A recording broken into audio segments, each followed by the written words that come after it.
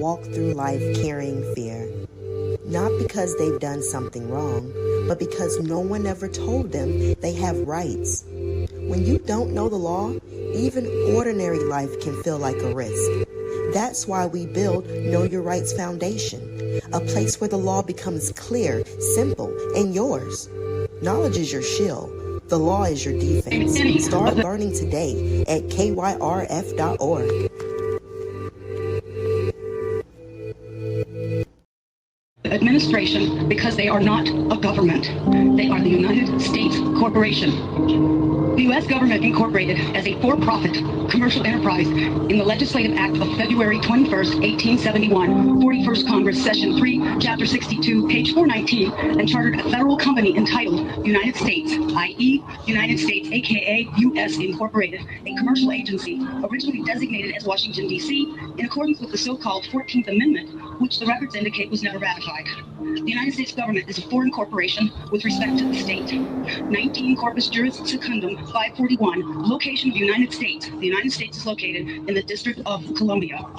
Secretary of the Treasury of Puerto Rico was appointed receiver over the bankrupt United States in the Reorganization Plan number 26 in 1950. Title 5, United States Code, Section 903, Public Law 94-564. The Secretary of the Treasury of Puerto Rico. Title 27, Code of Federal Regulations, Section 251.11. The title, Secretary of the Treasury, is a euphemistic abbreviation of the actual title, Secretary of the Treasury of Puerto Rico.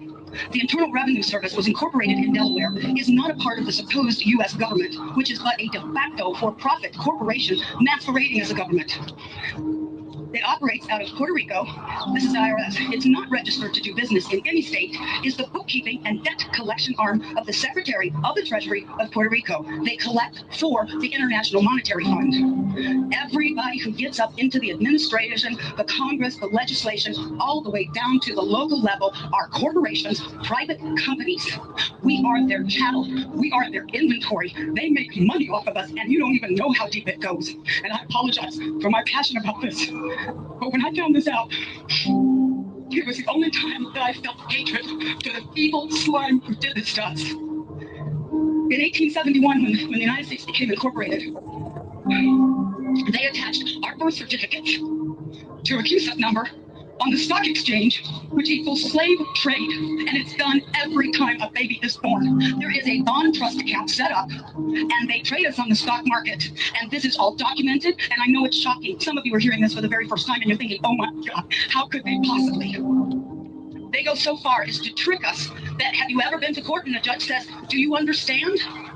Don't ever say you do. Say, no, Your Honor, I do not understand. That simple little word doesn't mean what you think it does.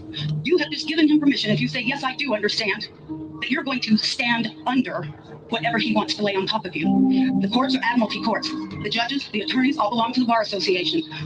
It's still a little bit vague as to what BAR stands for, but we do know the first word is for British. Some people say accredited, some say attorney, and a registry.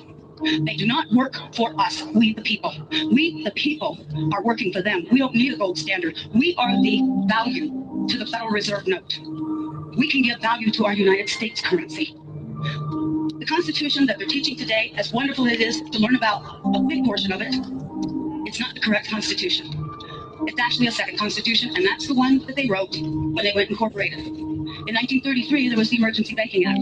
You've got the War Powers Act, Trading with Enemies Act. And every year, the United States Corporation, masquerading as our supposed government, which is no more than elected officials like a CEO and the stockholders board for AT&T or Microsoft. So you're not voting for a legislation. You're not voting for a representative because each and every one of them are bonded under a United States corporation. There's 37,000 subsidiaries of that corporation. Every agency, when you look it up on Dun & Bradstreet, is listed as a corporation. It is a for-profit private company, and we are their inventory. I feel bad knowing that I've been enslaved all this time, and I'm sorry for the people during the civil rights, all the wonderful ones who were already in slavery, and they thought they were free. We've all been in this boat together, and people need to really wake up, and we need to hold these corporate officials feet to the fire and insist the corporation must be dissolved, the Federal Reserve must be banned from this country, And we must turn our system of judiciary back to a common law. If there's no harm, no loss, there's no crime. And everything else is a way to get you to pay. Even the court systems are hooked up to the CUSIP system. When you get a case number on a court document and you're being charged with something, why do you think they call it a bill or being charged? Because that's exactly what's happening. They set that court number up and it's attached to the stock exchange too. And from the moment you're arrested or charged, they start trading you on the stock market, swapping you just like they were with the derivatives and the default swaps on the mortgage. And that's a whole other thing. We all know that's coming out in the mainstream media. Federal Reserve is meeting on November 2nd, the same day as elections. All I can say is wait for the sky to fall because they know their house of cards is tumbling in on top of them. So I have another one of those stories here where words really don't do justice to just.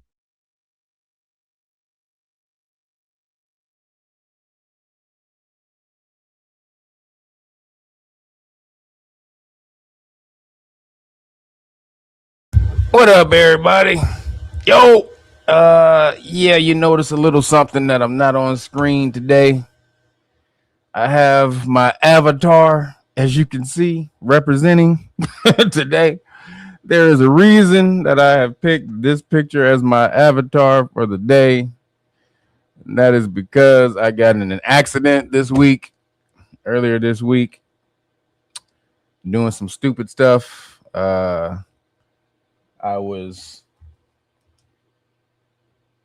Yo, Lane Elliott, appreciate you. Thank you for the Cash App. Already getting it started. You know, we got a goal today. I got a bigger goal today because, guys, I got an accident this week. So we can get to that 350, 400 today. That appreciate it. But let me give you some love. Thank you, girl. Appreciate you, Lane Elliott. May the force be with you. But so I was it was raining all week in LA. And so I had to go pick up some stuff, had to run some errands, and decided to ride my scooter, my electric scooter, to go pick up some stuff when it had stopped raining instead of just taking the car. And on the way home, I was coming uphill and saw my road on my street is pretty messed up. I probably can sue the city for this. I need to check into it. But so there was cracks in the street and there was water in the crack. And instead of just riding through it as I should have, I tried to outsmart it and maneuver the wheel around the crack. And when I did, the wheel got caught in the crack with the water on the ground and slip, kablam, right on my face. Me and the concrete got into a big ass bout. And this is what my face looked like after I got up. So I had a slight concussion, fractured arm, bruised hip, chipped teeth. Oh, hole in my upper lip and bottom lip. That's the messed up shit.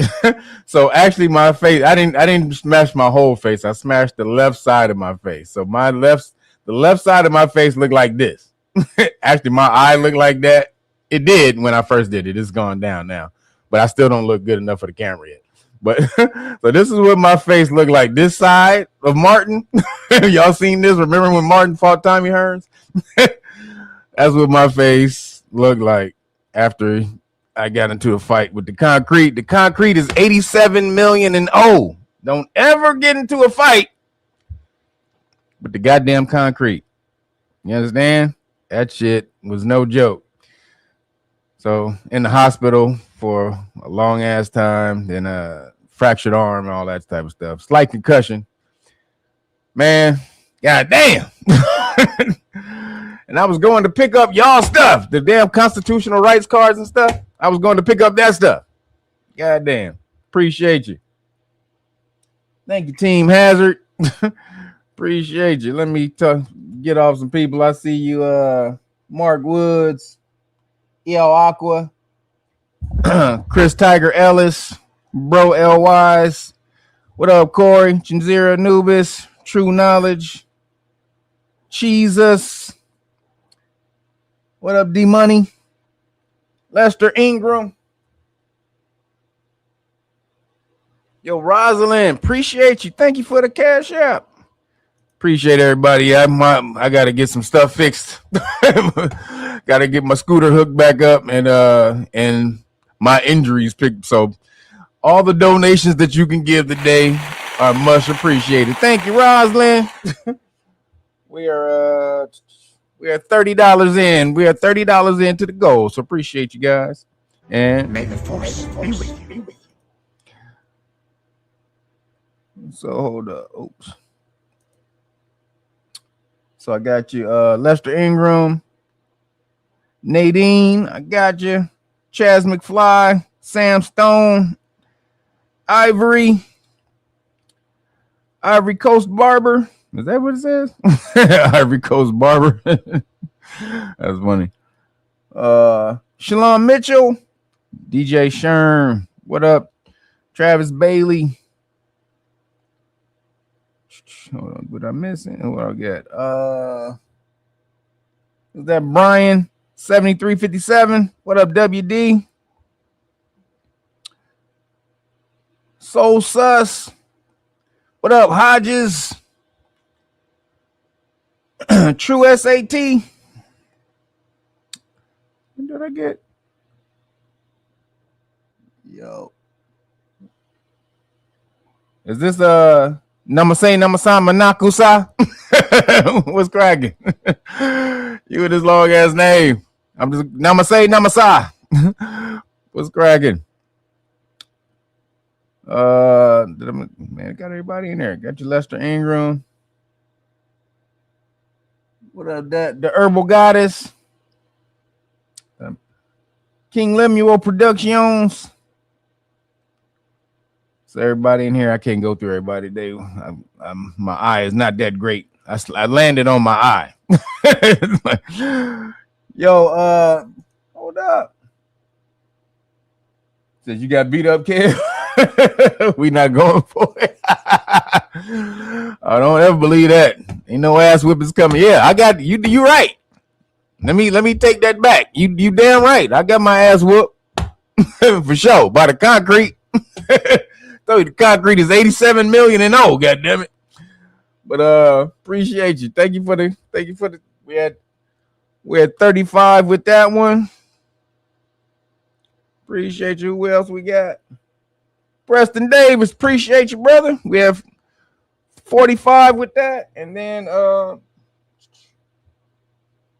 Ivory Coast. Appreciate you. We had oh my bad. We're at 65. Thank you for the cash app, everybody. Yeah, I'm over here in pain. May the force be with you. Thank you guys for the donations and super chats. Yeah, it was hard. It was hard this week, boy. I was crazy, still in pain. I'm able to talk. I wasn't gonna be able to do it. I was. You guys got me when the swelling went down on side of my face, or you guys wouldn't have been able to understand me because there was a hole in my lip, you guys. I could see my teeth through my lip, through the upper lip. That's how bad it was. And it was a hole in my bottom lip, but it didn't go all the way through. But so I had to get 18 stitches. Yo, fucking, I got jacked, yo.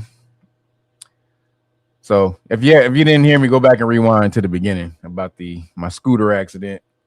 The scooter's fine, except for a couple of things that I need to get fixed on it. But as far as the electronics on it, that shit still opens. I mean, it still starts up. I may need to get the wheels fixed and shit, but god damn it, I'm jacked up. Preston Davis. Appreciate you, brother. He said you tried your hand in that WWE and UFC over the weekend. Oh, I'd have been fine in that, bro. Trust me, my hands are served. I got scalpels, bro. I'm telling you right now, boy, I got scalpels. Ain't lost no fights. No fights. But appreciate you, brother. And also, yo, Corey, thank you, brother. They got me to 85, and Corey, you got me to 105. Corey got us to 105. Thank you, guys. And then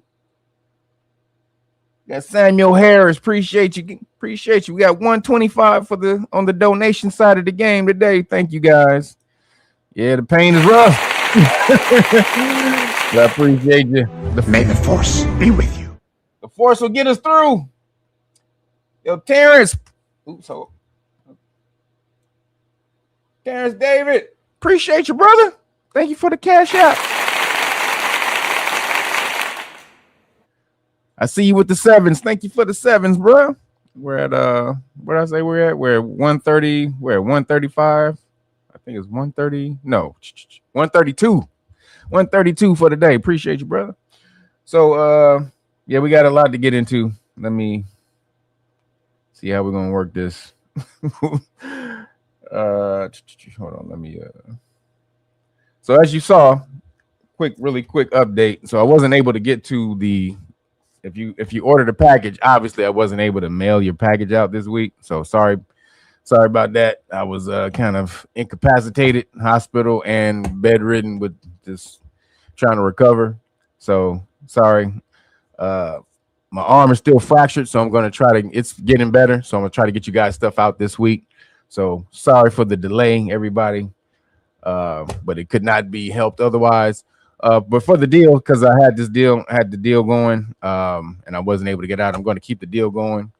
Also, because I need to get some stuff fixed on my body. So if you need that deal, if you want the deal, make sure you go over to realnagas.com, hook it up, realnagas.com. Make sure you get the Great Book of Melanin Research, the hard copy, bam, and you get the whole police stop law package here. As you can see, the Know Your Rights Manual, Public Official Bonds book, the Constitutional Rights card, the new one. You get the new Constitutional Rights cards, bam. And you also get the qualified immunity notices right here. That's the qualified immunity. I don't have the other qualified immunity notice, but you get the new one. You get the new qualified immunity notice. And then also you get the 3 t-shirt deal. Hold on, let me you get the 3 t-shirt deal.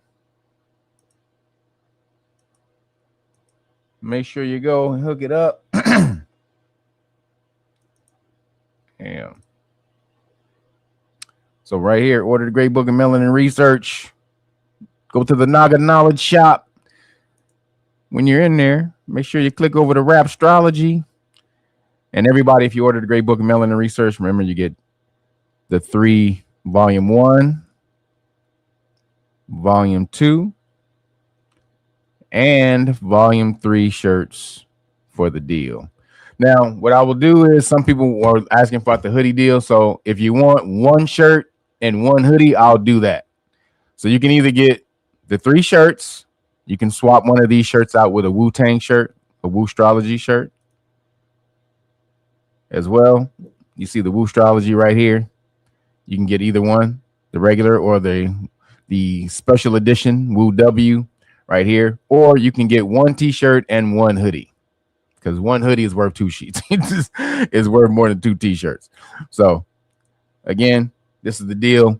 You got it going for another week because of I got into a fight with the concrete. So, that translates into luck for you guys. Not lucky for me, but lucky for you guys. I keep the deal going. Appreciate you guys for all the support and the donations. Yo, hold up. Yo, Aqua. And Zed Abubakar. I can't really see that well, you guys. I told you. But El Aqua and Zed, appreciate you. We had 150, 152, 157 for the day, you guys. 157. Appreciate you guys for the donations. All right, we got to get into some news. Oh, let me get you guys for the donations, though. I appreciate the love, everybody. May the force be with you. All right. Oh, Leah. Thank you, girl. I see you. Appreciate you, girl. Y'all see how cute Leah look? What up, girl? See, I didn't want to show y'all. Leah be leaving me. She been leaving me some love ever since the show started. So I appreciate you, girl, for sticking with me this long. But I never showed y'all Leah. Look Leah off the chain, ain't she? Go ahead, Leah. Appreciate you, girl. Thank you for all the hookups you've been giving me over the years. I really do appreciate you. But let's get into some of this news. It's a whole man. Dwayne, appreciate you, brother. You guys showing some love, man. I appreciate all the love you guys showing me today. In my pain, in my Martin looking condition. So appreciate you, brother. He says the concrete was a Kazar setup for sure. Hold on, you guys. I have the plumber here also today. So I'll be right back. Sorry. I gotta check on my plumbing. Hold on.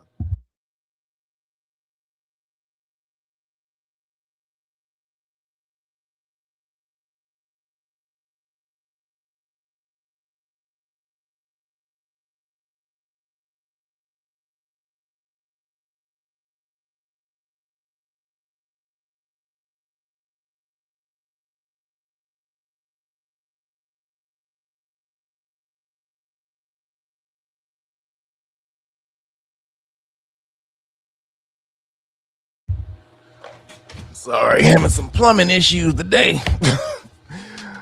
So, oh man, appreciate you, man. Leah and Dwayne got me over the $200. Got me up to the $200 goal. Oh well, but that's not the goal. But we got me up to $200 on the goal today. So appreciate everybody who hits the super chat and the Cash App. Love you guys, man. You said there was a Kazar setup.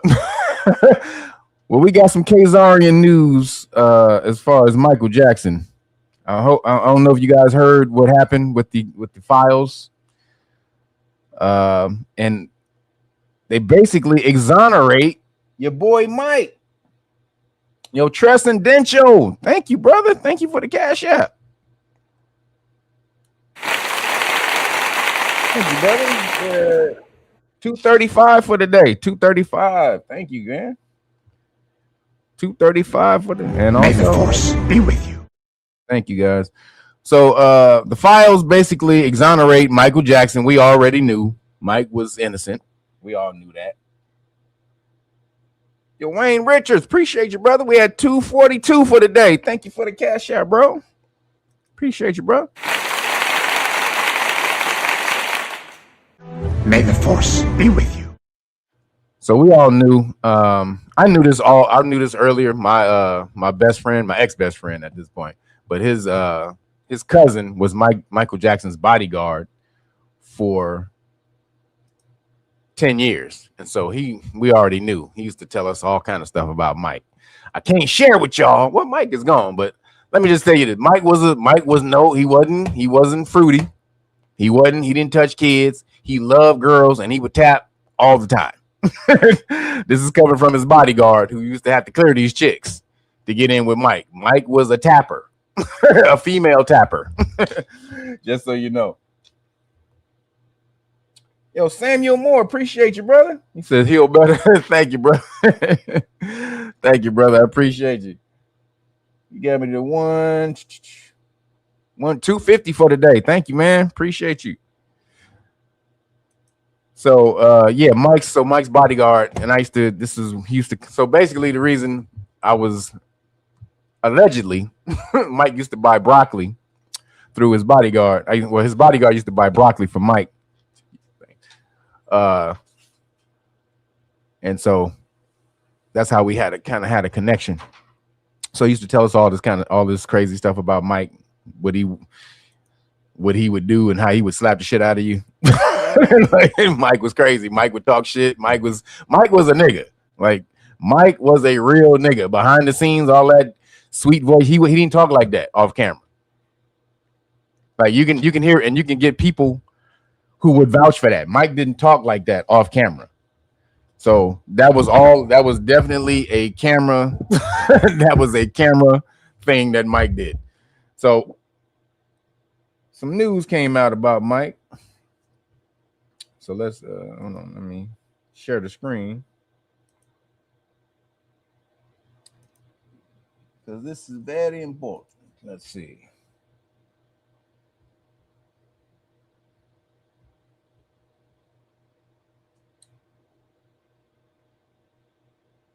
Yo, Vivette Gibson. Elvivette Gibson, appreciate you. Thank you for the Cash App. We're at 260 for the day. 260. Thank you, guys. So let me share this real quick. But also got to give Vivette some love. May the force be with you. So check this out. This is what they found out about Mike. And Mike was actually saving people from Epstein. So Mike created Neverland Ranch as an alternative to Epstein Island. And he was saving kids. Everybody thought he was diddling kids. See, and this is the Khazarian. This is how you get the Khazarian narrative that he's diddling kids. See, they control the media. So the real place where they're diddling kids is not going to get any publicity. But Mike, who's trying to save the kids from them, of course, he's going to get vilified and all of this and that bullshit, right? So this is the real story. And Macaulay Culkin came out and said, yo, specifically said he saved me from going to that island. He saved me from going to that island. So check it out. And I'm guilty of this. I'm the first to admit I am guilty of making fun of Michael Jackson. I did. Abused child. And whether or not there were many layers to why he ended up where he did. But I will tell you, I never for a moment stopped to think, well, maybe, just maybe, there's more to than what meets the eye. Perhaps he wasn't a child abuser. Perhaps there was more to this story that we were not made aware of. Now, we're going to get to the unfolding of the story. But Michael wrote a song called Palestine Don't Cry. Now, I can't play it, even though certain AI has rendered that song. I'd rather not chance our channel getting shut down, but I am going to read the lyrics to you now.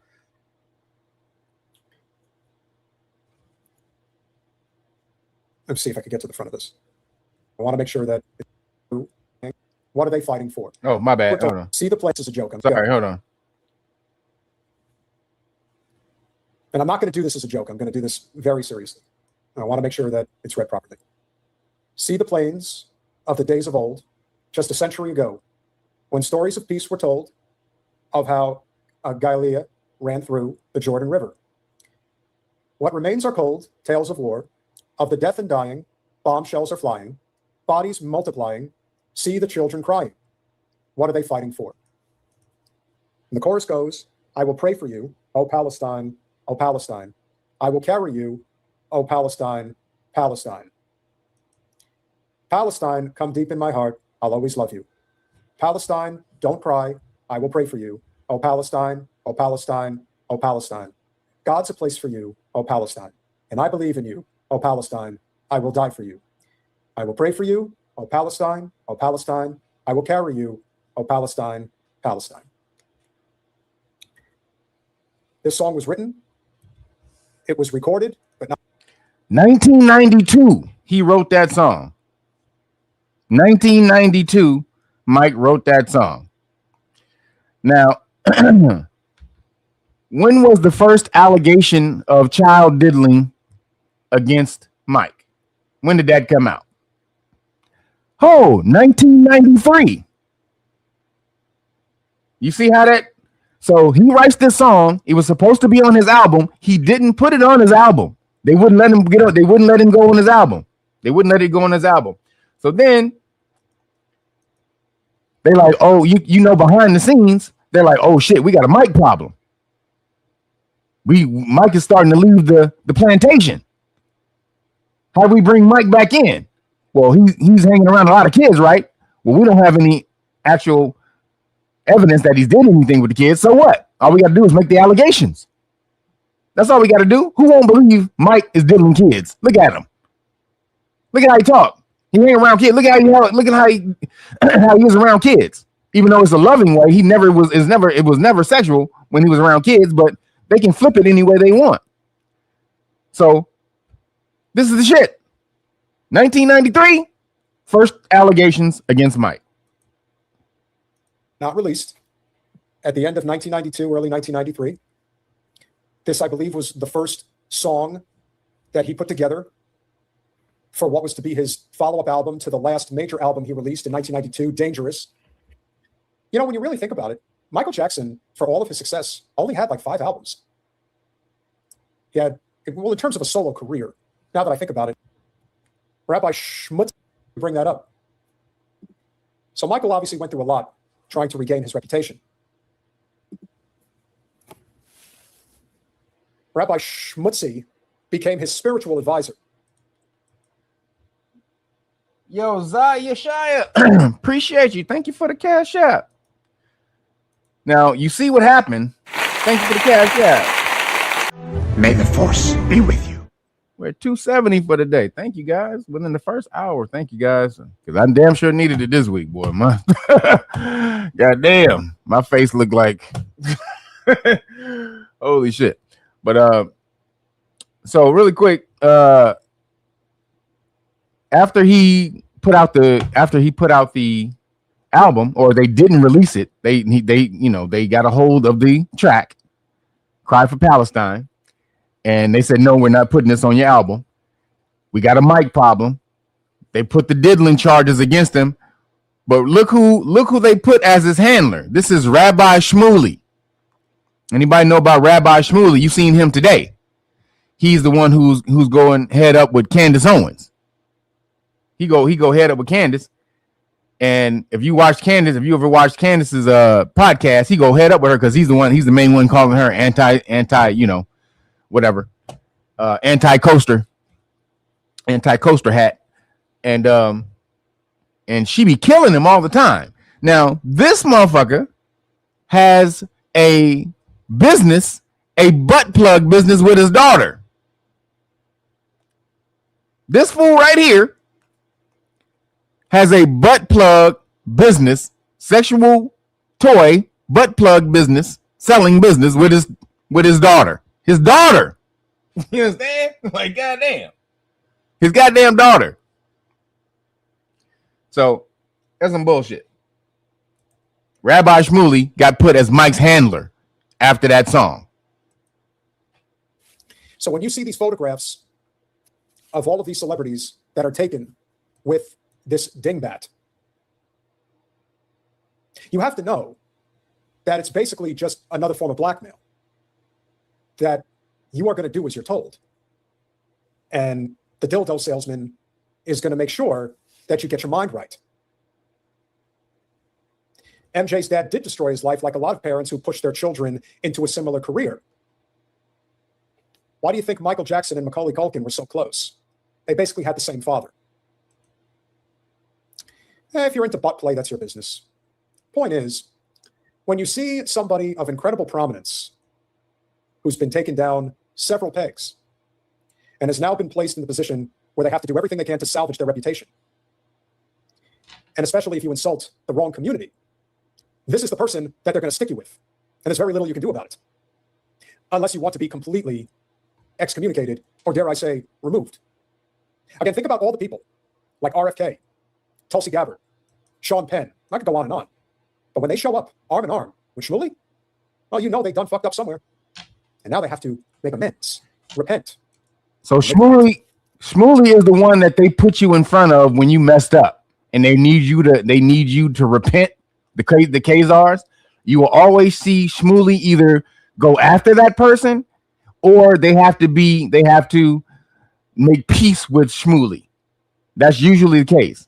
So he'll go after him, and if you don't have enough intestinal fortitude, or ovarian fortitude, or testicular fortitude, then you're gonna get smashed by Shmuley because he's just over the top. But if you can hang with him like Candace Owens, then he's just there to make fun of you and to make you look stupid in front of the world, because he's the what's the word I'm looking for? He's a character. He's like a court jester. He's like the Khazarian court jester that can get the most views. So they'll throw him on you, and then because he says such outlandish, crazy stuff, now everybody's watching you. And because they have this old coaster hat thing that they've been going for so long. All they have to do is mention that with you, and then you're done. Usually, that was the way it used to be. Now it's not like that anymore. Check this out.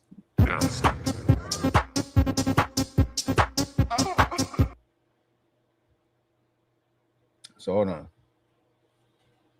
Check this out. I discovered Zionists ended Michael Jackson. Check this out.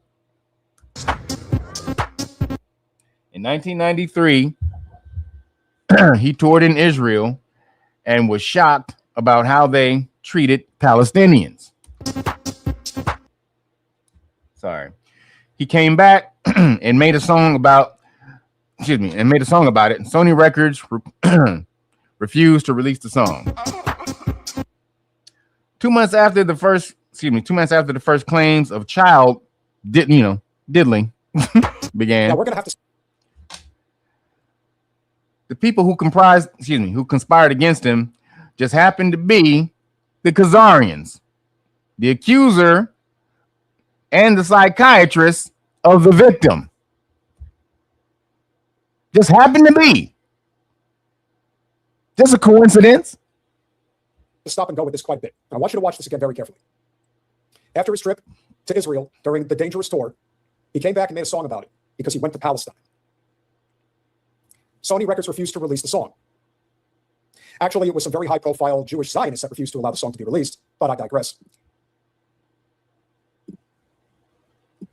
2 months later, the first claims of child abuse begin. 2 months. 2 months. 2 months later, child abuse charges against MJ.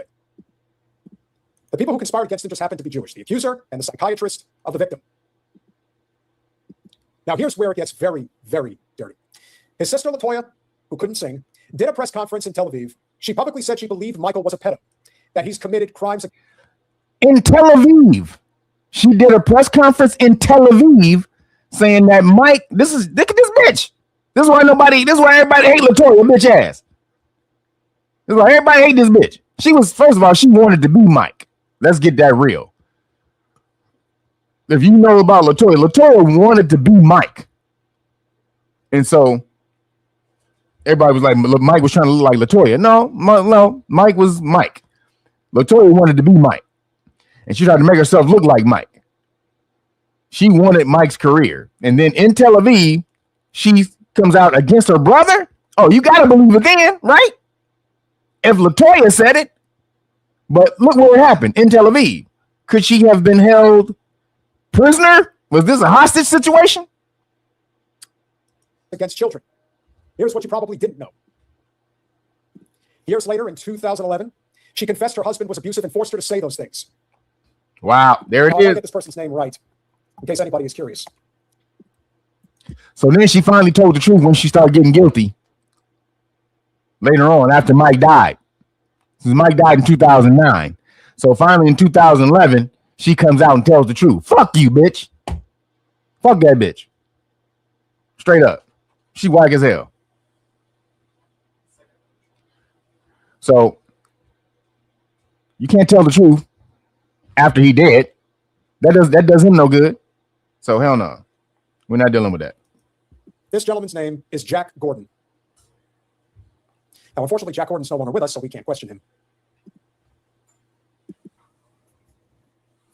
Now, this part I do want to play. MJ grew tired of the coordinated Zionist attack and started calling them out.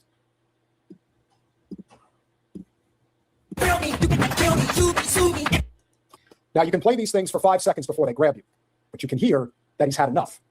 He's had enough. Check it out. When you see somebody completely deteriorate as a human, and that happens in many ways. Physically, he obviously decided to mutilate his entire physical makeup. He was a handsome fellow when he was. Can't really play the song because they'll demonetize it. So I told you to stop doing that, please.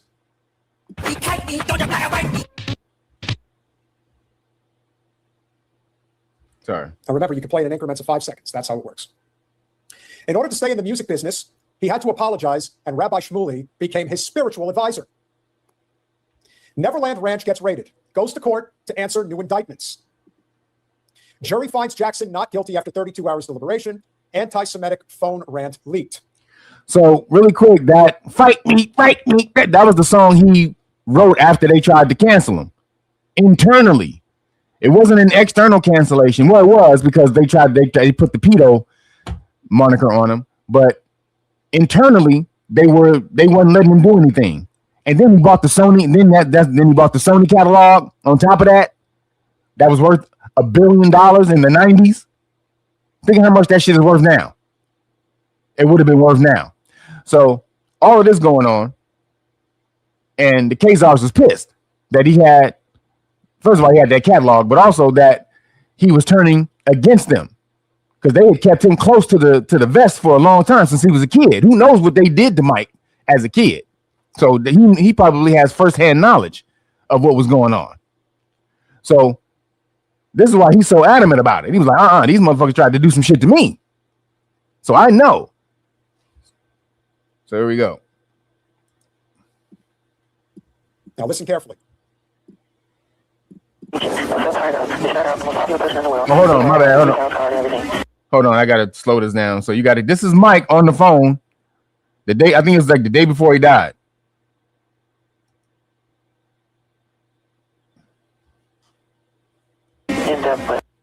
Sorry, hold on.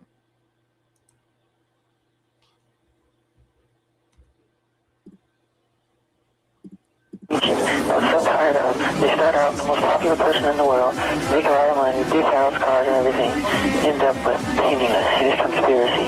The Jews do it on purpose. Yo! Did you hear what Mike said? Yo, let's go back and rewind that. Look what Mike said. I'm so tired of they start out the most popular person in the world, make a lot of money, big house, cars, and everything, end up with painting a huge conspiracy. The Jews do it on purpose. The most famous person in the world. Hold on, here we go. Let's stop some of this stuff. I want to hear. I want to actually see. I'm so tired of them. Liberation, anti-Semitic phone rant leaked. I'm so tired of them. Now listen carefully. I'm so tired of they start out the most popular person. They start out the most popular person in the world. Make a lot of money. Big house, cars, and everything. Build big houses, cars, and everything. End up penniless. Conspiracy. It's a conspiracy. It is conspiracy. The Jews do it on purpose. The Jews do it on purpose.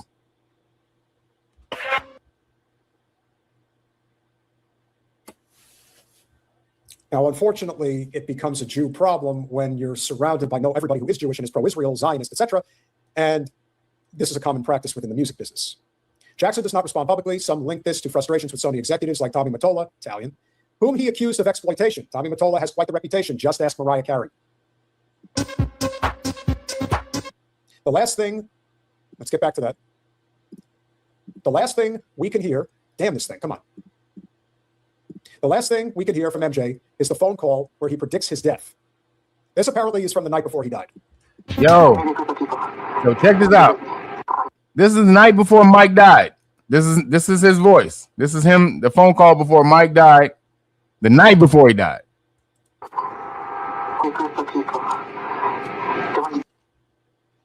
Before he died.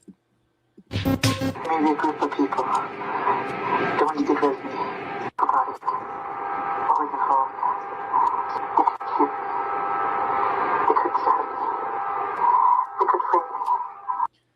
They could shoot me, they could stab me, they could frame me, and I say overdose on drugs. Yo.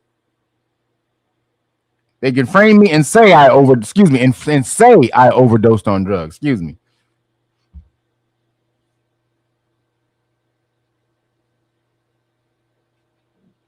So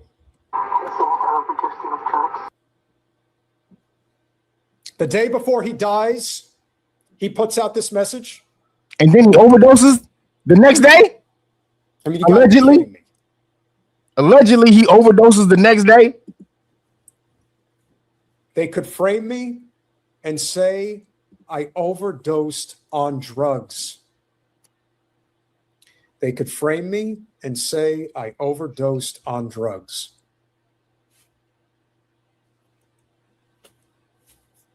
The great noticing.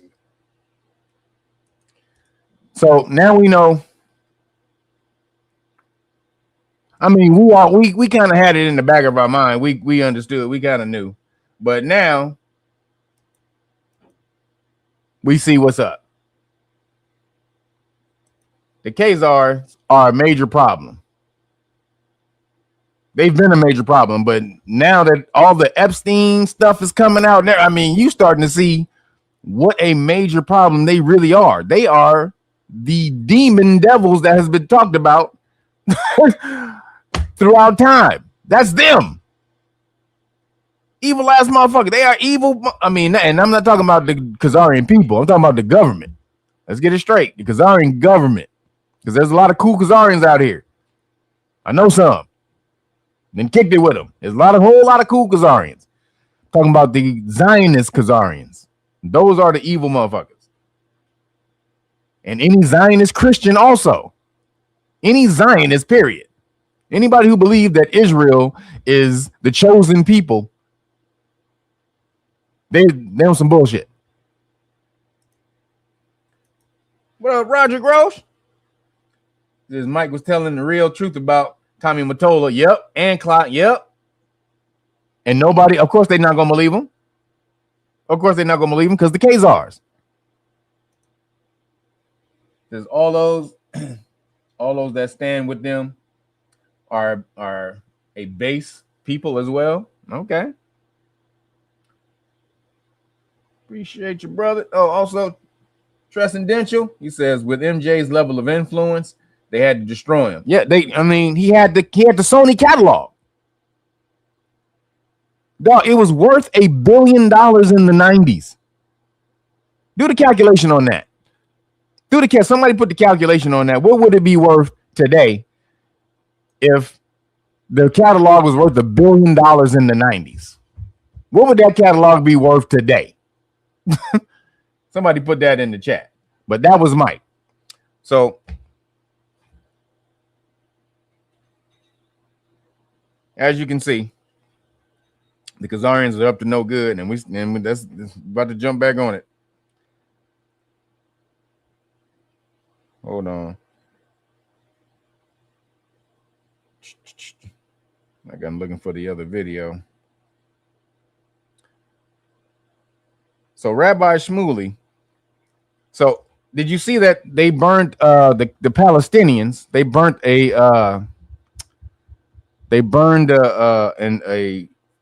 symbol of Moloch. They burnt a Moloch in effigy in Iran this week. They burnt a giant statue of Moloch with a Jewish star on the head, with a Khazarian star on the head. No, let me see if I can find that.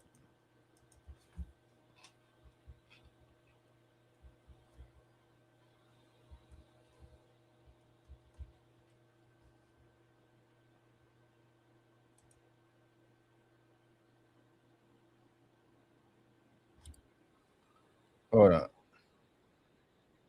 So check this out. Let me share the screen.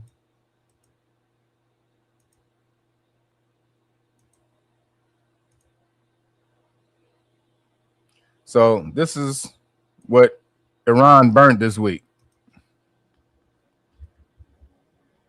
Check this out.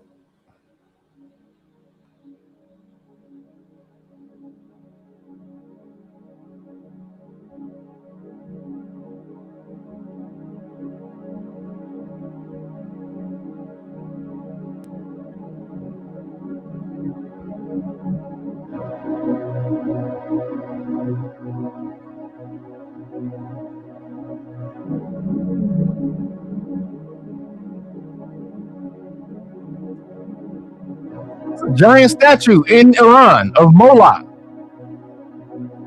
Like it's a real statue. And ball. It says ball on it too, on the head. So look at this.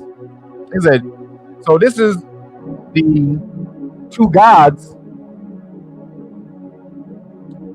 This is the two gods that they pray to, that they allegedly sacrificed to. As I showed you guys already. As I showed you with red-handed.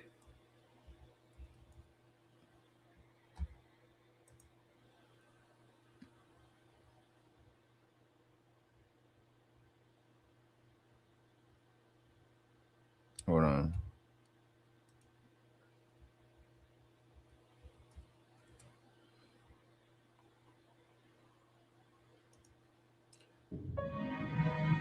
So it always starts. It always starts past the Moloch part, but check it out. But again, just to reiterate from a couple of weeks ago, in the valley of Hinnom Canaan, Moloch, the demon god of Canaan, rules over the cursed land. The Canaanites offer their firstborn to ensure a favorable harvest. Children were burned in the region's notorious lake of fire. Pagan priests sounded the shofar to drown out their screams. And boom, as you can see here, look.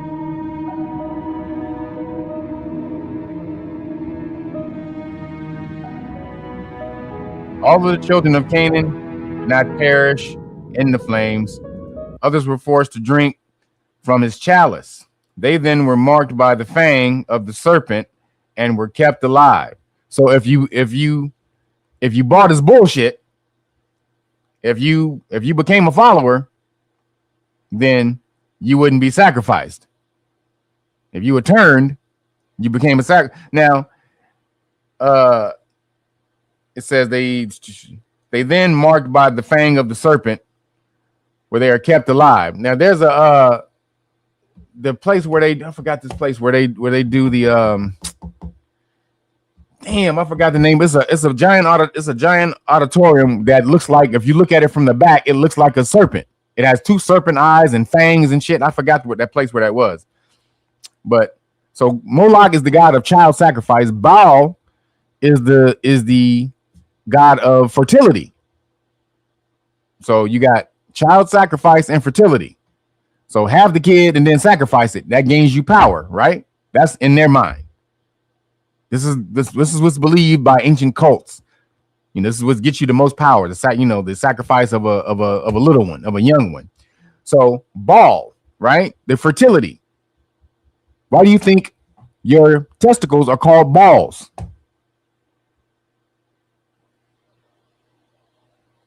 Yep. That is why your testicles are called balls. Because of Baal. Fertility. It's where the sperm, fertile. Again, in every sport that is played is a representation of the sperm reaching the womb. The end zone. What do you think the end zone is? That's the womb. That's why there's a ball involved in most sports. So again, they have you on their bullshit. They have you worshiping their shit. Yeah, everything. The ball goes into the hole in most sports. The hockey puck goes into the hole. The football goes into the end zone or the goal. The baseball has to go into the mitt, the catcher's mitt. So there's always an end zone. There's always a sperm and an end zone, which is the womb. The mitt that catches the sperm, right? So that's the representation, or that's the symbolism of Baal.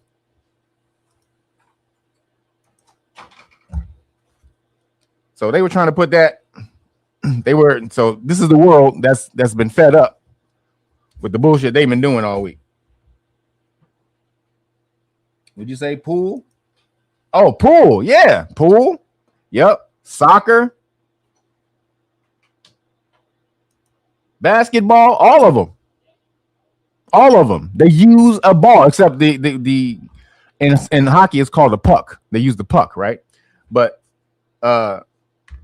pretty much everything else is a ball. Bow. B-A-L. They just shortened it. They took one A away and gave it an extra L.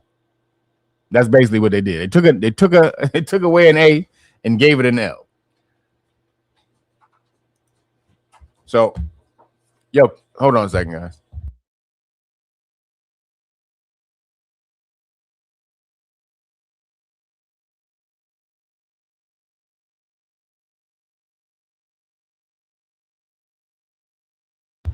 So that was some Khazarian news to start. We got some more. Here we go. Hold on. Hold on a second. Now, keeping with the Khazarians. Now, there's some evidence that came out in the Epstein files that points to Epstein was behind 9/11. Allegedly. So let's check it out. This is why they tried to hide the Epstein shit, man. It's so much going on with Epstein. It's insane. Hold on.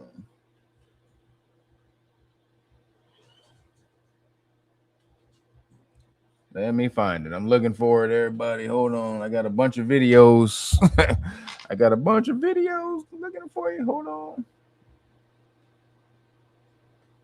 Hold up. Hold up. God damn. There's a lot of videos.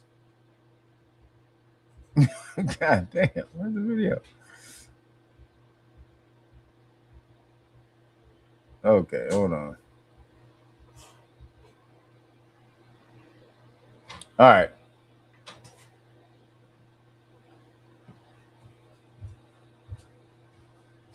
I think this is it. Hold on. Hey man, I still don't have it. Man, God damn, where's the video at? All right, let's try it. I think this might be it.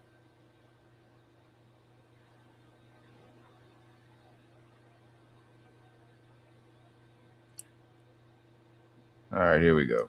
One day, because normally he would have been in the building. That alone is an amazing story. He was delayed because his wife insisted that he finally, after years, take his child to school. So he took his child to school that one day because normally he would have been in the building at 6 o'clock in the morning. That's that business, right? So this guy right here is Howard Lutnick.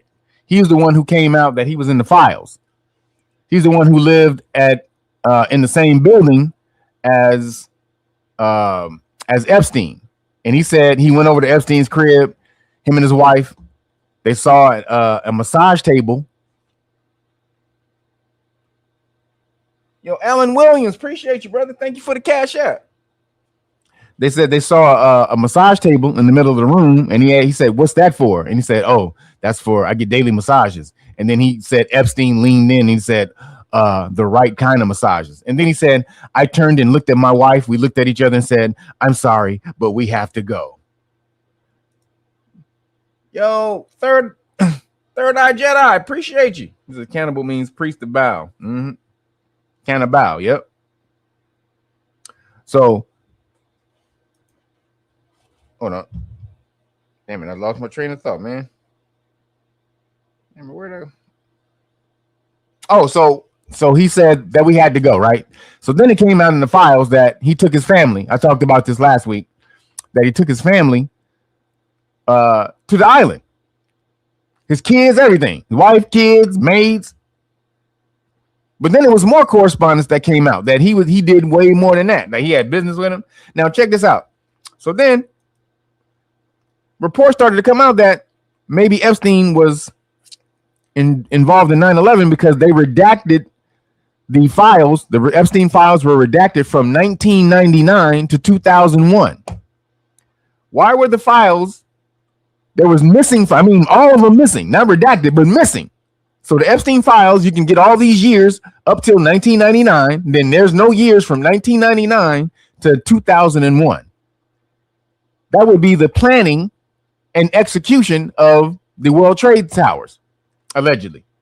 So Lutnick was one of the people who worked at the World Trade Towers. And apparently that day, this is what Trump is about to talk about, he didn't show up. Just happened not to show up because he took his kid to school that day for the first time ever. He took his kid to school.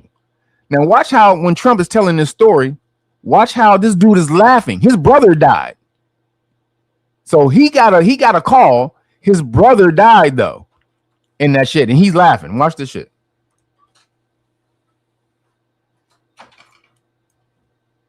6 o'clock in the morning. That's that business, right? So you owe your wife a lot and your child a lot, right? What a fortunate. That alone is an amazing story. He was delayed because his wife insisted that he finally, after years, take his child to school. So he took his child to school that one day because normally he would have been in the building at 6 o'clock in the morning. That's that business, right? So you owe your wife a lot and your child a lot, right? What a fortunate coincidence. Why is he laughing? Why is he laughing that his brother died? Also, what was this laughter about? That is like so weird. So what did Howard Lutnick, Trump's Secretary of Commerce, know about that fateful September day 25 years ago? And maybe more importantly, where did he learn of all that information? Let's start at the beginning. In 2001, Howard Lutnick was the CEO of a very powerful Wall Street firm called Cantor Fitzgerald, whose office was located on the 105th floor of One World Trade Center in New York City. And you sort of know what happened in September of that year. But Howard was not in the office that morning where 658 of his employees perished. He was taking his son, Kyle, to school, to his first day of kindergarten, as we've been told. Evidently, his wife insisted that he just had to do it. That alone is an amazing story. He was delayed because his wife insisted that he finally, after years, take his child to school. So he took his child to school that one day because normally he would have been in the building at 6 o'clock in the morning. That's that business, right? So you owe your wife a lot and your child a lot, right? What a fortunate coincidence. Also, what was this laughter about? That is like so weird. Just Howard being Howard, I guess. He's just a jolly old guy. Or is he? The head of Cantor Fitzgerald, Howard Lutnick, just happened to be out of the office that day that the terrorist struck. Mr. Lutnick was taking his son to his first day of kindergarten. Now he says he has a very different view of business and life. He spoke to our business correspondent, Terry Keenan, earlier today. We are really focused on trying to make sure that our 700 families who lost a member of their family are taken care of. And so I spent the day yesterday and part of the day in talking to our insurance company. Our insurance company, CNA, told me that they would, they told our guys, they didn't tell me, and then they told me that that they were willing to treat this as an accidental death, which means that they would double the policy for all of my my victims upstairs and all of us. And so that added 35. Yo, really quick, Epstein lived in an apartment, or either, I forgot which one, but they both lived. One lived in apartment 9, the other lived in apartment 11. Now, come on, man. 9, 11. Again, one lived in apartment 9, the other lived in apartment 11. We're not supposed to think some bullshit going on, right? Okay. $35 million to that group upstairs. But the sad thing is, so $35 million sounds like so much money. But if you divide it by 700 people, it's only $50,000. It's not enough to. So that's why we need to work on our foundation. Yeah, and you've set up that foundation. We'll give the information to our viewers. Explain the needs of these young families. Many of your traders were just in their 30s. We've got the average employee we have is around 33 years old. 33 years old. Probably just a coincidence that he threw that in there. I don't know. But the main point that I want to draw your attention to is that he said that the insurance company would pay double to the victims. But did that money really go?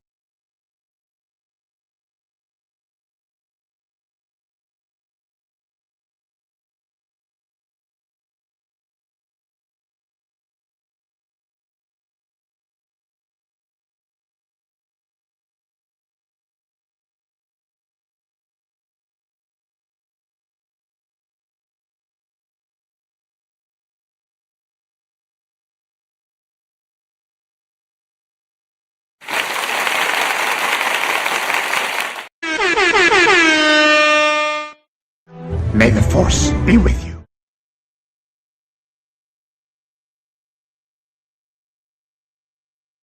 To the victims? Well, we found out year 8 threw that in there. I don't know. But the main point that I want to draw your attention to is that he said that the insurance company would pay double to the victims. But did that money really go? Sorry, you probably didn't just hear me. I said, let me say that again. I had my mic muted. I just realized that. So Marlon Clark, Conceptual Elixirs, Charlie J. Scott, Alan Williams, and Ivory Coast Barber. Thank you guys for the cash apps. Appreciate you guys, man. One more time. One more again. May the Force be with you.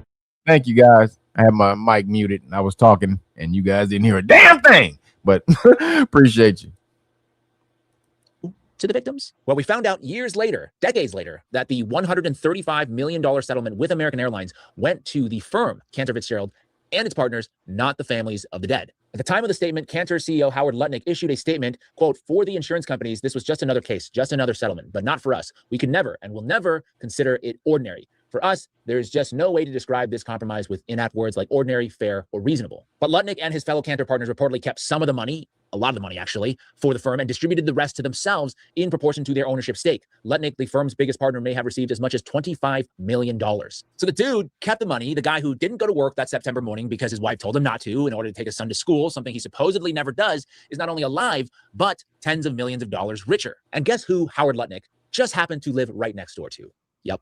Jeffrey Epstein. They were literal next door neighbors in Manhattan, 9 East 71st Street and 11 East 71st Street. And this is where things take an even darker turn as it pertains to world geopolitics and who might have known what prior to that fateful September morning. When it comes to 9/11, it's pretty weird that two things are missing: the Epstein files from 1999 through 2001, and Howard Lutnick, our Secretary of Commerce. When it comes to Jeffrey Epstein and Howard Lutnick, they had a relationship. I mean, for one thing, they were literal neighbors. There are email correspondence between the two of them in the files about getting dinner at Little St. James. Jeffrey made donations in Howard Lutnick's honor, and Lutnick hosted parties that Epstein was invited to. And when it comes to 9/11, there's a Epstein made donations in Lutnick's honor. Come on, bruh. And he's still Secretary of Commerce, which means he's Trump's handler. That shows you that he's Trump's handler. very little in the Epstein files, but there's this email to Ghislaine Maxwell. Any interest in being on the Shadow Commission on 9/11, the membership list is secret. And 1 week after 9/11, a message to Ghislaine Maxwell, where is the real pilot? Is it possible that Epstein and his connections may have had something to do with 9/11? And that one reason these files might be missing is because Epstein was doing the neighborly thing and warning his friends? Or is all of this just one big coincidence? As Danny points out, this could be just one big old coincidence. We don't really know for sure, but I certainly think it's worth asking some follow-up questions like, why are all the files between 1999 and 2001 conspicuously missing from the DOJ Epstein release? Did he know something? Was he talking to somebody about something? You know, his well-connected group of elites, what were they talking about? There certainly were some interesting questions being asked about who the real pilot was or why Ghislaine was asked to be on the 9/11 Commission at all. And with, you know, the other stuff that we know about, like the dancing Israelis, these coincidences. I don't think it was that. I think he probably was. The wife was probably involved, though. I think the wife and him were involved, just like Bill and Hillary were doing stuff on the island. So there's reports about Hillary, too. Reports from females that said Hillary did all kind of stuff to them. So I think it allegedly, let's say allegedly, YouTube. So that might have been more to the case. Are really starting to pile up. But the one thing that I can tell you that we know for sure is Howard Lutnick is a big fat liar. Yeah, just take a listen to this clip. He was your neighbor for 10 years. How well did you know him? All right. So we are in number 11 and he lives in number 9. Right. So we renovate, we buy our house, and our house is pigeons and mice. Right. Okay. That's it. It was derelict. Right. So we rebuild our house. We move in 2005. Okay. Jeffrey Epstein is arrested in like 08, I think. Something. Right. Right. So knock on the door. His assistant on like a Saturday says, Mr. Epstein, your neighbor would like to invite you over for coffee. So my wife and I go next door. You know, we walk 7 steps, yes, right, to the next house for coffee. We share a wall, right? So it's in New York City. So he invites us in. We have coffee in this, and he says, "Do you want a tour?" We said, "Right, interesting." He's got a really big house. Every room you went into. He's got. Let me tell you a surefire way you know when somebody's lying: when they offer too much information. When somebody offers too much information, they're trying to color the scene for you. They're trying to paint a fictitious scene. They want, you know, a perfect fictitious scene that they're trying to get you to believe. Otherwise, you just go straight to the point and tell what happened.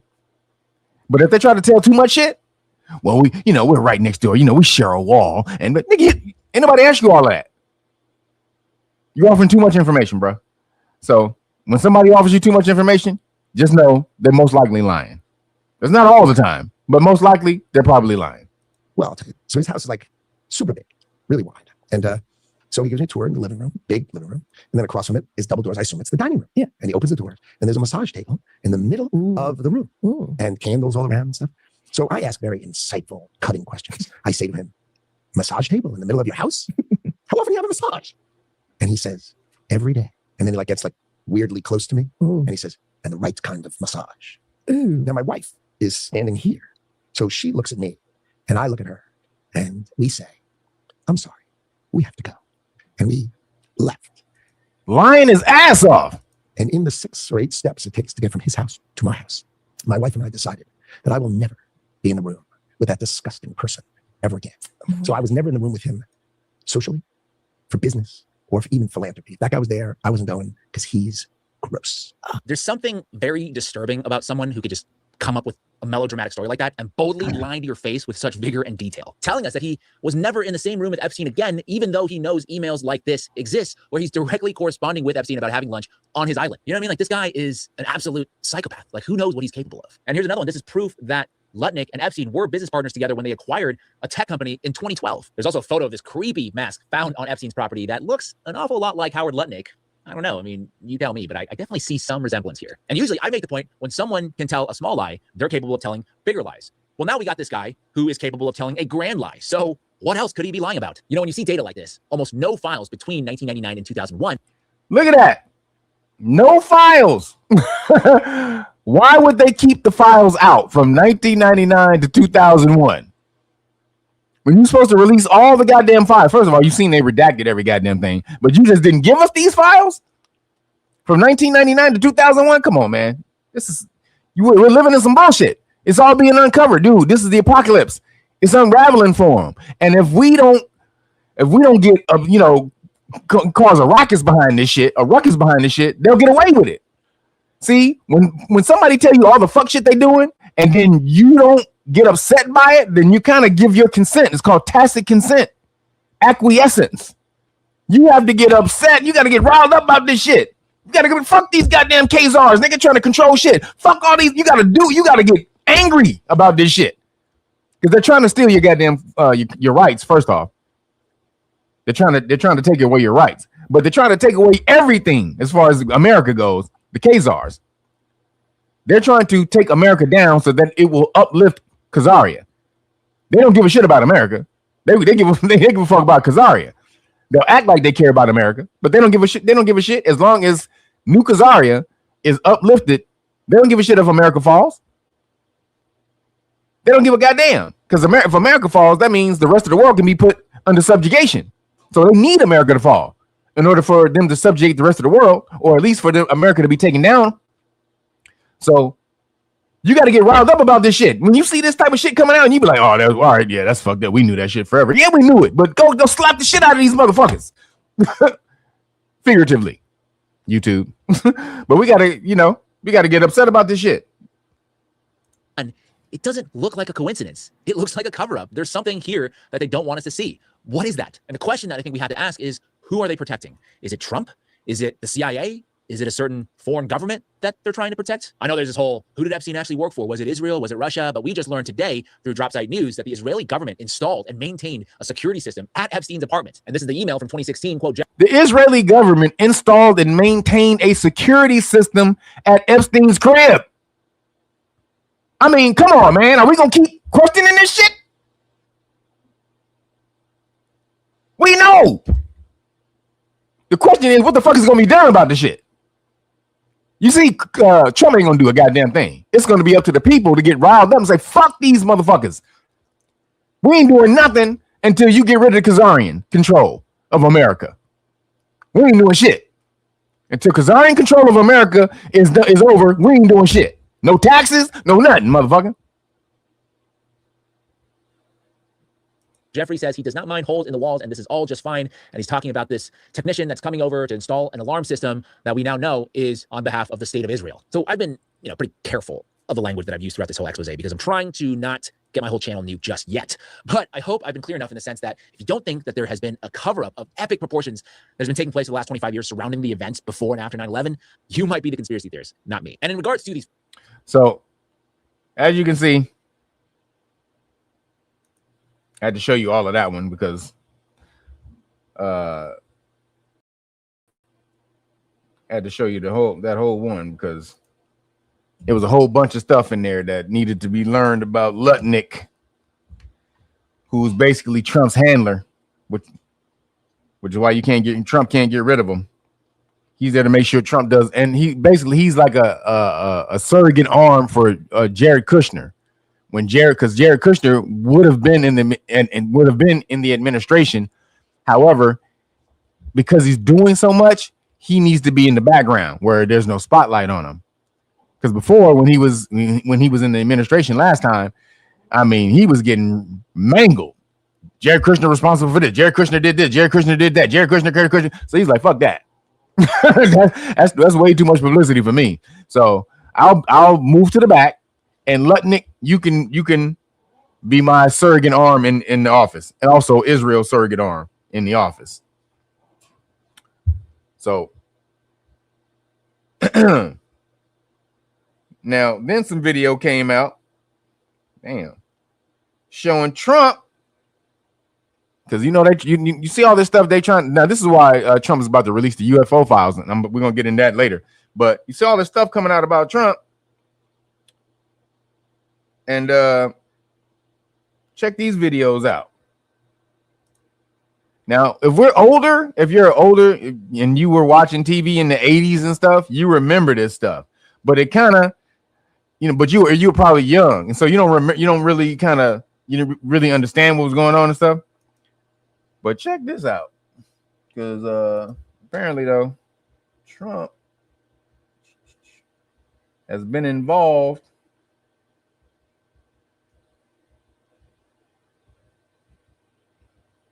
with the youngins for a while.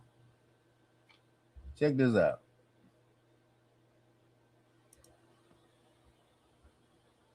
So this is back in the day when he was really on Lifestyles of the Rich and Famous, and he was really big.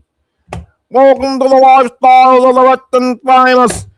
And he was really into tennis, and I mean he's been in the sports for a long time, but he had Monica Seles staying at his crib at Mar-a-Lago. She was young, she was underage, she was a child tennis star back in the day. Now Monica Seles was cool, but if you back from my day, Jennifer Capriati, that was the bomb tennis player back in the day. What up, Jennifer Capriati? What up, girl? Jennifer Capriati was off the chain. But so Trump though apparently was, I mean, it's allegedly, they saying that nothing happened because they said the parents were at Mar-a-Lago too, but let's see.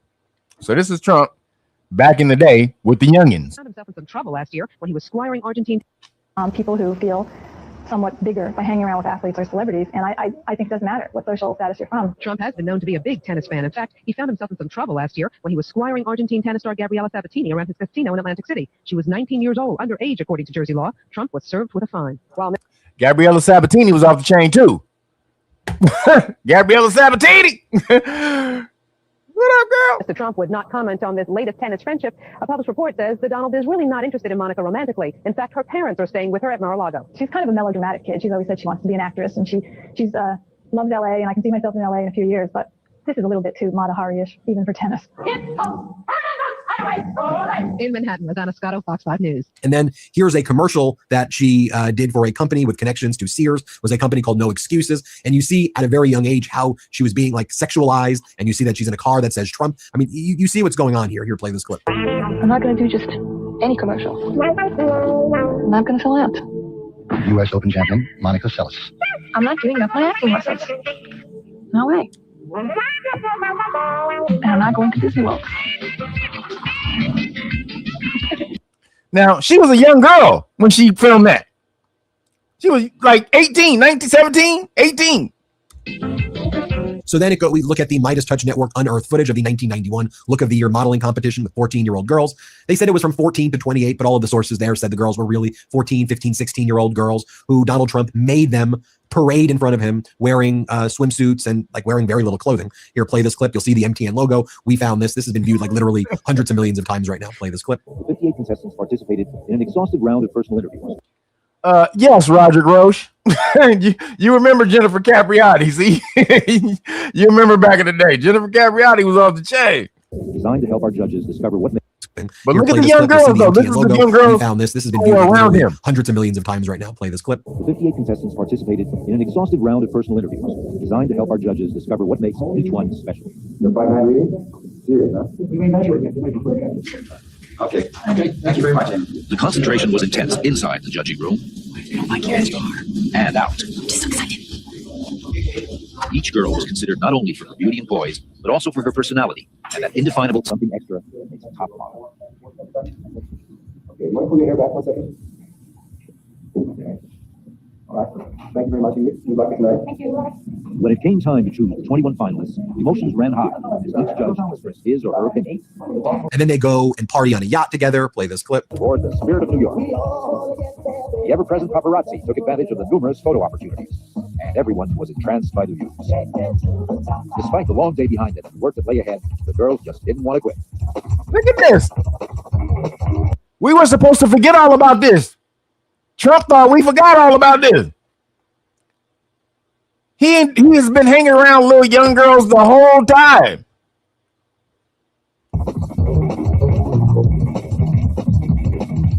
Here's one more clip from that event. A Look at the Year contest is the ultimate contest for women that want to go all the way in the modeling business. Featuring 58 of the world's most beautiful young women competing for more than $700,000 in prizes. The chance of a dream come true, a career as one of modeling superstars. We'll take you behind the scenes and onto the runway. You see the fun, feel the excitement. You'll take your favorite, along with our panel of expert and celebrity judges. Enjoy front row VIP seats at our gala evening. One of these contestants will be selected as Girls Book of the Year. You see right here what the girls look like. I mean, these were little girls. Look, these are little girls in over here. And then photos of Donald Trump looking at them, real absolute creepy. So then Midas Touch also unearthed the footage of, as I mentioned, 2 Live Crew rap star from the early 19. Now check this out. This is Luke. So this is what they used to try to do back in the day. They used to try to trap the rappers, but Luke was too savvy. Check this out. 90s, Uncle Luke. He talks about going to a Mar-a-Lago party. He left right away. He thought he was going to get extorted because the girls all looked underage, or a lot of them looked so young, he said, that he had to get the hell out of there, because, just using his words, because he didn't want anything to do with what he was seeing there. He said that there was sex and underage girls, and this is what he observed, and he wanted to get the hell out of there. Here's what he said. If the man took us around the house, okay, he said, look, I got all these women. I got these women from the pageant. They're going to be there. So we went. It was like, hey, man, I got a pageant down here. I'm hosting these women at the house. Okay, up in Palm Beach. They send some cars to pick us up. We get in the cars. We drive up there. Me, Mike, Eddie Murphy, we all in our own individual. He said, me, Mike, Eddie Murphy. I think he's talking about Mike Tyson. Let me slow it down a bit. I think he's talking about Mike Tyson. He said, me, Mike, Eddie Murphy. So check this out. Individual cars. I got women. I got these women from the pageant. They're going to be there. So we went. It was like, hey, man, I got a pageant down here. I'm hosting these women at the house. Okay, up in Palm Beach. They send some cars to pick us up. We get in the cars. We drive up there. Me, Mike, Eddie Murphy, we all in our own individual cars. Car service drove us up there. We got there. He showed us around the house. You know, told us about this mansion and the history behind it and all that. Just the golf course. It was dark. We couldn't see the golf course and things like that. And then before you know it, hey, man, y'all enjoy yourself. We got cocktails and everything. And before you know it, the rooms and everything start popping. It wasn't no DJ. It was more of, hey, get in where you fit in. Whatever room you're going to go in, you go into that room. So you say no DJ. There was no music? Well, the music was there wasn't no music. No music. That was the interesting part about it. There wasn't no music. So women just naked in rooms with no music? Hey, people walking around. It wasn't, listen, it wasn't nothing wrong with that. I was happy to be at that party. But then at the end of the day, when I started looking at some of these girls' faces, I was like, man, these girls don't look like they're old enough. I didn't ask nobody their age. And then all the other stuff going on. You know, it was like, okay, I can't be up here. I got to go. If I'm going to jail, then somebody's going to extort me. I really, you know, I don't do drugs. Never did it in my life. You know, I smoked marijuana 2 times, you know, when I was in high school, and I didn't like the experience. As far as drugs, I may have sold drugs. I never liked the people who I sold them to when I was young, because I thought they were stupid for buying it. So I never cared to indulge in it. So when I do see people doing it, if I'm around it, I get away from it. And here's more from Luke right here. Let me tell you, the thing is, when you're around, I've been around a lot of models and a lot of these pageant women, because that's what mostly it was. It was mostly pageant women. And a lot of these women ain't of age. So when you got a whole bunch of these women running around, whether they of age or not, you know, there's a lot of things going on. You just, you know, some women look too young. So you keep it moving.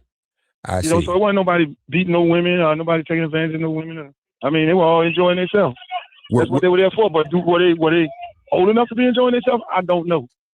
Was there sex? Of course there was. I guess that's a stupid question now to ask. Okay, so I think I got you now. You're saying that all this was going on and you weren't clear as to whether these were adults. I wasn't clear whether or not they were adults, and I wasn't clear whether or not, whether I wanted to be in that kind of environment where some of these other things that was going on in. I ain't gonna too much elaborate about everything else that was going on outside of the sexual act. But well, my brother, we love for you too. We love for you too. That's why we on Serious XM, because we can open up. We on Serious XM. He like, what was going on, nigga? This is why you on the show. What the fuck? Hey, nigga. He like, hey, nigga, what the fuck are you on the show for if you ain't gonna tell the goddamn fucking. He like, get your bitch ass on, Luke. Didn't nobody want to hear from you anyway, unless you telling some goddamn stories about what went on 40 years ago, nigga. Otherwise, nobody even remember your name. Get your bitch ass off the goddamn mic. That's what he wanted to say. We can bust it wide open right here. The drugs and the alcohol and the sex and all that, but I ain't gonna talk about the drugs and the alcohol and the sex. But but now you did say that if you were on XM, you could talk about it. So that's why we're here, man. I mean, people inquiring minds want to know. I said I can use the profanity and all that there and talk about naked people and all that. But then well, man, you know how white folks love their dogs, WD. This is someone made a great point. And that people made more smoke for Michael Vick than Jeffrey Epstein. Nigga, white people love dogs. Come on, bro. You know how Caucasians love their dogs. And Mike was killing, beating up dogs. Oh, you know they was gonna mangle him. And the drug part, I don't want to talk about that part of it. And that brings us, of course, to Michael Wolff, where he said these are the photos that Jeffrey Epstein showed him. I think this is noteworthy as well. Let's play this clip. And I've said before that Epstein used to bring out this set of pictures. There were about a dozen snapshots. And among them, there are at least 3 that I remember, 2 of topless girls sitting in Trump's lap around Epstein's swimming pool. Uh-oh. Don don't want that out. And then one with a stain on the front of Trump's pants with 3 or 4 girls laughing and pointing at it. So I have seen those pictures. So what's your best guess as to where they are? Well, I'm my best guess is that Epstein kept them in the safe. The safe was emptied out by the FBI. Where are those pictures? And of course, there's this story right here of a businessman by the name of George. So all of this stuff came out this week, and then Trump said, "Hey, we're releasing the UFO files, guys."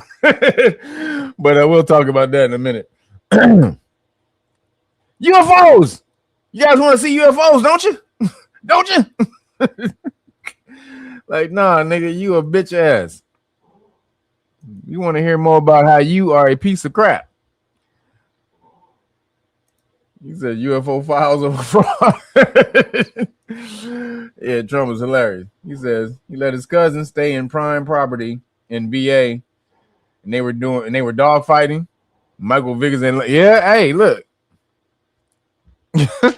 Caucasians and dogs go hand in hand. You ain't never gonna stop Caucasians from loving dogs. But then the last thing I got with the Khazarians, so we can move on, sorta. But the Khazarians, remember, what do they put in front of you whenever you try to challenge them or go after them? What's the first card that a Khazarian will pull on you when you try to challenge him? It's the anti-coaster, anti-coaster hat card, right? But also it's the other one is the little mustache, right? The Holocaust card, right? Don't they try to pull that on you? They try to pull the Holocaust card on you. So check it out. Check out what these hypocritical pieces of shit have been doing. Straight up hypocrites. Watch this shit. Just how depraved and so I have another one of those stories here where words really don't do justice to just how depraved and disgusting and low and immoral this is. We discussed this in the past, but now we have further verification that this indeed is real. So take a look at this. Investigation reveals Israel evaporated nearly 3,000 Palestinians with thermal weapons in Gaza. Quote, evaporate. They evaporated them. That's insane. Now, this is the reported, how many people there were reported that were killed in Gaza. They have no idea how many actual people were killed, but check it out. We found nothing of Saad not even a body to bury. That was the hardest part. So we're going to get into some of the specifics here, but when you engage in rampant dehumanization of a population, the last stage of that is, oh, like we can do fucking anything we want to these people because they don't count. They're not like us. They're not equal to us. They're the other. They're evil. They're bad by definition. Even the kids, even the women, even the children. And so unspeakable atrocities happen once you go through that process and you fully dehumanize the other. So let me walk you through this here. They say, an investigation conducted by Al Jazeera based on evidence collected by the civil defense in the Gaza Strip has concluded that nearly 3,000 Palestinians have been evaporated by Israel through the use of thermal weapons, some of them supplied by the U.S. As reported by Al Jazeera on Tuesday, the investigation found that 2,842 Palestinians were killed due to Israel's systematic use of internationally prohibited thermal and thermobaric weapons. Internationally prohibited. It says internationally I mean, you're not supposed to be able to use these. But Nukazari is like, fuck it. We them dudes. And they just do whatever the hell they want. And they just burnt 3,000 kids. Often referred to as vacuum or aerosol bombs, capable of generating temperatures exceeding 3,500 degrees Celsius, which is 6,332 degrees Fahrenheit. Over 6,332 degrees Fahrenheit. God damn. 6,000. Do you know it only takes 1,500 degrees to melt steel? 1,500 degrees to melt steel. These bombs got up to 6,000. Over 6,000. 6,000 degrees Fahrenheit. Well, now you understand why there would be no trace of these people, because they literally evaporate or disintegrate or turn into dust or melt like right in front of your eyes. They say the heat generated by these weapons is so intense, investigators noted, that they leave behind almost no detectable human remains other than bloodstains or pieces of flesh. It sounds like even the teeth are gone, and that's usually the last thing to go. So that's how destructive these weapons. They even evaporate teeth.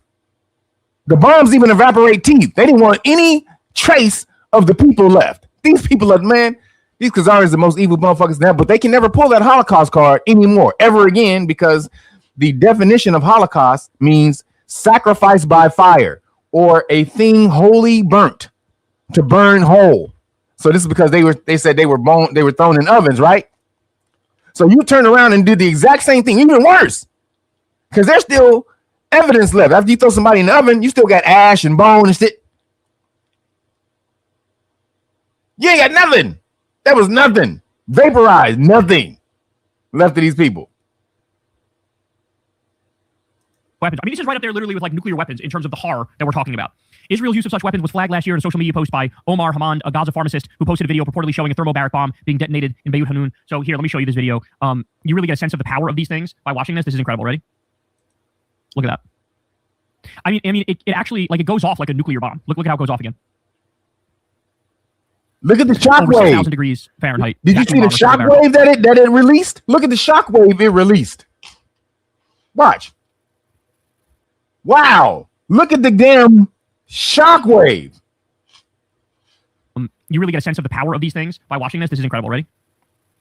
Look at that. I mean, it actually, like, it goes off like a nuclear bomb. Look at how it goes off again. That's insane. Over 6,000 degrees Fahrenheit. And they said they've been holding the most humanitarian war ever. That's what they said.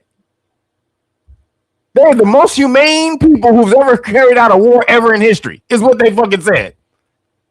The propaganda that comes out of these pieces of shit is insane. Because they own all the goddamn media, it just gets repeated over and over and over again. But they don't own the social media, and that's where they miscalculated. Social media. They created it, but they don't control it. And that's where they fucked up. That's where they really fucked up. This is a beast of its own, and it's turning against them. Vacuum bomb or thermobaric bomb. Mahmoud Basal, spokesperson for the Gaza Civil Defense, said that the investigation was not a mere estimate of Palestinians incinerated by thermal and thermobaric weapons, but the result of painstaking forensic work. So in other words, these are the ones they could like prove. We entered a targeted home and cross-referenced the known number of occupants with the bodies removed, Basil explained. If a family tells us there were 5 people inside and we only recover 3 intact bodies, we treat the remaining as evaporated only after an exhaustive search yields nothing but biological traces, blood spray on walls or small fragments like scalps. Unlike the explosions caused by traditional bombs, thermobaric weapons used by Israel and Gaza first disperse clouds of fuel in a given area that are then ignited to create an enormous, intense fireball. The investigation found that the fuel typically used in Israeli thermobaric weapons was tritonol, a mixture consisting of 80% TNT and 20% aluminum powder, often found in U.S. manufactured weapons, such as the Mark 84 aircraft bomb. So, the most humane people ever are doing exactly what they claimed the little mustache dude did to them. So now all your shit is gone. That Holocaust, all that shit is out the window, nigga. We ain't listening to none of that shit no more. You've done worse to them than what was done to you. But exactly the same thing, but worse. You just turned it up to another level. We ain't gonna burn you niggas. We're gonna evaporate you niggas. Evaporate. God damn. To smoke. Nigga, you are gas. When you are evaporated, nigga, you are turned into gas. This is fucked up. So, fuck them Khazarians. So, moving along. New evidence came out that Ghislaine Maxwell is still alive. Holy shit. So, we showed last week or the week before of how Epstein was allegedly still alive. But now there's evidence showing Ghislaine is also not in jail. Now, she wasn't supposed to be dead, but she's not in jail. They swapped her. They switched her out. So Ghislaine and Epstein is chilling in Israel, kicking it after torturing all these goddamn people. They're still chilling. Man, no justice whatsoever. Check this out. That's not her. So they had a interview with Ghislaine Maxwell. I like to call her Ghislaine because that's who she is. And you know how they did a body double on Jeffrey Epstein when they said he committed suicide, and then they switched the body and they got him out the night before. Right, I'm going to show you. We already covered it. I'll show you in a second. But it looks like they're doing the same thing to Ghislaine, and they're doing it right in our face. Watch this. There's some debate online on whether this is Ghislaine Maxwell or is this Ghislaine Maxwell, or are they both? I mean, you can see those are two different people just from that. Look at this. There's some debate online on whether this is Ghislaine Maxwell or is this. Those are completely two different people. Look at that. Right in our face. Watch this. There's some debate online on whether this is Ghislaine Maxwell or is this Ghislaine. Look at those noses. Insane. Ghislaine Maxwell, or are they both? So that's obviously not her. That looks like one of the Three Stooges dressed up as Ghislaine Maxwell. That's what that looks like. That does not look like Ghislaine Maxwell, right? Because Ghislaine Maxwell looks like that. You see how high up her ears go? You see how thin her nose is? It's the nose that's really the nose is it's obvious, and you can even tell by her eyelids. So you saw this, right, Kurt? You saw that when they tried to pass off this as Ghislaine? Ghislaine? Yeah. I saw the other prison picture. Wait, so this one you're saying is not her? No, I'm saying, let's watch. Ghislaine Maxwell, or are they both Ghislaine? Is that so? That doesn't look anything like that other picture, does it, Kurt? No. No. It doesn't. Well, I mean, prison food is known to fatten your nose. Yeah. And that's why they have glasses on her. Because without the glasses, you would be able to tell that shit immediately, right? But the glasses, they say, oh, well, you got to work around the glasses to get a full view of her face. But now with technology today, they don't need that shit. They can tell, bitch, that ain't you. They got facial recognition and all that shit. You can't save that. That's why so many lifers look like prize fighters from the 40s, because they weren't fighting. It was just a sheet cake. Look, the wall comes for us all, Jimmy. Okay, so here, there's more. So this is like 3 or 4 minutes long. Watch. Maxwell. And in the spirit of investigative research, I decided, hey, you know what? Let's line up photos. Let's take a close look at them. And let's try to be as objective as we can possibly be, trying to steer away from any kind of pitfalls of cognitive bias. So what I did was I put this photo. Hold on. He has his up really fast, so I got to turn mine down. On Photoshop, along with 2 other known photos of Ghislaine Maxwell. The first thing I did is I put yellow dots. His is up still too damn fast. God damn, man. Turn your shit down. Just nigga. Where her pupils are, and then I went from the very top of the ear to the very top of the ear, which skirted right underneath her eyelids. And the reason I did this is I wanted to line up the pupils especially, but I tried to line up the pupils and the ears as well as I could. And when I got all 3 photos in place, there were 2 things that jumped off the screen right off the bat. See if it's as noticeable to you as it was to me as I show you an older picture of Ghislaine. Well, the first thing that jumps off is that's not her nose. That's not her nose. That's not her. Eugene Levy. It looks like yeah. What is that? Eugene Levy? Who is that? We can tell, and that's looking at them. Something ain't right. Thing that jumps out at you and screams, hey, something ain't right here. It's the nose. Look at the eyebrows. The eyebrows, the whole face is not her. Just because she has a haircut like that chick, the whole face, though, is a completely different woman. That jumps out at you and screams. Just the head shape. The shape of her head is completely different. First off, Ghislaine is way better looking than this other chick. Screams, hey, something ain't right here. It's the nose for sure. The nose is still 100% different. 100% different, but also the ears and the eyes. He's going to tell you. Watch. Was for me, number one, it was the nose. Look out right here, right before she went to prison. She's got kind of a W-shaped nose. It kind of dips down. Right here, it's completely absent. You don't see that. So here's before, here's after. By the way, this right here was taken from the nose don't change like that. Sometimes if you're dead or something like that, but when you get older, as you get older, your nose changes. It gets bigger usually, but it doesn't really change the symmetry as far as the shape of it. It just gets, it's the shape it is, it just gets bigger. So this is bullshit. Deposition. This is February 9th, 2026, just a couple days ago, where she multiple times invoked her Fifth Amendment right to be silent and not incriminate herself. So here's the deposition photo, and here's a photo before she went to prison. You see that? Now look at the line. This line right here goes from ear top to ear top, but then right here it goes through the top of her ears. It looks like there's maybe a 1/2 to 3/4 of an inch on the top. This right here is the very top. Now, I understand there's lighting, there's camera angle. This camera angle right here could be down like this. This camera angle could those be are not the pointed same up, ears, which would kind of make things seem just a little bit uneven. No. But the next thing that jumped out at me was her eyelids. Apparently, there are a couple different kind of eyelids. I'm learning the monolid and the double lid. In this pre-prison photo, you can see that she has 2 monolids. This right here kind of is a double, but it goes mono right there, and this is totally mono. And yet from the deposition photo, clearly 2 double lids. And I'm thinking, okay, what is going on here? So I grabbed a third photo from her younger days, and you can see that a young Ghislaine Maxwell had the same thing that this Ghislaine Maxwell had. See right here, partial, double, and then it goes on to mono. But the nose is the telltale.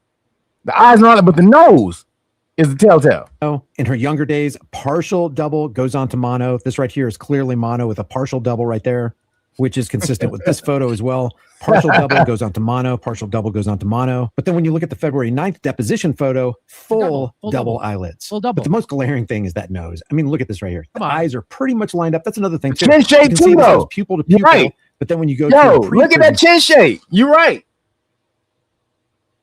Excuse me. Absolutely. You're right. Check it out. So look at that chin shape. Bam. Just straight across. She has like an oval shaped chin right there. Now it's straight across. Look at that shit. Bam. Bam. Bam. Ghislaine is chilling in goddamn Israel, y'all. They done duped us all. They done duped everybody. This bitch is chilling in Israel. Her and Epstein is chilling in Israel. Goddamn. This is the fuckery.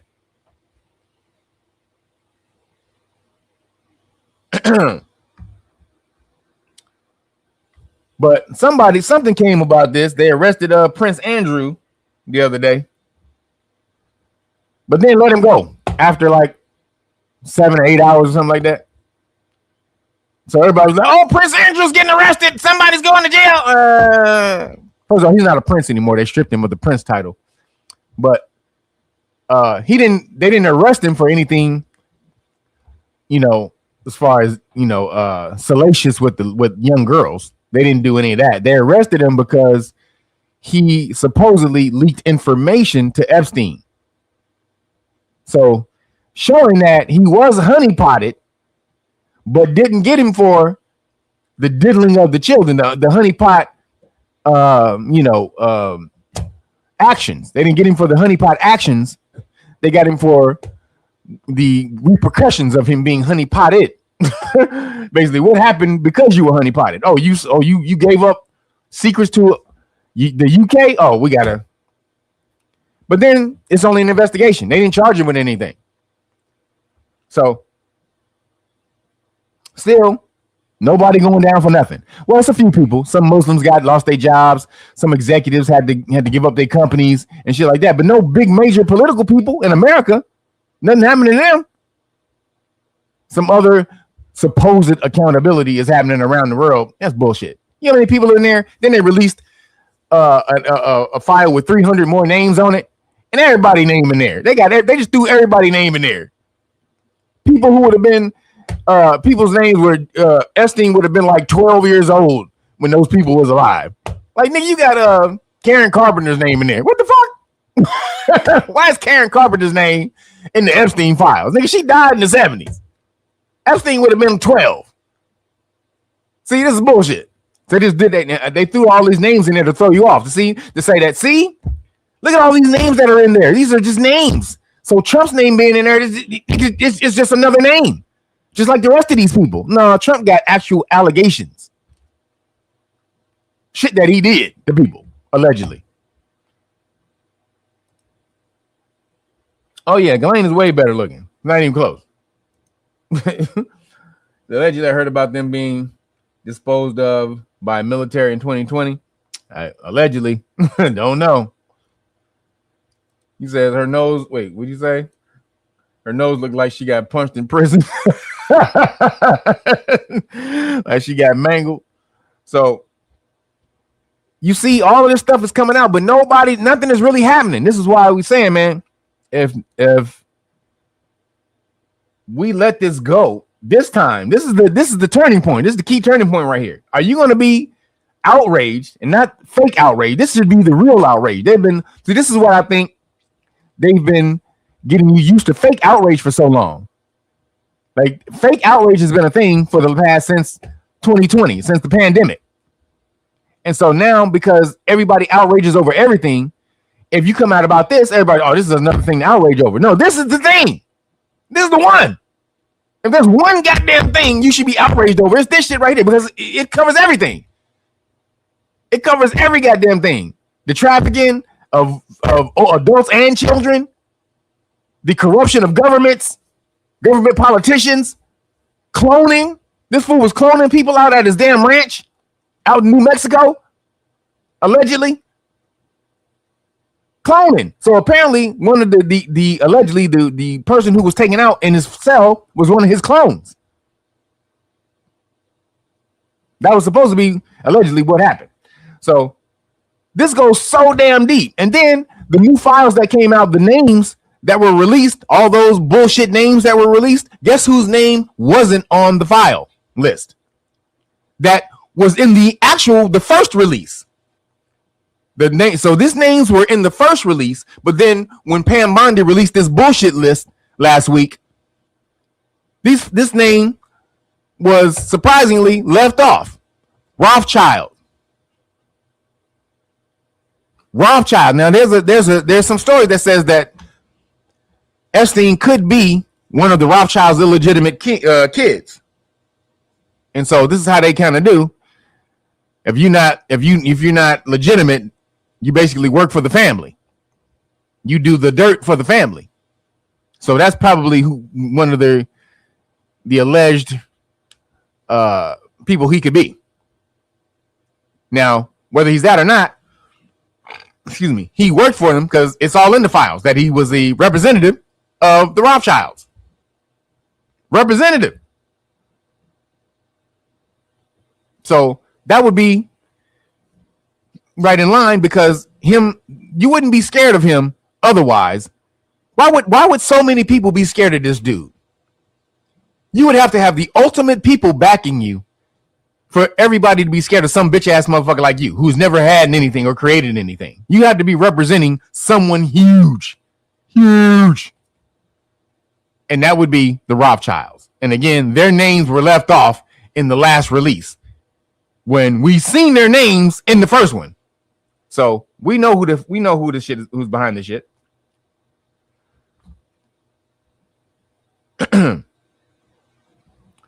So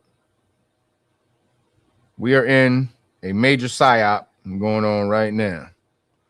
So moving along, in some regional news, Cuba is under attack by America. Why is Cuba being attacked by America? Because Rubio is Cuban. I'm Cuban B. And the Cuban B wants to, he's mad about the country, his parents, what happened to his parents and all. I mean, he got a whole bunch of bullshit going on, personal bullshit with Cuba.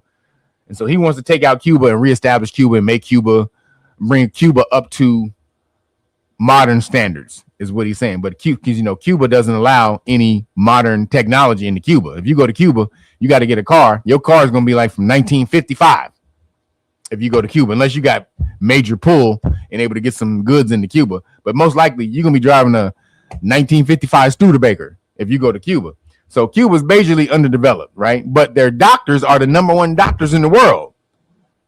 Their information is top notch. Just their system isn't, because of all the sanctions and embargoes and shit that's been put on Cuba, right? So Rubio's trying to get rid of Cuba, and he's torturing the Cuban people to do it. So check this out.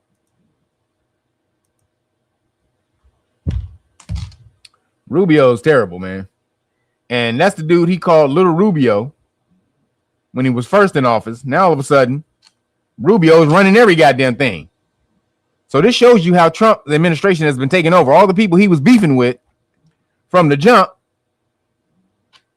excuse me, all the people he was beefing with from the jump in the first administration, they all in it. They all his people now. MAGA has been co-opted by the goddamn neocons. Crazy. They knew that. They said, we need to pull a new plan. We need to pull an audible. If this nigga gets back in office, we need to act like we're MAGA. We need to put on the MAGA face. And then when we get in there, flip this nigga. So check this out. And we pumped just dozens of stories about Cuban atrocities, but we didn't know of one single atrocity committed by the Cubans. It was pure, raw, false propaganda to create an illusion of communists, eating babies. So what Trump is now doing to Cuba, just because he wants to take it over, is horribly torturing the people of Cuba. Not the leadership, of course, as always, but he's now choking off Cuba with sanctions of any other country if they decide to give oil to Cuba or energy or anything. And so here is CBS Newsman. Here's what he says. Cuba is on the brink of collapse. Fuel is running out. The island nation is experiencing rolling blackouts and is facing a food and medicine crisis. In the latest sign of a faltering regime, Cuba's government has said international airlines can no longer refuel there due to the shortages. Here at Miami International Airport, we spoke to passengers who landed from Havana. A number of them told us that these are the worst conditions that they've ever seen in Cuba. And so we'll keep going. Has long relied on Venezuelan oil to sustain itself. And following the fall of Nicolas Maduro, that has been threatened. I like how they call it the fall of Nicolas Maduro. He didn't fall. He was invaded and kidnapped by a superpower. He didn't fall.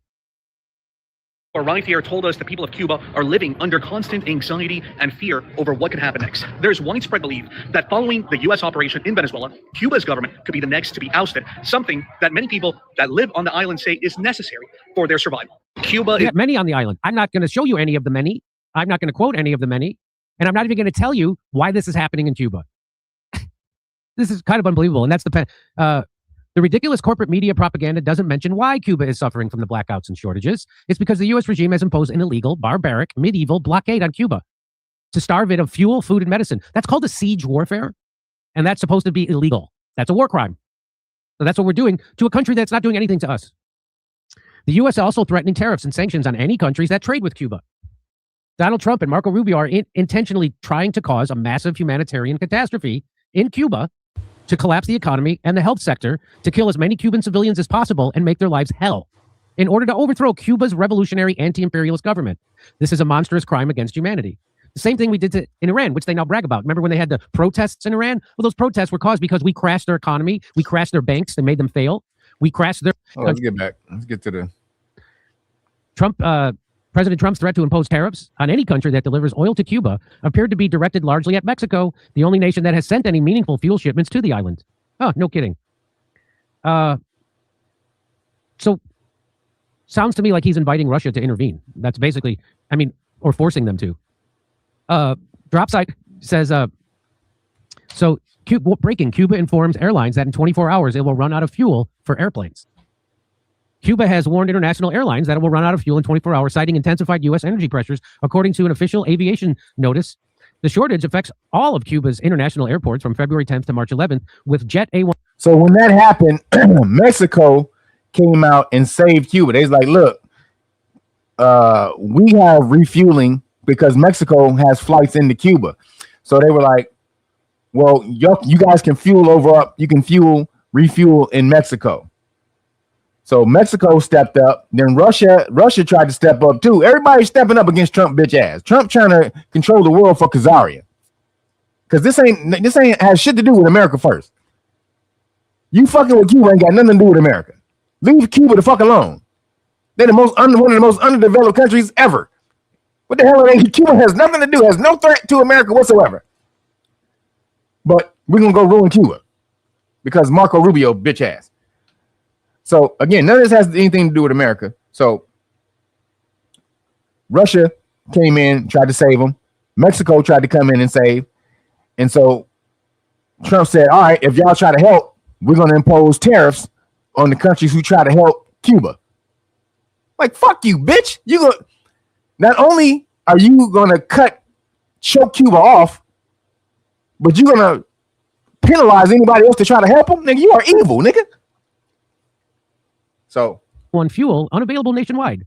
Airlines may be forced to alter routes, add refueling stops abroad, or cut flights. The crisis threatens Cuba's already struggling tourism sector and follows new U.S. measures targeting countries that supply oil to the island after Washington cut off Venezuelan fuel export. So again, this is just us imposing misery on people instead of allowing people to decide how they want to live their life and have what kind of government they want.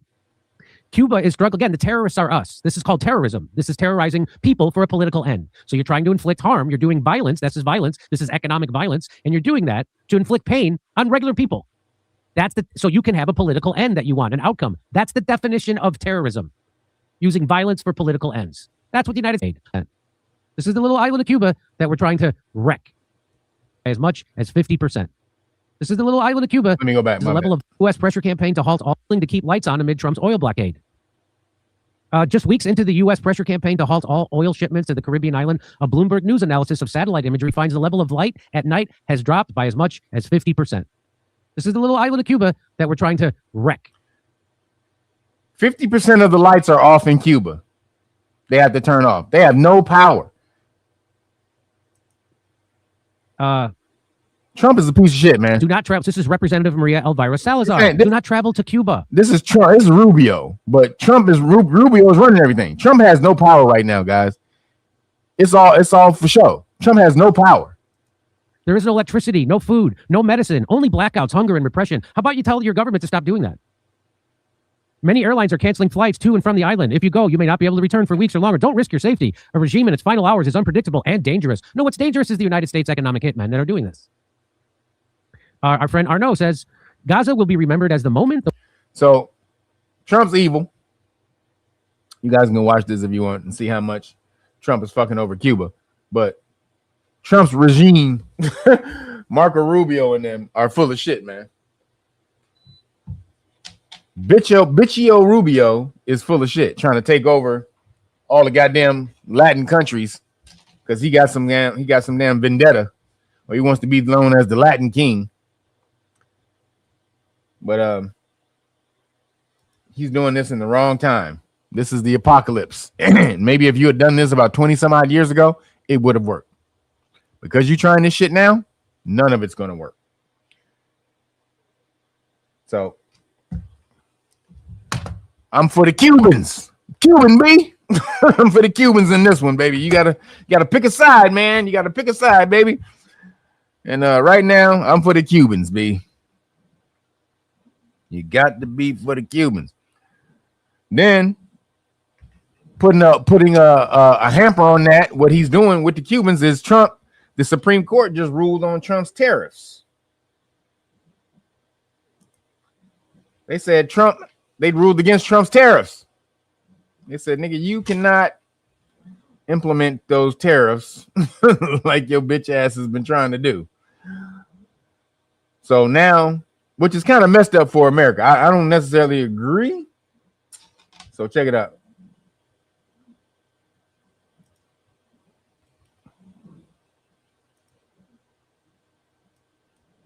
Supreme Court strikes down President Trump's signature trade policy. The president outraged at the court, especially justices he appointed to rule against his tariffs. Welcome to the Fox 11 News at 5, everyone. On Fox 11 Plus, I'm Phil Schuman here for Christine Devine. President Trump said his tariff fight is far from over. He's pledging to use, quote, alternative legal routes. Fox's Caroline Shively starts us off tonight. She's live from Washington with how the president is fighting back. Good evening, Phil. Tonight, a defiant President Trump announced he has signed an executive order that goes around the Supreme Court ruling and implements a new 10% global tariff that goes into effect Tuesday. I'm ashamed of certain members of the court, absolutely ashamed. President Trump irate at Friday's ruling from the Supreme Court, striking down his sweeping reciprocal tariffs, a major blow to his signature trade policy. Foreign countries that have been ripping us off for years are ecstatic. They're so happy. In a 6-3. Yeah, judges he appointed. He's pissed. But they told him again, this actually this bodes well for the Supreme Court, showing that they're not biased. Like, look, they're like, look, dude, the tariff power, you don't have the tariff power. That's not in the executive branch. Stop trying to snatch power from the other branch. Just like you don't want the judicial branch snatching power from you, you can't snatch power from the goddamn the legislative branch. What's wrong with you? So you can't be crying on this side that they snatching power from your damn department when you go to try to snatch somebody else's power. Now, in Trump's defense on this, his job is to deal with the foreign people, is to deal with foreigners, the countries.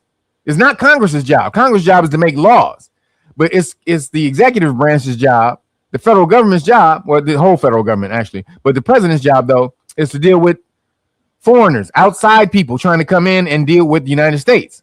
Now that's broken down. He can't have that power on his own. He executes what comes, he's supposed to execute what Congress comes up with, and then he also has his own powers if he sees fit, because he's the one who's negotiating these deals. He can pull an audible or I'm overruling the Congress type of thing. But that's all he has. He can just do this, and he can only overrule or pull that audible in certain instances. He's acting like I have this complete power to implement tariffs on people. Now he should. Let me say that I believe he should have that power, because every other country, they don't have to go through a Congress and all the rest of that shit. They can just implement tariffs. So all the other countries have tariffs on America, where our goods get taxed to go into their countries, when our market is bigger. As far as the consumers, we may not have as many people as the EU, but we spend more money on goods in America. America spends the most money in the world on goods. So our market is the biggest. But so you should be charged to come into our market. If I got the biggest party, if I got the band party, nigga, if I got house party with Kid and playing them and the rest of everybody, you should be charging, you should be paying to get up in this bitch. Why should I pay $50 to come to your goddamn whack ass party and all you got is some Pringles sitting on the table and a goddamn cassette tape playing and some goddamn crackheads sitting on the couch? But nigga, the dope party's down the street, nigga. We can hear that shit from miles away. But that party ain't supposed to charge to get in there. Get the fuck out of here. It doesn't make sense. So Congress kind of handicapped him as far as trade. So all the money that he's gained from all the tariffs, he got to give back. He got to give all that money back. Like $200 billion. He was going to give some of that, allegedly. He said he was going to give some of that to them, to the public. But now he got to give it back. The reason he was able to help SNAP benefits when the Democrats, the Femocrats, pulled that bullshit was because he had the tariffs. That's how. So think about that. If there was no tariff money, when the Femocrats stopped the government, shut the government down for a month and a half, those SNAP people wouldn't have been getting no money. But because of the tariffs, they were still able to get paid and get their food. So this is one of the things that Trump did that was actually pretty good. Tariffs you should have in your back pocket as a negotiating tool. The president should, if he's the one who negotiates trade deals. Why the hell would you take that tool out of his pocket? Congress doesn't negotiate trade deals. He does.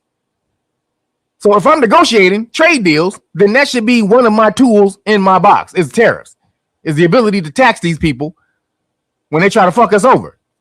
So this was actually a bad ruling by the Supreme Court, but a ruling in which they said, look, even though you probably should have this power, you don't technically, and we can't technically give it to you just because you should have it. You need to work that out some other way, where tariff powers legislatively are put into the president's hand. You need to figure that out some type of way. But as it stands now, you don't have that power, and we as the Supreme Court can't falsely give you that power. We can't usurp that power from the legislative branch. You know why? Because then people will start questioning the power of the judicial branch, because they don't really have any enforcement power. They can rule on shit, but they can't enforce anything. So people will start looking at them like, oh shit, you don't really got no power either, huh, nigga? You ain't got no power, so what the fuck? You've been doing all these rulings and saying all this shit, and Trump can't do that, Trump can't do that, Trump can't do that. Who gonna stop him? So he went around that with the executive order. Decision. The justices. He's trying to go around it with the executive order and charge everybody 10% base. He's like, fuck it. All right, we'll go back to a 10% base until we work the rest of the legislation out, or rest of the tariff trade deals out. Been ripping us off for years are ecstatic. They're so happy. In a 6-3 decision, the justices ruled levying tariffs was the job of Congress. Chief Justice John Roberts writing, the framers did not vest any part of the taxing power in the executive branch. This huge amount. Yep, no stimulus checks. That was coming from the tariffs. Now, what Trump might do is he might just use the tariffs to give stimulus checks anyway, and then it'll be too late because they haven't worked it out. They haven't worked out how he has to give the money back yet. So he still has the money. They didn't say he had to give the money back yet. They may have to. This is still on the back end. They're trying to figure out if he has to give the money back. So if I was Trump, what I would do before they figured out that I had to get the money back, I would give everybody fucking money. I would give all these checks out and get the people behind me. If I was him, I would give all this money out and get the people behind me before the court came up and said, yo, you got to get his money back. Because then who the people going to be against now? When you say you got to get his money back, and I already gave it to the people, who the hell is going to get the backlash now? That's not going to be Trump. That's going to be the Supreme Court. So if I'm Trump, everybody getting a check next week. That's what I would do. Of money, hundreds of billions of dollars at stake. You want to see Congress authorize a president to explicitly impose tariffs. Despite the president's disappointment, stocks rallied after the news, with many, but not all, business owners expressing relief. I imagine there's a flurry of activity right now with importers, small businesses, auto parts importers, anybody you can think of, sneakers, athletic wear, raincoats. Pull it in right now. Not every tariff is going away. The administration used a separate law to slap tariffs on steel and aluminum, cars, copper, and lumber. Justice Kavanaugh, who wrote the dissenting opinion, said the ruling might even require the U.S. to issue billions of dollars in tariff refunds to businesses, a process he acknowledged is likely to be a mess. Bill, back to you. Thank you, Caroline. Reporting from Washington. Appreciate it. Commerce Secretary Howard Lutnick's former firm, Cantor Fitzgerald, now led by his sons, is denying it profited in any way from Supreme Court rulings on Trump tariffs. The firm rejects reports that it offered a financial product tied to potential tariff refunds, saying it never executed any trades like that, and the salesman may have misunderstood the situation. As we just told you, the Supreme Court invalidated much of the president's tariffs, sparking claims of potential conflicts, but Cantor insists it avoided any politically sensitive training. So Trump is handicapped with them tariffs. He started handing out checks. Said $3,000 checks.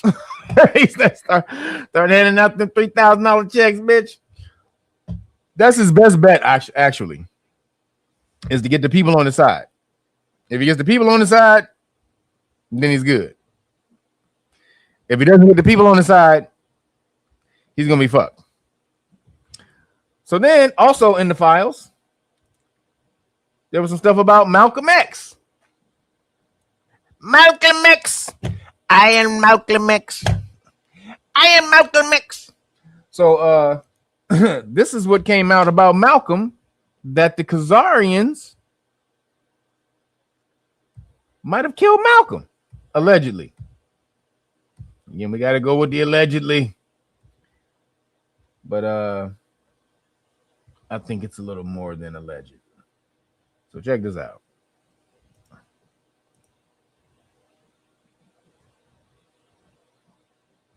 Malcolm X visits Gaza. 1964, Malcolm X visits Gaza. He also publishes Zionist Logic. 1965, he calls Zionism colonialism, and then he's assassinated. They buried this part of his legacy. Let's bring it back. Malcolm X warned, Zionist power in America pressures politicians. Support, this is 1964, mind you. Zionist power in America pressures politicians. Support for Israel isn't about morality. It's about money, influence, and propaganda. Malcolm X was absolutely right, but Martin Luther King Jr. strongly disagreed. Interesting. Contrary to Malcolm X, MLK was a Zionist. He did until the end, until they had that meeting. Until they had the meeting, and then, he started to see what was up. Zionist puppet who defeated. Interesting. Contrary to Malcolm X, MLK was a Zionist puppet who defended the deep state. MLK said Israel must exist and has the right to exist, and one is the great outpost of democracy in the world. Today, Malcolm X's words hit harder than ever. If you're not careful, the media will have you hating the oppressed and loving the oppressors. Look at the media narratives, look at the headlines. Look at Gaza and the starving Palestinians. Look at the Israeli colony. In 1964, Malcolm X said, "The Palestinian people are the true Semites." Zionists have taken their land under the false claim of fighting anti-Semitism. Whoa, Malcolm said that? That means Malcolm got to go. Now, this is right at the time when they were trying to build they were trying to take over Gaza. This is at the time where they hit the USS Liberty. They attacked the USS Liberty. Also, they wanted to do a nuclear war against Gaza.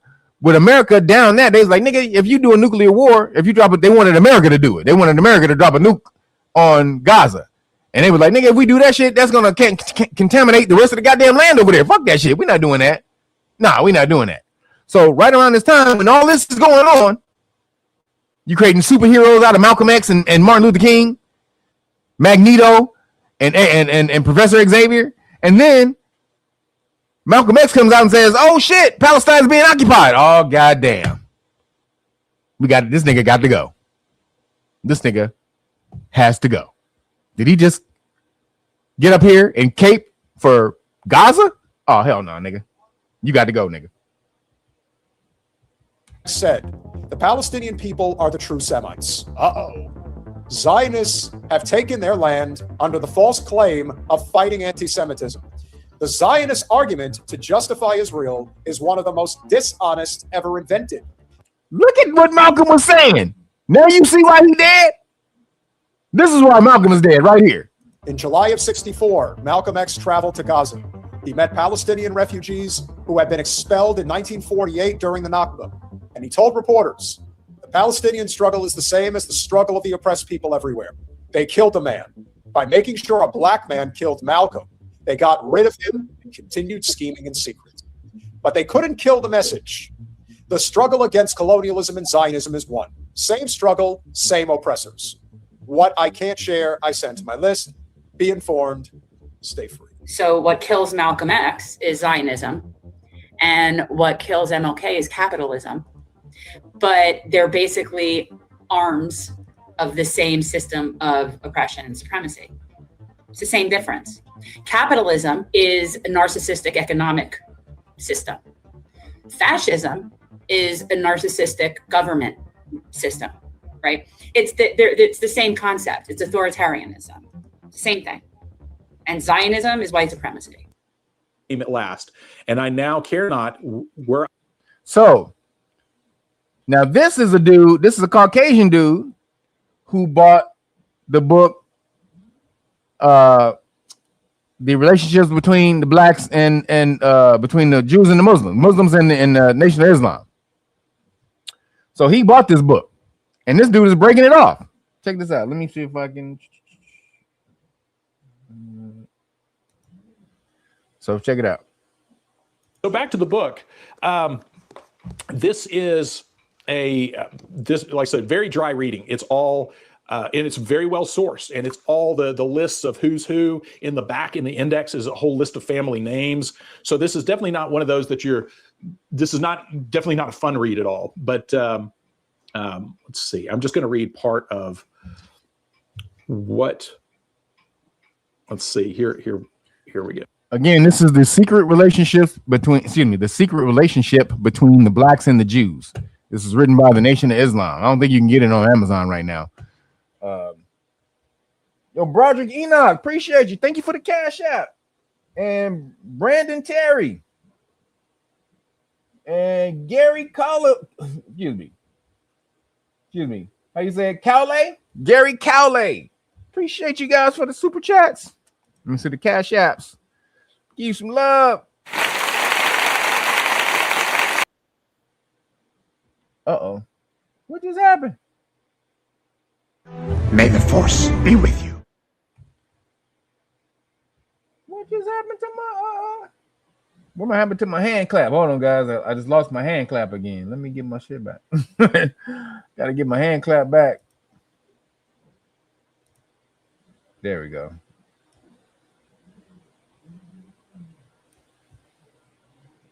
And all right. Sorry, I had lost my thing. So this guy, he gets into this book and he breaks it down.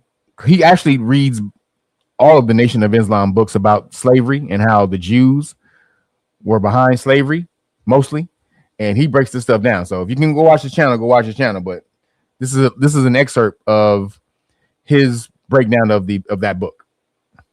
No. Until now, the facts, this is all part of the introduction. Until now, the facts herein were known only to a few. Most have always assumed that the relationship between blacks and Jews has been mutually supportive, friendly, and fruitful. Two suffering people bonding to overcome hatred and bigotry to achieve success. But history tells another different story.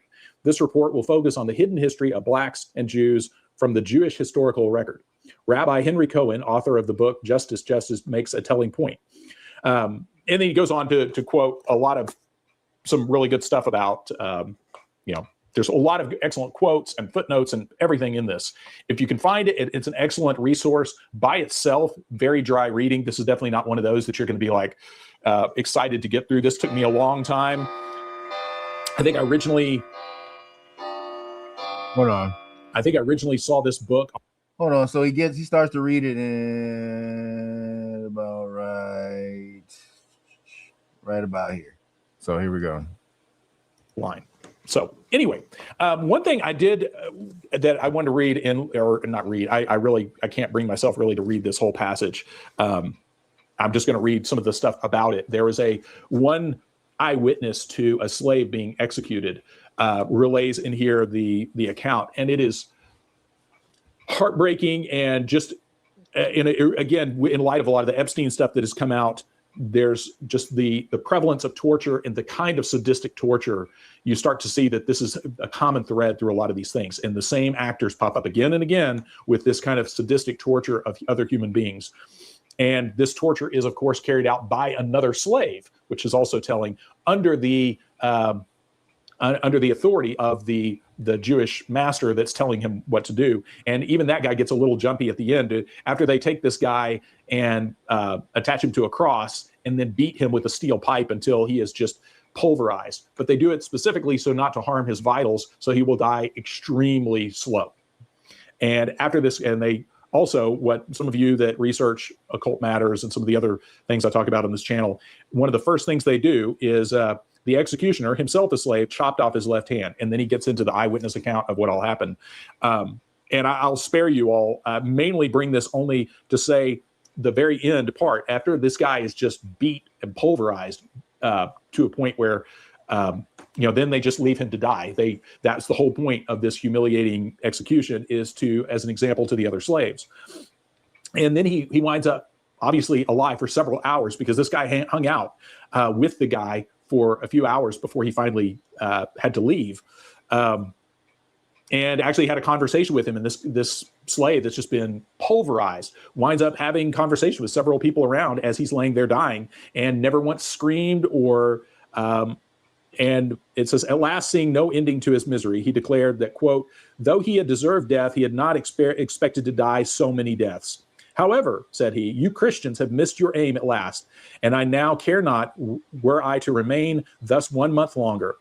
After which he sung 2 extempore songs with a clear voice, the subjects of which were to bid adieu to his living friends and to acquaint his deceased relations that in a very little time he would be with them to enjoy their company forever in a better place. This done, he calmly entered into conversation with some gentlemen concerning his trial, relating every particular with uncommon tranquility. But, said he abruptly, by the sun, it must be 8 o'clock in the morning. It must be 8 o'clock, and by any longer discourse, I should be sorry to be the cause of your losing your breakfast. Then, casting his eyes on a Jew whose name is Durag, and that was the guy who was overseeing the execution. Apropos, sir, he said, won't you please pay me the 10 shillings you owe me? For what to do? To buy meat and drink, to be sure. Don't you perceive I am to be kept alive? Which, and basically saying, yeah, give me some more money so I can eat, stay alive, because isn't that the whole point? You guys want me to live through as long as possible to endure the suffering. And then he says, which speech, on seeing the Jew stare like a fool, this mangled wretch, accompanied with a loud and hearty laugh.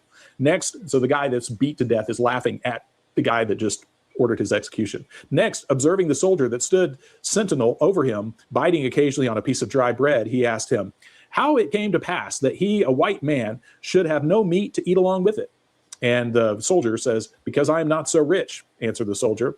And he said, then the slave that's dying says, then I will make you a present, sir, said the Negro. First pick up my hand that was chopped off clean to the bones. Next begin to devour my body till you are glutted. When you have both bread and meat as best becomes you. Which piece of humor was followed by a second laugh. And thus he continued until I left, which was about 3 hours after the dreadful execution. Wonderful it is indeed, and this is still quoting from the guy, wonderful it is indeed that human nature should be able to endure so much torture, which assuredly could only be supported by a mixture of rage, contempt, pride, and glory of braving his tormentors, from whom he was so soon to escape. So this is what they were doing, the Khazarians. This is how they were torturing the slaves. So if you get this book, you'll be able to read all that stuff. There's a lot of those in there. But, and like I said, there's it's a 3-book volume. If you can find them, get the 3 books. This one is hard to find right here. Just the first one. Just this one is hard to find. So if you can find them, if you can find the other 2, let me know. If you can find out where to get the other 2, let me know. Because I lost mine in my first library when my first library got confiscated when I left it in storage. Yo, Banjo Bando, appreciate you. Thank you for the cash app. Appreciate you, bro. So, as you can see, the fuckery is real. So, moving along. Shout out to Malcolm. He said somebody said today was the anniversary of the day he was taken out. So, I don't know what day he was taken out specifically, but if it is today, then shout out to Malcolm. Appreciate you, bruh. And then going back to how the Khazars were corrupting the music industry. This is why there's a thing in the hood where say, why didn't all these rich people, all the brothers who have made it, how come they never gotten together to create something to pull the rest of us out of poverty, out of the fuckery?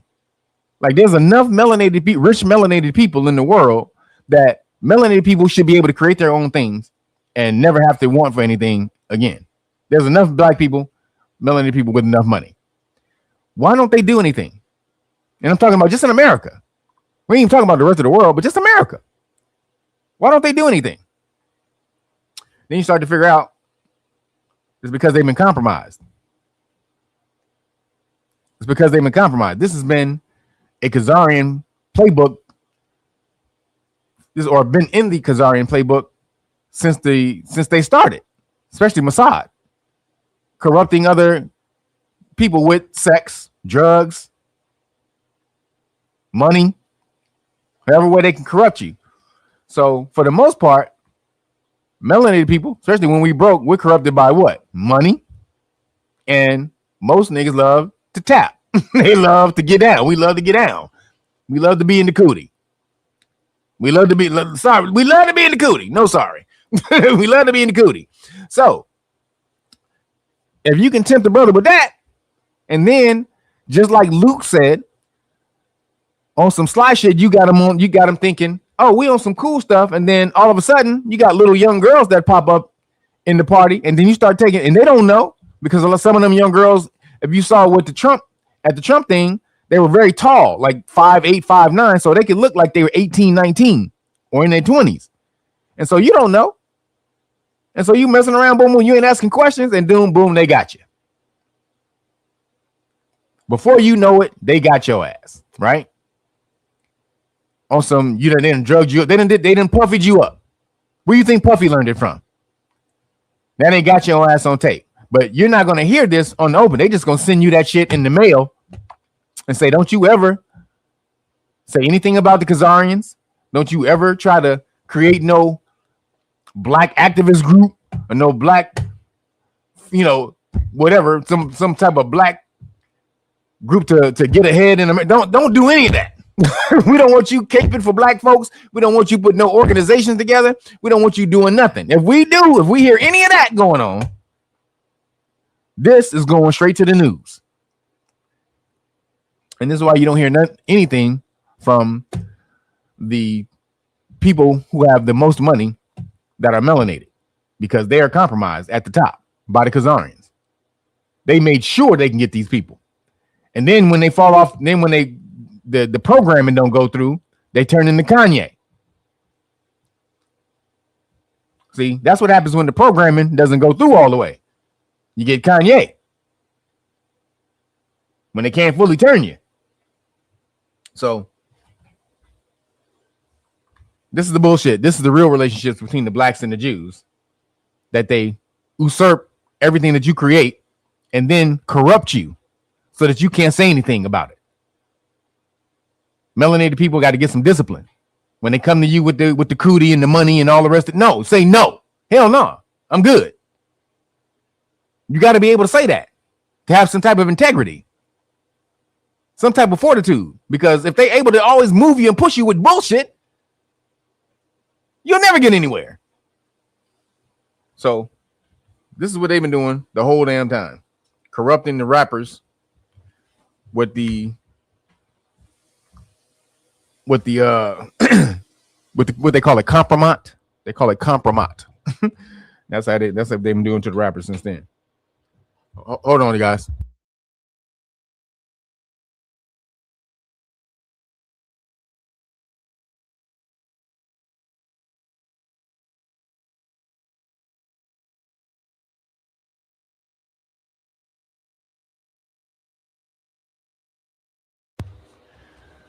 All right, my plumbing got done, so we good. So, integrity, discipline, some things that most melanated people, that's alien to most melanated people, especially when we get money. We get up there in the ranks. How did Pusha T and them get in the damn files? I guarantee you it was one of those type of Luke situations. They were invited to a party. They didn't know some young girls was going to be there. Boom, some young girls pop up. Bam, they got you. Now Pusha T is in the files. Like, what?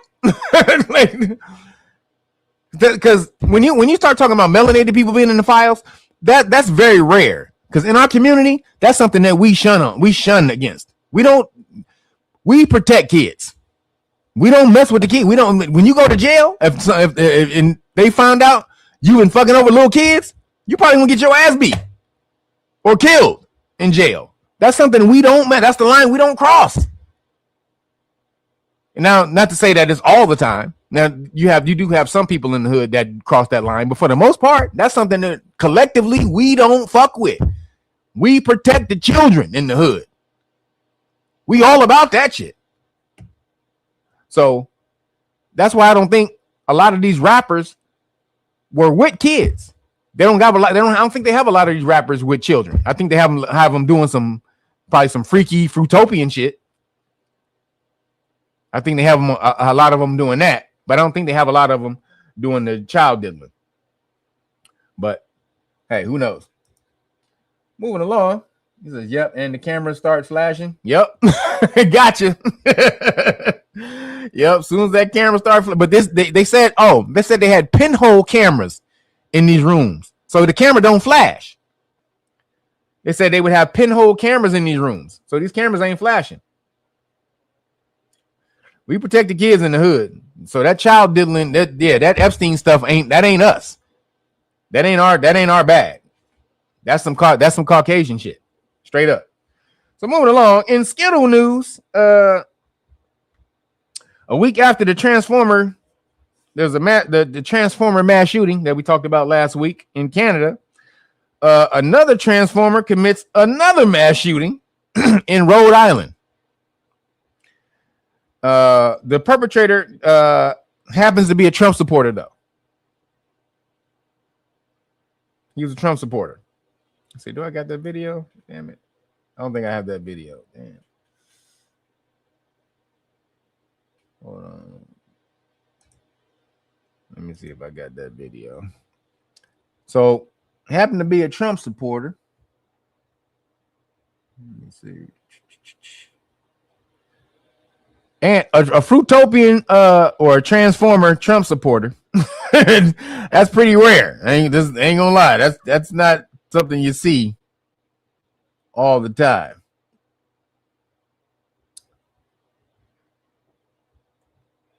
Let me see if I can find it. Damn it. Damn, I can't find it.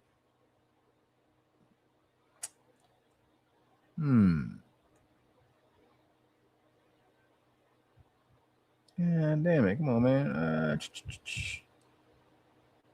Damn it, I can't find it. Damn it. But so here's the story. Damn, where's the video? God damn. Hold on, let me find it. Let me look for it. Then I'll share it. Hold on.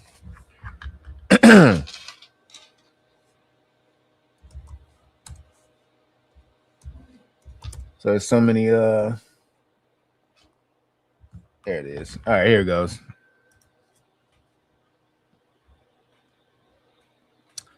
God damn, I found it. Here we go. All right, here we go.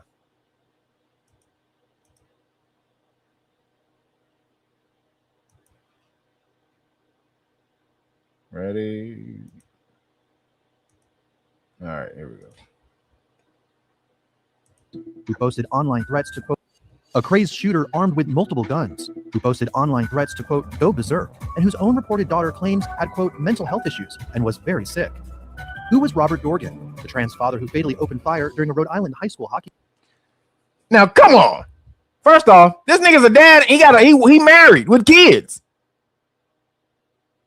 This motherfucker married with kids. Still say he like cootie, but he a woman. He a lady. I'm a lady. What? If you don't get your fucking hacksaw Jim Duggan ass out of here, none of y'all know who that is. Chaos erupted during a hockey tournament at Lynch Arena in Pawtucket, Rhode Island on February 16th, when gunshots rang out from the stands around 2:30 p.m., causing families and players to scramble for safety. Harrowing live stream video captured the unfolding chaos as clumps of spectators sprinted to the exit as approximately 11 gunshots were fired from the stands. Many players on the bench pushed to squeeze out of the box, with some ditching their skates in the process. Others vaulted over the barrier surrounding the rink and headed straight for the locker room. 2 people were killed during the heinous massacre, and 3 others were critically injured in what police described as a targeted family dispute. The shooter was later identified as Robert Dorgan, a 56-year-old father whose son was a North Providence high school senior that was competing in the hockey tournament. That's not a transformer. That's a nigga with a wig. Like, come on, man. That's just a nigga with a wig. Is that Ric Flair? Woo! Don't make me get the Ric Flair out here, baby. Woo! Somebody already put it in the chat. Get that Ric Flair going, baby. What you know about Ric Flair? Oh, that's hilarious. But this nigga straight, apparently. He's a straight transformer. I don't know how you can be both of those. You don't know who Hacksaw Jim Duggan is. No, you don't. With that 2x4, yep. All right, you do know. All right, that's what's up. Hacksaw Jim Duggan. Dorgan, who was trans and went by the female alias Roberta Esposito, died of a self-inflicted gunshot wound at the scene. Officials said Dorgan fatally shot one of his own sons and the boy's mother. According to a GoFundMe page, Dorgan's 23-year-old son, Aiden, and his ex... I never watched The Family Guy, so I wouldn't, not that much. I mean, I used to watch like a little. Is that the one with the little baby with the baby used to try to kill his parents? Is that Family Guy? I only watched, if that's the Family Guy, I only watched that like for the first couple seasons. But are you talking about, who is Joe? Is that the son? Is Joe the son? That's the son, right? Is that the son with the hair? Is that what you talking about? I can kind of see that. If you're talking about the son, okay. All right. Yeah. Wait, where's that picture? Let me go back. Yeah. All right. I can see it. I got you. That's funny. Female alias Roberta Esposito died of a self-inflicted gunshot wound at the scene. Officials said Dorgan fatally shot one of his own sons and the boy's mother. According to a GoFundMe, he killed his own kid and the son's mom. This nigga is insane. Now, another psyop. Page, Dorgan's 23-year-old son Aiden and his ex-wife shot one of his own sons and the boy's mother. According to a GoFundMe page, Dorgan's 23-year-old son Aiden and his ex-wife Rhonda were confirmed as the victims who were killed. Investigators are also still probing a motive for the bloodshed, but court documents show that the father's transgender identity appeared to be a source of multiple family court battles in the years prior. According to filings obtained by WPRI, Dorgan's ex Rhonda filed for divorce from the crazed shooter back in 2020, citing his, quote, narcissistic and personality disorder traits and his gender reassignment surgery. Rhonda later amended the reasoning for their split, which was finalized in 2021, blaming it on, quote, irreconcilable differences, which have caused the immediate breakdown of the marriage. Police believe Dorgan was intentionally targeting his own family when he opened fire in the stands and then killed himself. A woman spotted leaving the Pawtucket police station in the wake of the shooting identified herself as the gunman's daughter, confirming that her father had mental health issues. My father was a shooter. What happened? He shot my no family. Shit. No shit, girl. He think he a woman. Should we start there? Should we start there? Yeah, he think he a woman. Straight up. He has mental health issues. Any idea why you would have done this? He's sick. He's very sick. The night before the bloodshed, the 56-year-old dad, who underwent gender reassignment surgery in 2020, also made an ominous post on X. In response to a post calling trans Democratic Representative Sarah McBride a man, Dorgan wrote, "Keep bashing us, but do not worry why we go berserk." Dorgan also posted a similar response to a post from conspiracy theorist Alex Jones. In other X posts, Dorgan offered his support for the Second Amendment and ICE and his disdain for abortion. Dorgan also appeared to be a Nazi sympathizer and had a history of spewing anti-Semitic and racist rhetoric on social media, making repeated references to white power and white pride worldwide in several post replies. The day before his rampage at the hockey rink, Dorgan posted an anti-Asian slur as he replied to a video praising Adolf Hitler. One photo posted online even showed Dorgan brandishing a large SS symbol tattoo on his right arm, a reference to Hitler's secret police force. So you ain't heard nothing about this from MAGA, though. Where MAGA at on this one? They quick to talk about the Fruitopian murderers when it's the Democrats. But you ain't heard shit about this from FAGA. Nothing. Where FAGA at? When the Fruitopians are Trump supporters. Like staunch Trump supporters and racist Trump supporters. Pawtucket Police Chief Tina Gonçalves praised a good Samaritan who she said stepped in and attempted to subdue Dorgan. Witnesses said the man, the father of another hockey player, disarmed Dorgan, but he had a backup firearm, both of which police retrieved at the scene. A fruit publican? He called him a fruit publican. Yo, so they've been absent on this shit. Where's FAGA? Nothing. We don't hear him. Come on, FAGA. I'm a lady. I need to hear that from FAGA. It's okay to be a lady. When you're for Donald Trump, you can do whatever you want. I can do what I want, guys. Not even Trump. Trump. Men for Trump. Girly men for Trump. Like what? Girly men for Trump. Okay. Okay, buddy. I'll talk to you later. So, FAGA's going crazy right now. They are so disjointed and so broken up. They don't know what to do. Ever since Charlie Kirk got killed, that destroyed their whole party. And can't say I'm too shitty about it. So, still in Skittle news, moving along. Shout out to New York, to the New York, was it NYU, New York University, their hospital. They're finally about to stop doing transformer surgeries. Let me,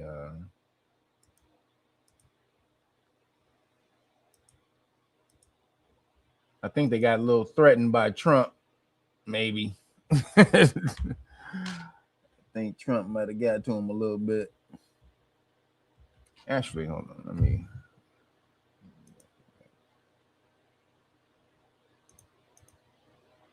go back to this one real quick.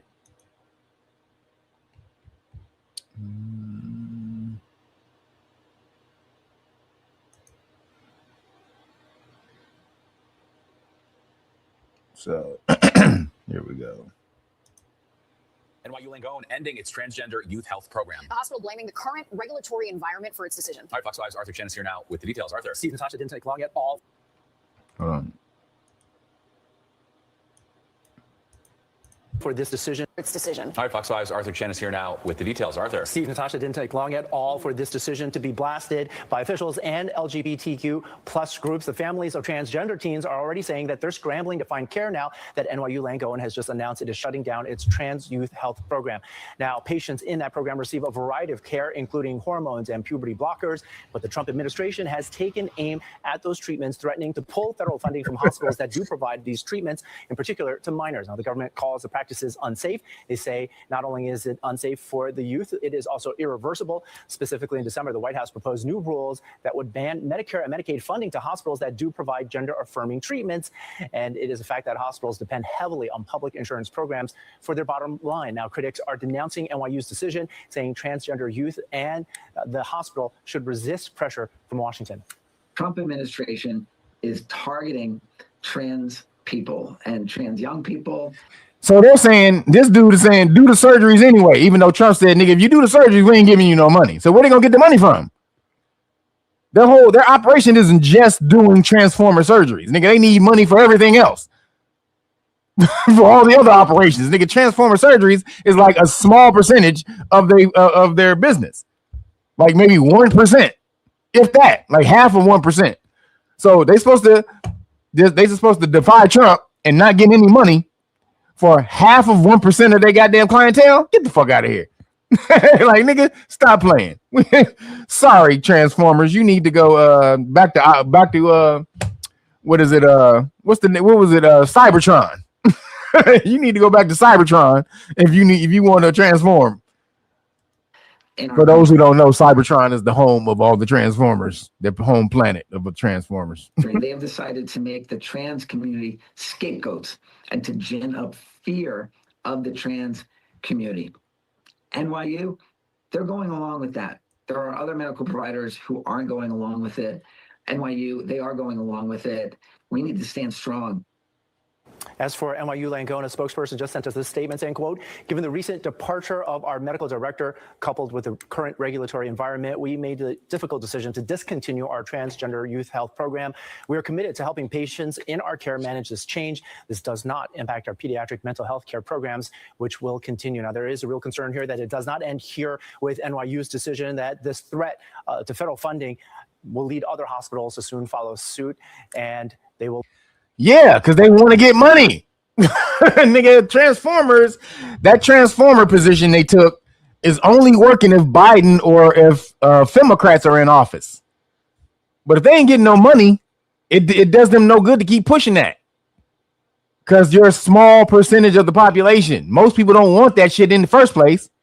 And then if you ain't gonna get no money because you're doing it, if your money's gonna get stopped from doing it, you're going to get money from the parents long term. But if the parents get money from federal funding and shit like that, or from some type of government health plans, you ain't getting no money from that.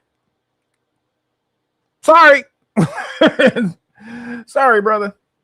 So shout out to NYU for sticking up, standing up for a change. Yo, real quick, have you guys been watching the videos? I've been putting out my videos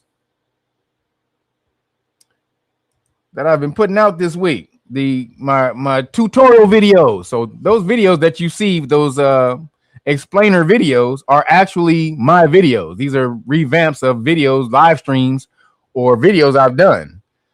So the AI takes that and revamps it, everything that I said. So everything that's in there that it's saying is stuff that I've said. It just takes it and retells it in its own way. and puts the visuals to it. And so if you guys haven't been watching my stuff, what the hell are y'all doing? What the hell I got a channel for? Y'all only here for the live streams? I do other stuff than just live stream. Before, I used to do this information, but then stuff started going crazy in the pandemic. So I got really news focused. But now I'm back on both. You know, we got to spread it out. And so I'm able to break off my the other information I did, like the word plays. I hope you guys have been watching the word plays. Let me see if I can show you one of the where is my, let me see if I can show you guys some of the stuff y'all should be watching. Go out and support. So check it out. So these are, so this is the one I have on Phoenix and the Dragon. This is one of 3. I have 3 videos on the Phoenix and the Dragon. They're all told in different ways, or some of them are, you know, they're saying similar things, but told in different ways with different illustrations. If you haven't seen these, what the hell are you doing? So check it out. I'll just break this off for real quick.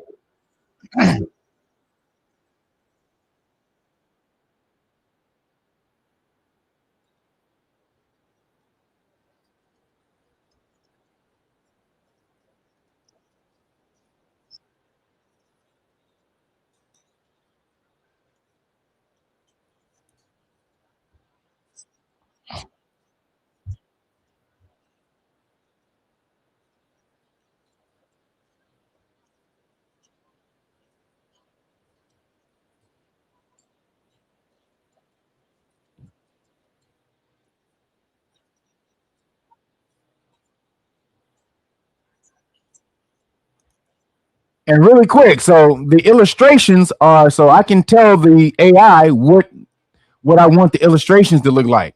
So these illustrations, I told it to combine 1970s and 1980s hip hop graffiti with Marvel DC Comics illustrations. And this is what we got. So this is completely brand new. You're not going to see this anywhere else. This is, again, 1970s and 80s hip hop graffiti combined, blended with Marvel DC Comics illustrations.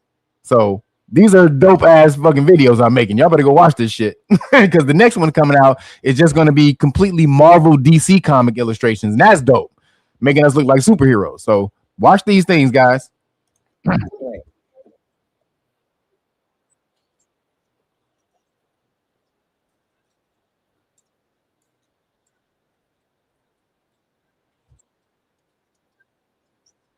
Oh, you guys can't see what I'm watching, huh? Hold on. Goddamn.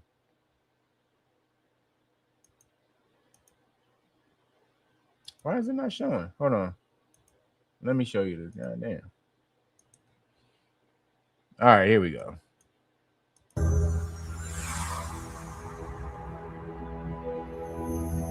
Welcome to The Explainer. Today, we're diving deep into a story that's going to challenge just about everything you think you know about 2 of our most powerful myths. What if the Phoenix and the Dragon weren't just fantasy, but a forgotten chapter of our history? So let's just jump right in with a fundamental question. What if these incredible tales, these stories of magical birds and fearsome beasts, what if they were never just stories? What if they were actually metaphors, a kind of code designed to carry a much deeper truth across thousands of years?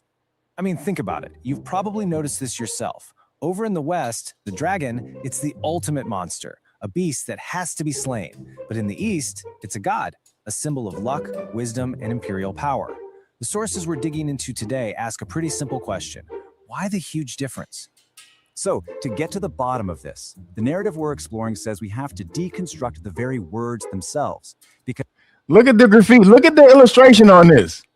Again, so this is hip-hop, 70s, 80s hip-hop graffiti with Marvel DC Comics illustrations. Look at the brother in the back. Look at the brother with the afro in the back.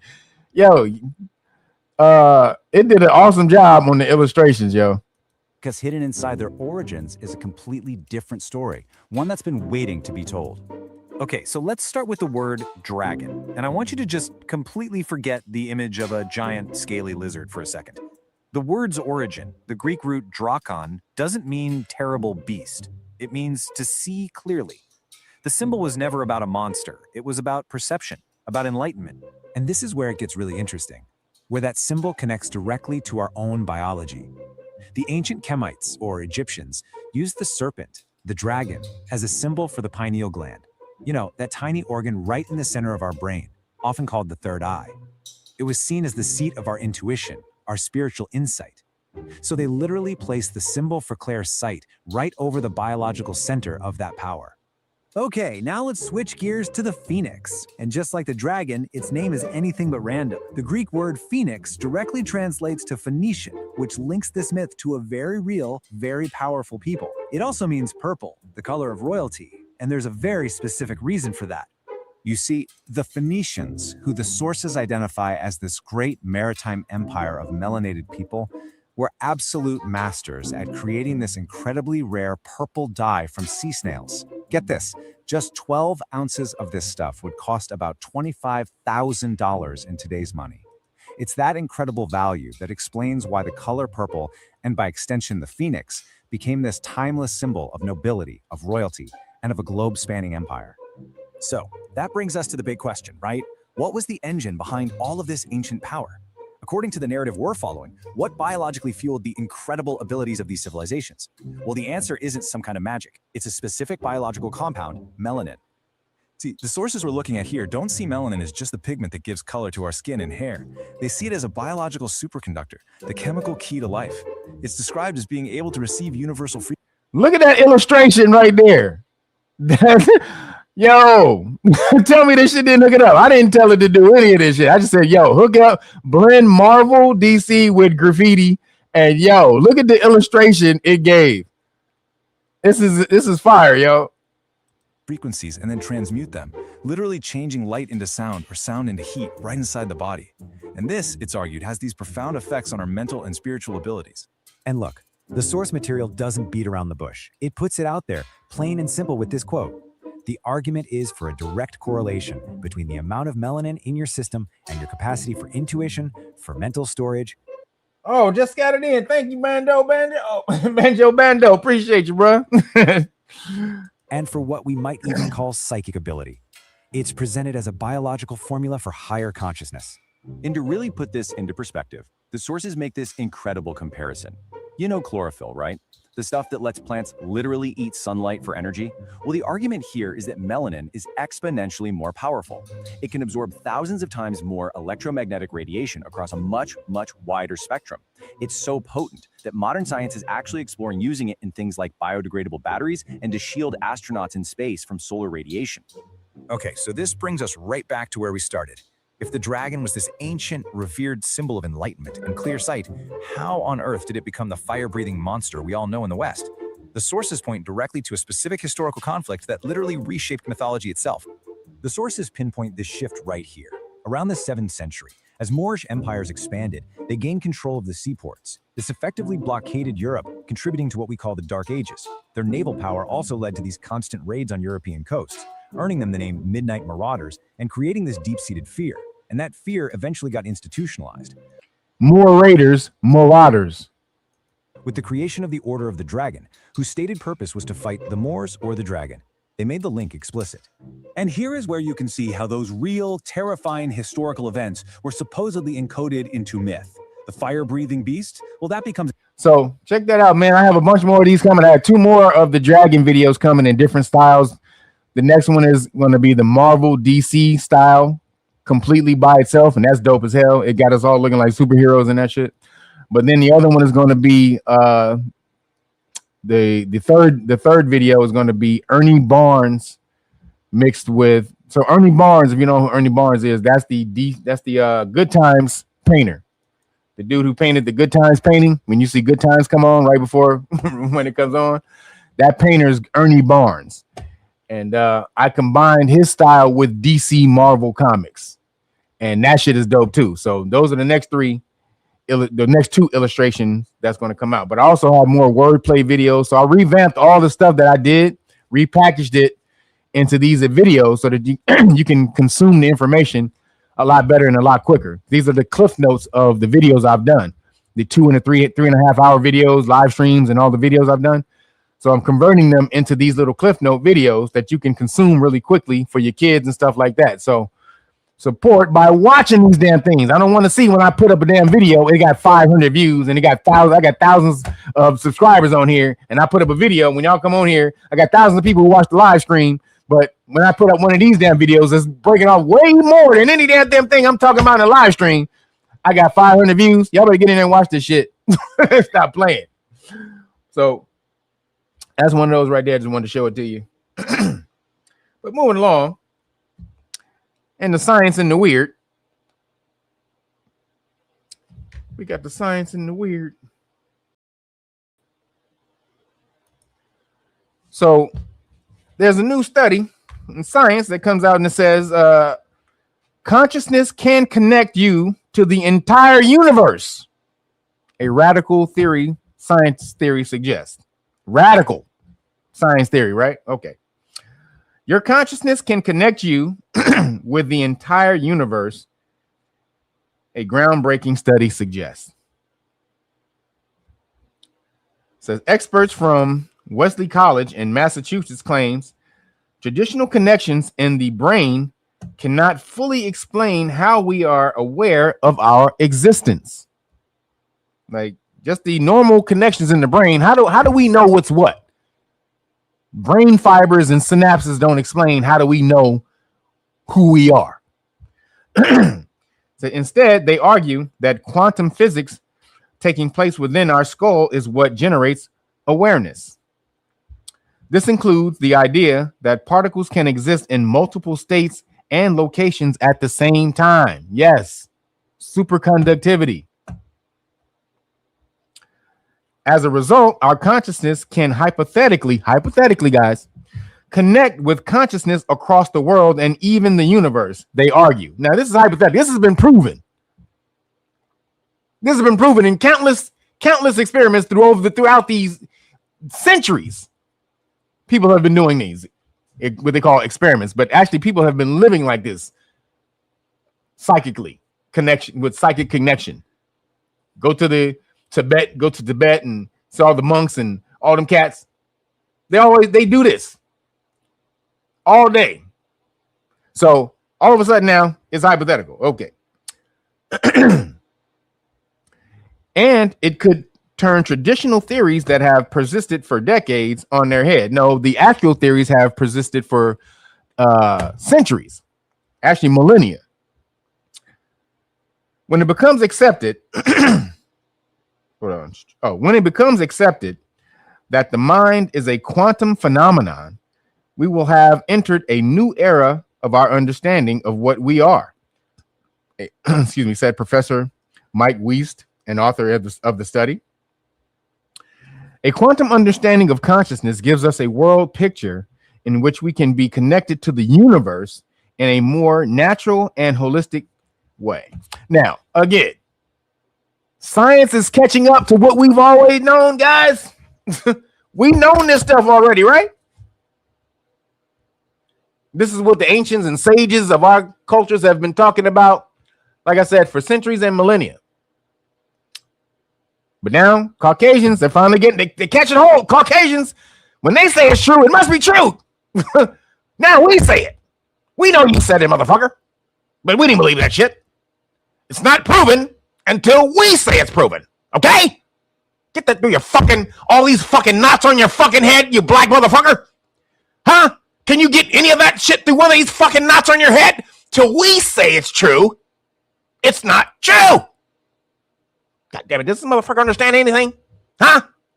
Goddamn, talking to these goddamn black motherfuckers. What was I saying? So now that science has confirmed it, I guess it's true, guys. Now that science has confirmed it. Get that to all the fucking knots on your head, asshole. So we can believe it, guys. Consciousness connects us to the universe. Yeah, we kind of knew that, white man.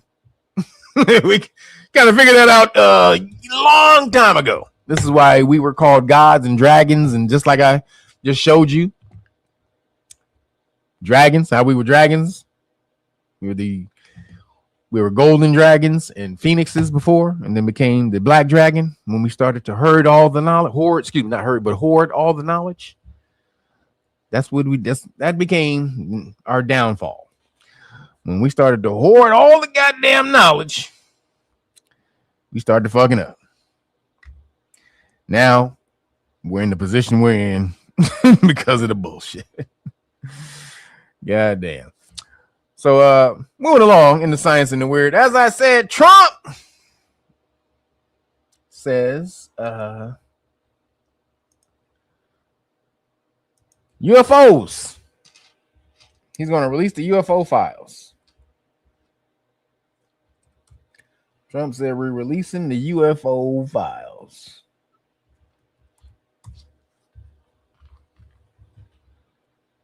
So check this out. Something that got a lot of attention this week. Barack Obama said that aliens are real. Have you seen any evidence of non-human visitors to Earth? Well, he gave classified information. He's not supposed to be doing that. So, did you hear what he just said?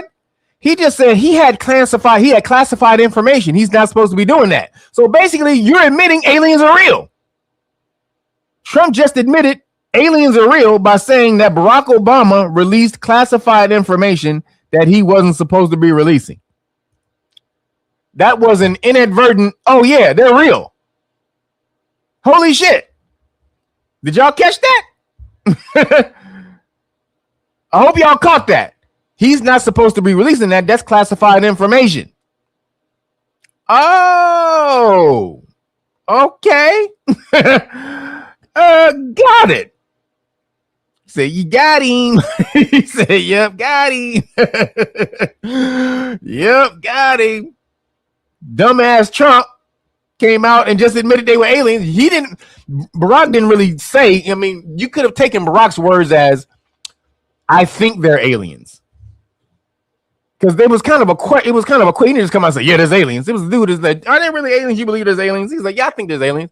Like he didn't say, I think. He said, yeah, he said aliens are real. He said, are aliens real? And he said, yeah, aliens are real. He says, but have I seen any? No. And then so he said he didn't see any, but then he said he did say, are aliens real? Now, how would he have that information? Trump says it's classified. So aliens are real. Well, I don't know if they're real or not. I can tell you he gave classified information. He's not supposed to be doing that. Well, he made a big mistake. He took it out of classified information. No, I don't have an opinion on it. I never talk about it. A lot of people do. If they're not real, why would it be classified? Now, come on, bro. Come on, bro. If they're not real, why would there be a need to classify it? If it's all bullshit, you would not classify anything that's bullshit. So if it's classified, that would mean that it's true. A lot of people believe it. Do you believe it, Peter? Well, if the president can declassify anything that he wants to, so if you want to make an announcement. I may get him out of trouble by declassifying. We know illegal aliens. Yeah, illegal. Only illegals. What else? All right, President Trump commenting on something that a lot of people have been discussing as of late. He said that he might do some declassifying. Well, guess what we just got into the newsroom? President Trump sending this out on social media moments ago, saying, based on the tremendous interest shown, I will be directing the Secretary of War and other relevant departments and agencies to begin the process of identifying and releasing government files related to alien and extraterrestrial life, unidentified aerial phenomena, UAPs, and unidentified flying objects, UFOs, and any and all information connected to these highly complex, but extremely interesting and important matters. God bless America, he says. The president's putting this out, and the question being asked to Trump in light of some remarks by former President Obama. Obama being asked on an interview earlier this week about whether or not there were, in fact, extraterrestrial life. There was extraterrestrial life at Area 51. Obama saying that while he was president, he never saw anything there at that base specifically, at least while he was in office. So, now, when Trump said that, you know, who knows if he understood the backlash that was going on with the Epstein files, because right now it is major, and they've gotten only through a portion of the 3 million documents that she released. So then they tried to muddy the waters with those other 300 names, like Karen Carpenter, who died in the 70s. Like, girl, get your ass out of here. Karen Carpenter did not know Epstein. He was full of shit, just saying crazy shit, just throwing everybody's name in there. So when they found out how volatile it was, like, oh shit, we got to really do something. So remember, they're supposed to be at war with Iran right now, but they can't go to war with Iran because Iran would blow America off the map in that region anyway. They would blow America off the map in that region, and Trump knows that. But Khazaria is trying to push Trump to do it because they don't give a shit if America gets blown off the map. They just want Israel to succeed and be prosperous in that region. So if you have to sacrifice America, fine. Remember, they sacrificed their own people allegedly with the Samson option. Not Samson option, but the what was it? What was the damn thing where they damn, I don't forgot the goddamn name, but where they take out their own people? God damn, they got so much shit now, like Hezbollah. That's the propaganda. Then the Samson options where they blow up everybody if they about to get taken out. I forgot this other one. What's the other one where they kill their own people? Damn, I can't believe I forgot the damn name. Anybody remember the name? Put it in the chat. But the one where they take out their own if they're about to be captured. I can't believe I forgot the damn name of that shit. No, not genocide. No, not that. No, it's I forgot the name. No. Look it up. It's something where where Jews are able to take out. No, not the Sam. No, that's where they blow up everybody. Samson is where they blow up everybody. See me? Nope, not kamikaze. Yeah, damn, guys, I've been talking about it. I've said the name in here like a bunch of times. Now I forgot the name once. Y'all can't. Hannibal, thank you. The Hannibal Directive. Thank you. That's it. Thank you, Delaware. Delaware. I see you, bruh. Del/aware. I see you, bro. But yes, the Hannibal Directive. That's what it's called. The Hannibal Directive is their shit when they take out their own people. So if they would take out their own people, you think they'd give a shit about America and Americans? Get the fuck out of here. Being sacrificed? When their god is Moloch, the god of sacrifice, but they say allegedly child sacrifice. Fuck out of here. They not caring about any of that. So yeah, they'll take out America straight up. They'll straight up take out America. Fuck America, bitch. So Trump wants to distract. He needs a distraction. What's the best distraction? Oh, UFOs. Barack said something about UFOs. Now, if you let me go back. Actually, I want to share this because I want to make sure that you guys see what he actually said. Because a lot of people, Well, he ain't classified information. He's not supposed to be. I may get him out of trouble. A lot of people don't read when they see some stuff. They say, "Oh, Trump's going to release the Epstein files." I mean, the UFO files. What it says is, I will be directing the Secretary of Defense, to begin. Look, this is it. To begin the process of identifying and releasing government files. What is the process? Identify what the process is. That's all they doing. He didn't say he was releasing shit. This nigga said, we're going to begin the process of identifying and releasing the files related. We're going to identify. What is the process to releasing? That's basically what he says. Not we're going to release. We're going to identify the process and identify what it looks like to the process to release those files. And then when we figure that out, we might release them.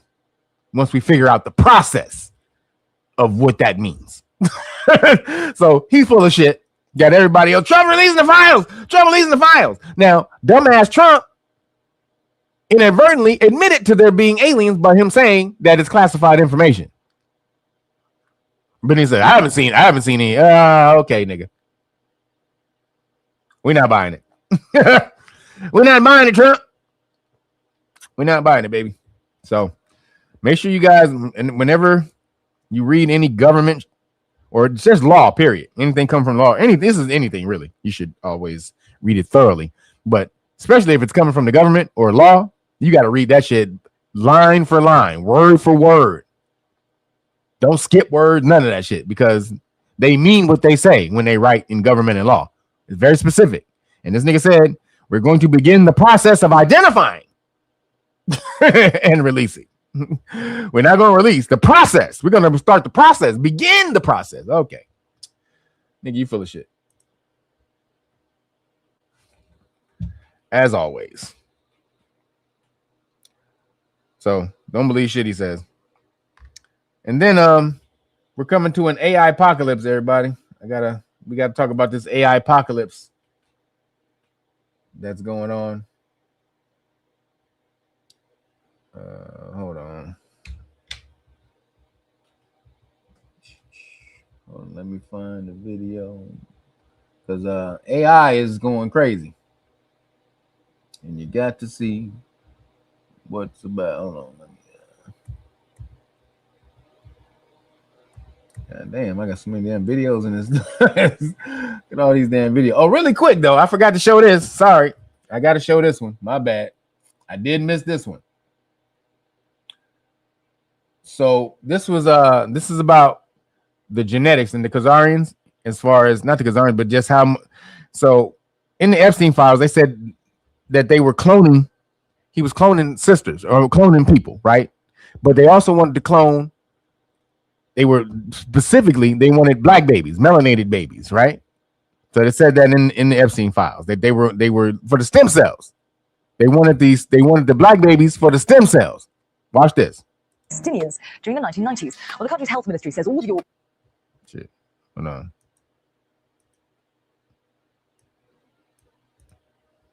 organs were used for medical purposes and came from many different ethnic groups. Let me go back. Israel has admitted harvesting organs from the bodies of dead Palestinians during the 1990s. Well, the country's health ministry says all the organs were used for medical purposes and came from many different ethnic groups.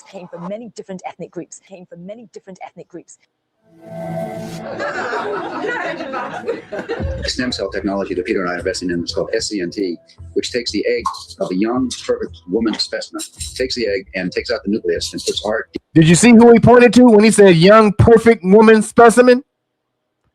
Who's sitting around that table? DNA in the nucleus. They just go in and take a woman specimen, takes the egg and takes out the nucleus and puts our DNA in the nucleus. Your mangly, pasty white DNA into some super enriched, melanated godness. They just go in and take it out. Takes the egg. We're going to put our dead DNA into your beautiful, lovely, lush, fertile garden. And takes out the nucleus and puts our DNA in the nucleus. They just go in and take it out. It's painful, right? Huh? Is it painful? Yeah, and this is part of this genetic greatness that we don't see in any other race on the planet.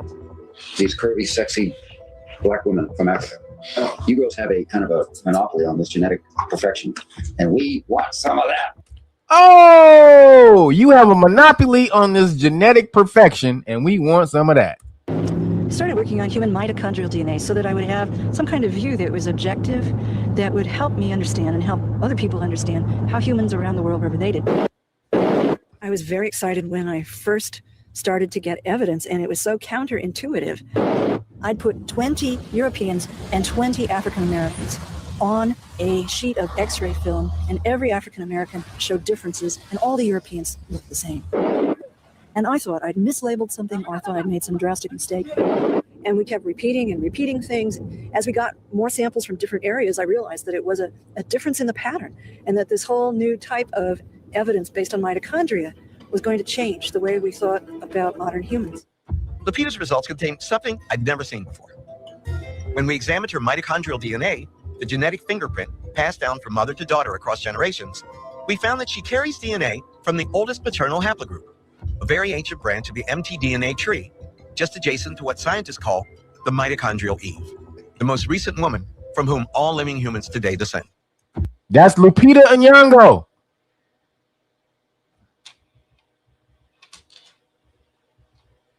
First of all, look how fine she is. God damn, that girl's so fine. That girl fine as hell. When we examined her mitochondrial DNA, the genetic fingerprint passed down from mother to daughter across generations, we found that she carries DNA from the oldest paternal haplogroup, a very ancient branch of the mtDNA tree, just adjacent to what scientists call the mitochondrial Eve, the most recent woman from whom all living humans today descend. The responses of people were sort of amazing. Now, really quick, I forgot I was supposed to tell the story last week, but the FAGA, F-A-G-A, because they're the only ones who really be tripping about this race swapping in movies, when melanated people have been race swapped since the beginning of time in movies. But they're mad because in the new Odyssey movie, Athena is going to be Lupita Nyong'o. So if you know about the Athena story in the Odyssey, about the Trojan War and all the rest of that, have you seen Achilles, the movie Achilles with what's his name, Brad Pitt? That was a dope movie if you haven't seen it. But the Trojans, that's the Trojan War and all that, the Trojan horse and all that. So they fought, and basically it was over Athena. Basically, they thought the Trojans or the Thracians, really the Trojans, they had kidnapped Athena or whatever. Yeah, the Troy. Yep. So the movie's called Troy, not Achilles. My bad. Yeah, I said, but Achilles is the star of the damn movie. But I said Achilles. My bad. But yeah, so Troy. Yeah, the movie is Troy. So in that movie, you know, Athena, the whole war was started over Athena. That Agamemnon's wife was kidnapped by the one of the sons, the king's son, whatever. Not kidnapped, but he was in love with her. She went willingly. Now we don't know what the whole shit is because this is all myth. This is all myth from the Odyssey story. Is a myth, right? It's not real. So white people are tripping. Now it's not real. It's not an account. It's not an actual account, historical account, but it's a mythology, right? Based off of what was supposed to be history. Now they're talking about the Greeks. The Greeks was white. She was Greek. Athena was Greek. Hold up, pimp. First of all, you had Macedonians and all the rest of that. Macedonians, they weren't pale. They weren't straight up pale. That's what Queen. What's her name? Goddamn. Goddamn. God, I can't remember that. I got all these names in my head. What's her name? God damn. The queen in Egypt. God damn. Y'all know what I'm talking about. I got so many damn names in my head. I'm forgetting her damn name right now. Cleopatra. God damn. I could not remember her name for shit. Cleopatra. No, not Elizabeth. Cleopatra. So Cleopatra was Macedonian. And so that's why they tried to say when Cleopatra was put as a black woman on the Netflix show, no, that's crazy, mama. She was Greek. No, she was Macedonian. Macedonian was a mixture of a lot of motherfuckers, right? So then, no, if you go back and do the history, before who was the first Greeks? You go back to the Minoans, the Mycenaeans, the Minoans, the Ionians. All of these were dark-skinned people. These are melanated people. Before Greece. These are the forefathers of the Greeks.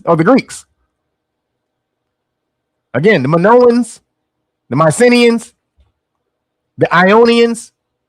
You even have that right now. It's called Ionian masonry.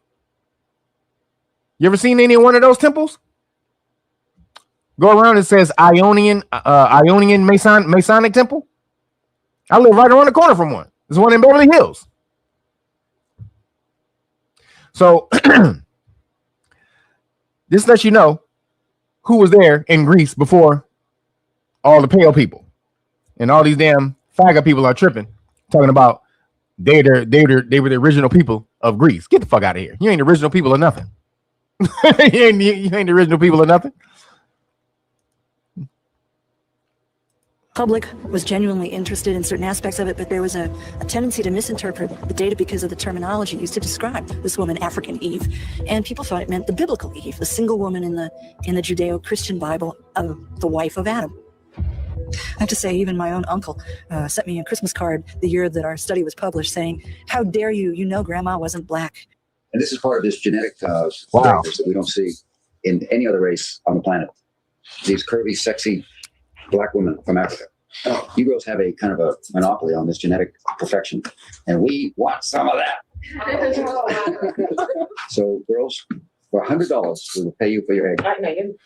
Now look at the low. This nigga just offered him $100 for her eggs. Somebody should beat the snot out of this fool. You offered her $100. Look at this shit, man. He just told these ladies that they got the greatest thing in the world and then offered her $100 for it. Are you kidding me? $100. This is insane.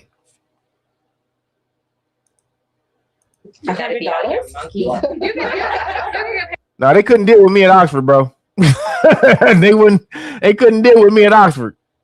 Trust me. I'd smash that whole shit. So how much do you want for it? Let's bid. I bid $500. You know. Then he went from $100 to $500 because they start laughing at that. They go, $100 for my eggs? Nigga, are you crying? See, this is how dumb he think Africans are or sisters are. You think he would have offered a Caucasian woman $100 for her egg? $100? You think he would have offered a Jewish lady $100 for her egg? Come on, bro.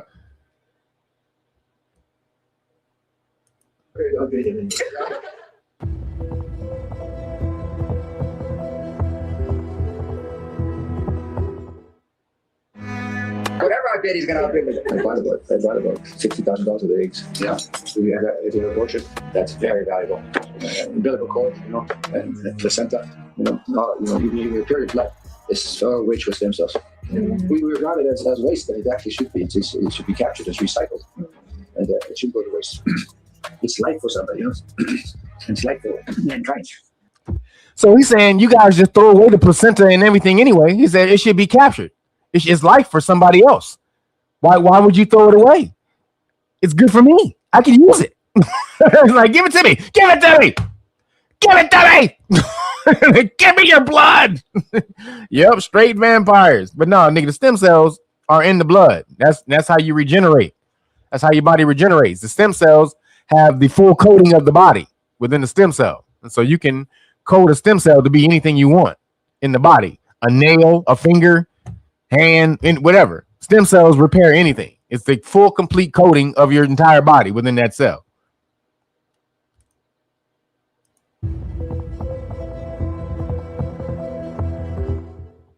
No, the best eggs are 60 to 18 years old. Those are the best eggs. As you get older, your eggs get weaker. Yeah, that's what I'm thinking. So you may not be able to talk about it. No, that's fine. I think that was my business anyway.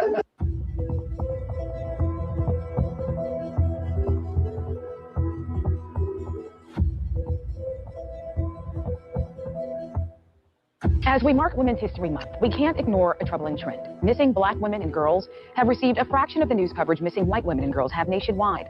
A study analyzing news coverage found that while Black people make up nearly 40% of all missing persons cases, white women were overrepresented, receiving more than half of the national news coverage, even though they make up less than a third of all missing persons cases. And according to the National Crime Information Center, Black women and girls are more likely to be reported missing. Last year, they accounted for roughly 36% of all females reported missing in this country, even though they make up 15% of all women and girls in America.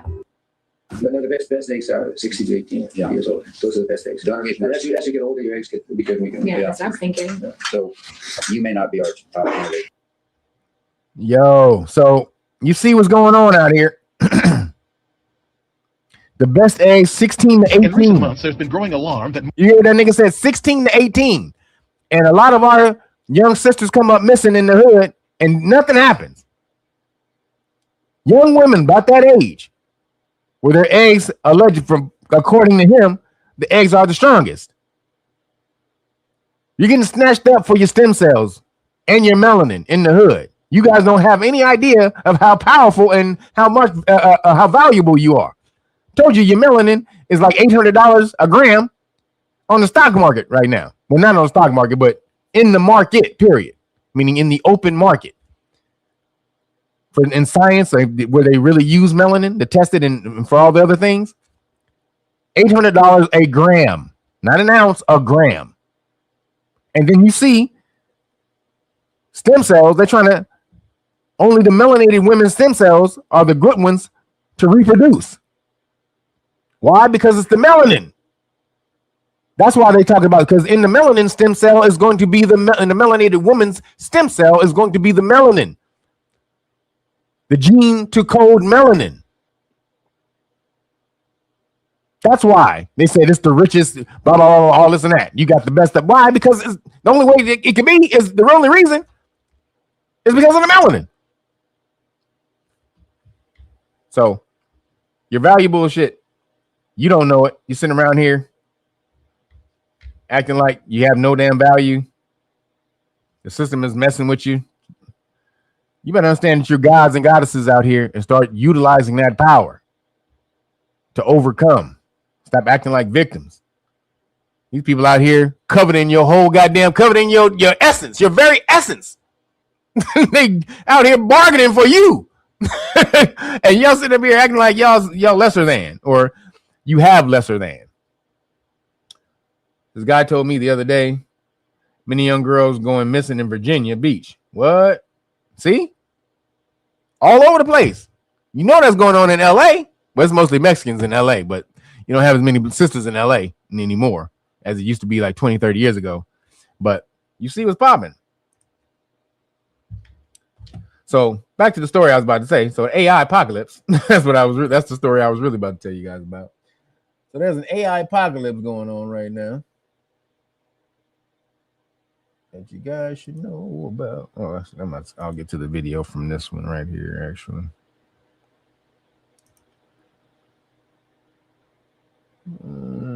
Here we go.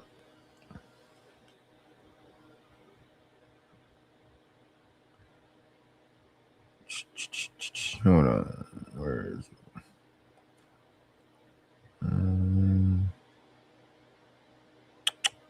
Come on, where's the video? Video. Damn. Oh, man. Come on, brother. Where's the damn video? Hold up.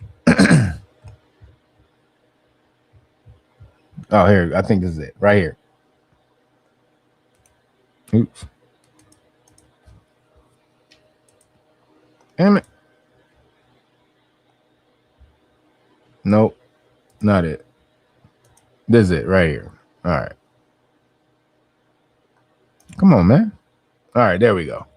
Microsoft AI CEO Mustafa Suleyman is predicting most white-collar tasks could be automated within 12 to 18 months. He says that the shift is already visible in software engineering, as AI has already transformed the work by 12 to 18 months, most white-collar jobs are going to be used by AI. Yo, y'all better get prepared. Start doing your audible. Start switching up. Do whatever you got to do. Y'all better start figuring this shit out, man. Using AI to boost your own shit. Don't work for nobody. Try to figure out how AI can make you a better you. Can make you a brand or something, because you trying to rely on somebody else, they're using AI. You're going to have to become your own thing, your own entity in the future. Not rely on anybody else to get along. That's how this shit is going to have to work. But AI is going to help you if you're able to use it to be a greater you. But you got to be able to understand it, though. driving the next generation of robotics across industry and across defense. Humanoid robots emerging as the future of warfare. The U.S. accelerating AI integration into combat operations. San Francisco-based Foundation Future Industries is developing humanoid robots built specifically for military use. The company is also scaling commercial deployment across the country in manufacturing, including in the auto sector. Joining me now is Foundation Future Industries CEO, Sanket Patek. Sanket, great to have you this morning. Thank you so much for being here. First, let me get your reaction to what you heard from the Microsoft AI CEO, that all those jobs are turning to automation. You also have the CEO of Anthropic, Dario, who also made a similar comment. He said, and he's probably like the most safety-focused CEO in the AI industry. He says AI will eliminate 50% of entry-level white-collar jobs within 1 to 5 years. Your reaction?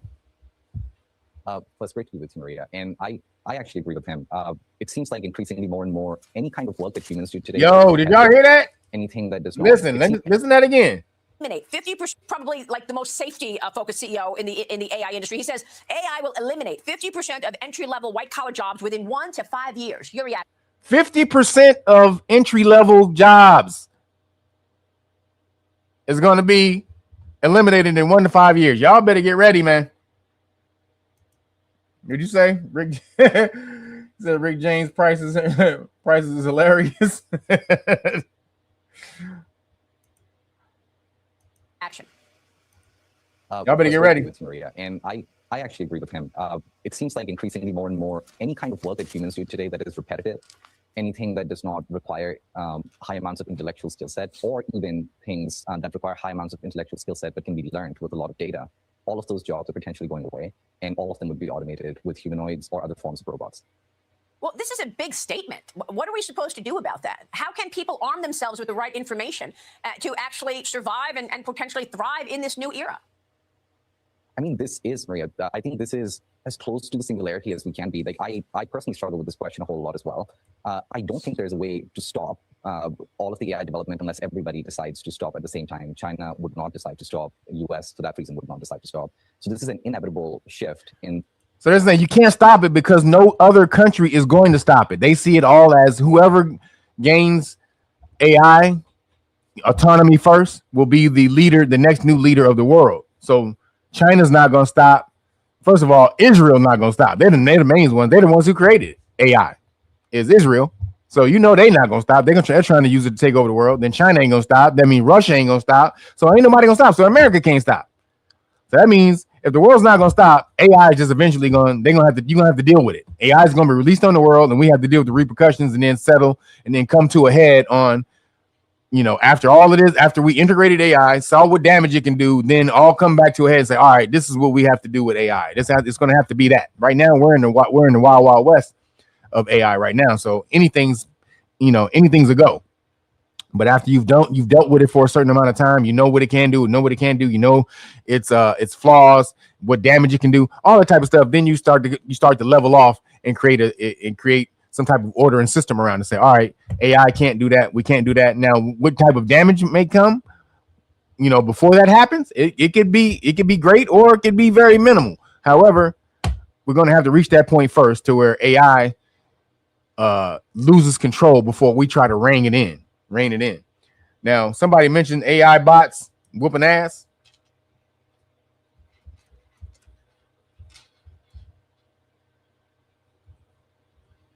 Check this out.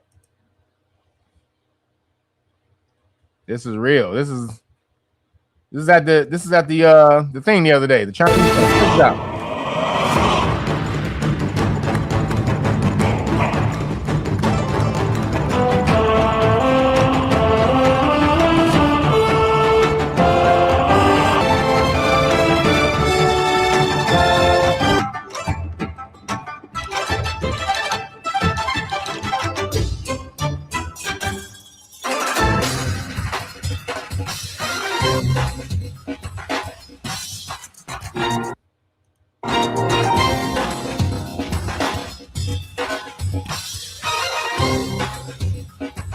Shit.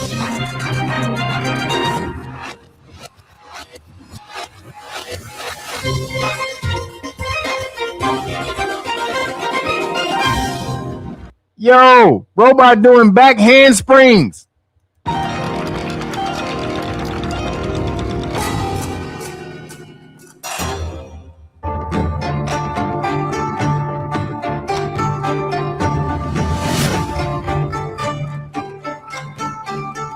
Why in the hell are you teaching robots kung fu, nigga?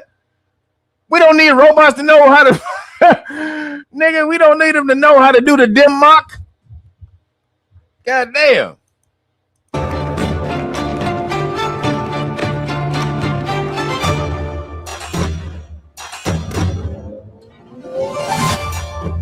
Yo, somebody said ICE hiring. ICE is hiring. That's the funny shit. ICE is paying off the ass right now. Yo, ain't no robots for ICE.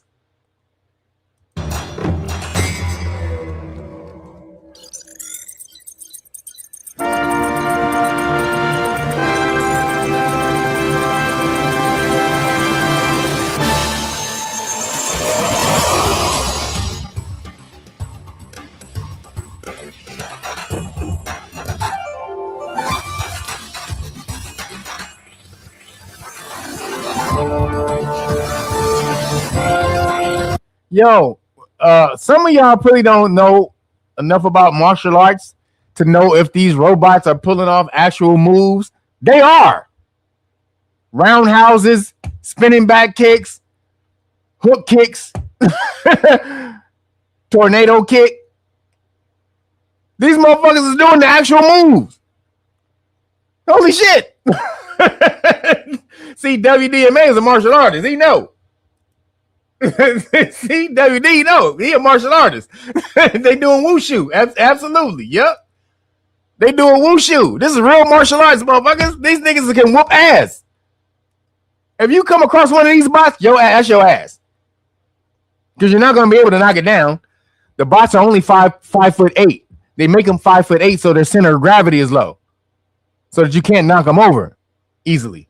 Yeah, you can knock them over, but you can't knock them over easily because of the center of gravity. And it also means they're stronger. If the center of gravity is lower, that means they're stronger. Just off of leverage. So that's your ass. I'm saying all that to say that's your ass. Yo, this is crazy. Them AI bots about to make a baby. I'm going to Cuba and drive.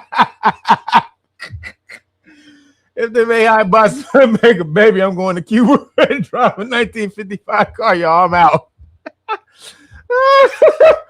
Yo, this is coming. You might, hey, I'm coming with you, goddammit. This is some bullshit. Yeah, you might want to go. After AI come out, Cuba may be the only place we want to live. Some place that's back in time. We may want to go reverse time. After AI takes over everything, seriously, that may be what we want. That may be the new thing. Bringing back the 50s and 60s and shit like that. After this gets out of control, yo, I want some normalcy, nigga. I don't want no bots. I don't want no damn screens. I don't want nothing. Give me a combustible engine car. Give me an analog digital tape. Analog videotapes. Give me the rotary phone. I want that rotary phone back, nigga. That I push one number, I gotta wait 5 seconds for the whole goddamn circle to go back around. I want that shit back. This is where it's going, because obviously things reach ahead and then they swing, but the pendulum swings. So right now we're at the pendulum swing of super tech, but eventually this is going to reach ahead, and then we're going to say, God damn, this is just too much. Can we have a simpler life, a simpler lifestyle? And then we'll move back, because we were advanced in the past. This is where you get Atlantis and Lemuria and all that. So we did have super advanced civilizations, and we devolved into a place where we didn't have technology like that. Why did that happen? Because eventually technology gets to the point where it destroys the people. You get too much if the consciousness of the people is not at the same level of the technology, then the people will destroy themselves with the technology eventually over time. And this is what happens. And so the consciousness level now, it sucks. So I'm going to say we're on America, or humans are on that path once again. We need JC, not Jesus Christ, but John Connor. Where is John Connor? Where is Sarah Connor? Sarah Connor. So AI is coming for everybody, y'all. Coming for us all. They're coming for us all. So moving along. Oh shit. They just still the AI. I forgot. Damn, it said some more AI shit. Forgot about this AI thing.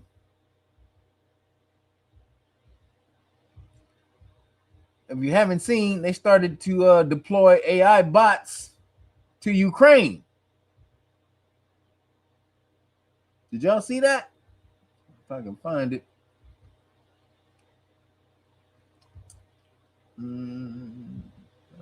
There you go. Wait, come on, man.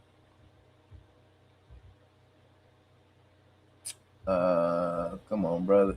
Damn it. Is that it? Nope. God damn. All right, here we go. I got it.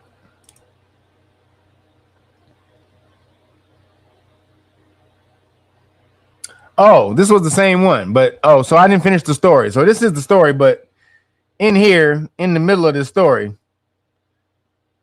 I just didn't finish the story. So right here, look, let me go back because I didn't show this part of the story. Robot I like to see, because you would rather put a machine into harm's way. I think for humanity, this is going to be an extremely disruptive change, and I think the governments are going to struggle to keep up.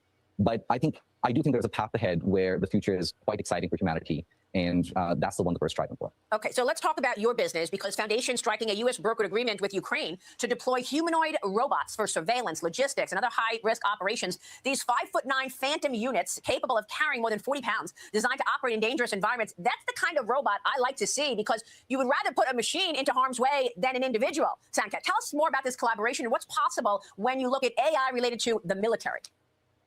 I think, Maria, this is one of the areas I feel like humanoids will have one of the most profound effects. There are three big use cases that we're looking at, not only with Ukraine, but also with the Department of War within the US. The first use case is just logistics work, so being able to move things around, supply pickup.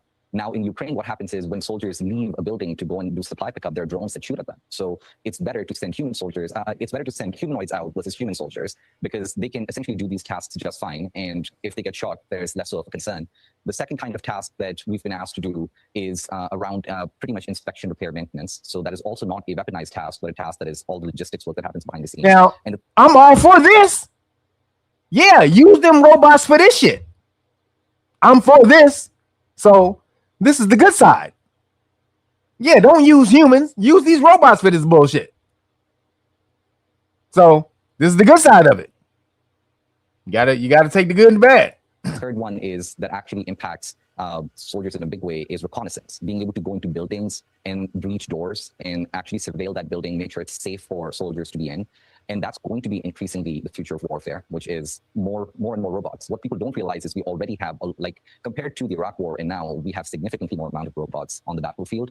Most of them are airborne. Some of them are landborne, but majority of them are airborne. And humanoids give you the ability to be able to become a little bit more precise about tactical things. For instance, if a target's in a building, instead of bombing the building, you can actually go through the building, navigate it, and get to the target, which today human soldiers do. And we are more and more hopeful that humanoids and robots are going to do that. That is so exciting, Sankat. And I know, well, look, you're a government contractor, right? You're working with the Department of War on dual-use humanoid robots designed to support warfighters and strengthen the defense industrial base. What's possible here, Sankat? With the Trump administration involved in onboarding this process, how do you see that partnership accelerating? And can that kind of robotics give? So this is what we're talking about. So this is the good part of it to me. That's the good side. To me, that's what they should be used for. Is to go into them damn into buildings where bombs are and stuff like that. This is, yes, now we talking. Now if you're talking about taking over humans, no.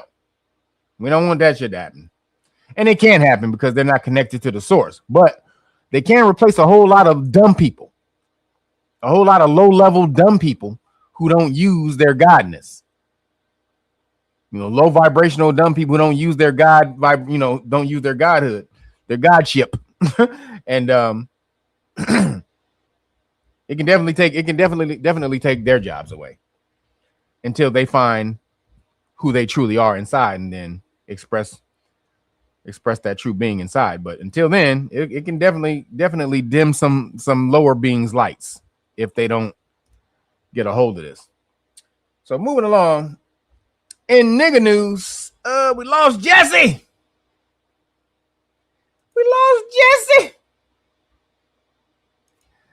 lost Jesse Jackson, everybody. We lost him. We lost Jesse Jackson. Does anybody care, though? Does anybody care that we lost Jesse? That's the question. Does anybody care that Jesse gone? Did we lose that we lost Jesse? Anybody give a damn? Now, I'm gonna say, because Jesse, because there's a whole lot of stuff that came out. Jesse this, Jesse that, Jesse. Now, Jesse started African American. The term black, that was also. But that came from a panel. That was in Jet magazine. They talked about how the term black came about. And that was actually put together by some white folks in a college. That was in Jet magazine, 1960 something Jet magazine, that they had that article. They talked about how the term black came about. That was in some bunch of white folks got together in goddamn university and said, we should call them black. Then Jesse was like, nah, African American, which still ain't us. All these terms and titles take your connection to the land away. You're not black. You're not a crayon. Crayons have no rights. Also, African American. You're not African. You're not from two continents. You're from one of the continents. You're not from both continents. You're either from America or you're from Africa. Which one? So Jesse took your power away by trying to split your identity. He took your power away. Now, came up with a whole bunch of shit. Rainbow Coalition. Now that means a whole new different shit today, don't it? That's a whole new different thing today. Rainbow Coalition, right? But back in the day, when he was Rainbow Coalition, he was down with Trump. Now everybody keep calling Trump racist and all this and that type of shit. But back in the day, he supported Jesse. Nobody talk about that shit.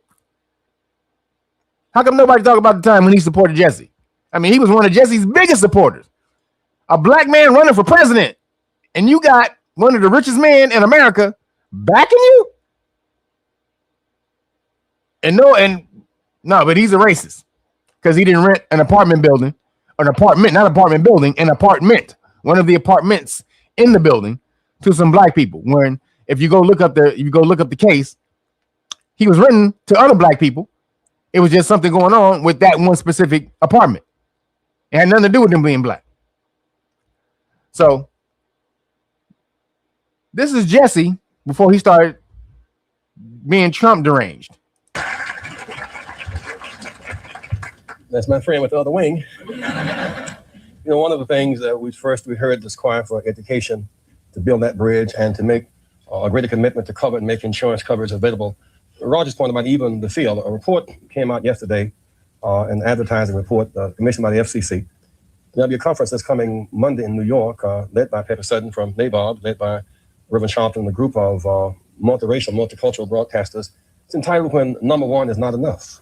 When the station with number one get number 16 in revenues, number two gets 18 in revenues, when number one is not enough. And that's his point about this Chris Anthem. How you pronounce that? Chris Anthem or something. The point is that this week the Jets played Denver. Yeah, Jesse gave us African American. You didn't know that? You didn't know the term African American was this nigga right here? You didn't know that? He came up with the term African American, or him and his group of people that he was with. And if the Jets beat Denver and Denver goes to the Super Bowl, that would be illegitimate. There'd be something missing about that. And we experience over and over again the winner going home and the loser going to the Super Bowl. And that's what Chris Anthem is about. Thank you for that, Roger Ailes. I now want to bring forth a friend who has, he is deceptive in that his social style is such. One can miss his seriousness and his commitment for their success is beyond argument. When we opened this Wall Street project and we talked about it, we gave us space at 40 Wall Street, which was to make a statement about our having a presence there. And beyond that, in terms of reaching out and being inclusive, he's done that too. And created for many people a comfort zone when I ran for the presidency. Now, you hear all this stuff? He said, my friend, he gave us this space when we started this campaign. We needed a spot on Wall Street so we could be visible and serious. He gave us that. He's been all inclusive. You ain't heard none of this shit today, do you? In 84 and 88. And many others thought it was either laughable or something to avoid. He came to our business meeting here in New York because he has this sense of the curious and a will to risk to make things better. And so aside from all of his style and his pizzazz, he's a serious person who's an effective builder of building with a builder of people. Last year, he was a part of our workshop, of our panel workshop on what are the challenges and opportunities. And so a year later, Donald Trump, for a few minutes, challenges and opportunities to embrace the underserved communities. Donald Trump.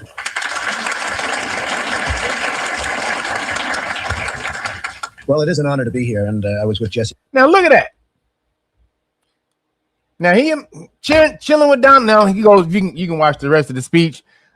Here we can watch the last year, and we had a lot of fun, and it was a little different. We had a real panel where you asked questions and everything, and we didn't do so much speaking. So I'm going to get off here very quickly because I want to hear some questions. Jesse started off by saying most of the wealth in this country is in the hands of a few. And I thought to myself, is that a bad thing? What's wrong with that, Jesse? But he did have an expression last year. And I was just telling Roger. He had an expression last year, the wall on wall must fall. And you haven't used it today, and I'm very disappointed in this, Jesse, because I thought it was a great expression. And I heard the expression about 14 times, and then he came to me at the end of the session, and he said, listen, I want some office space in your building on Wall Street, because the wall on wall will fall. And I said, it's okay, Jesse, I'll make a good deal with you. I'll get you some space. You'll pay about $40 a foot. And he said, no, I don't want to pay 40. I said, how about 30? No. It was the cheapest deal I ever made in the history of 40 Wall Street. Is that right? He got it for nothing. He's a very tough negotiator. We know that, right?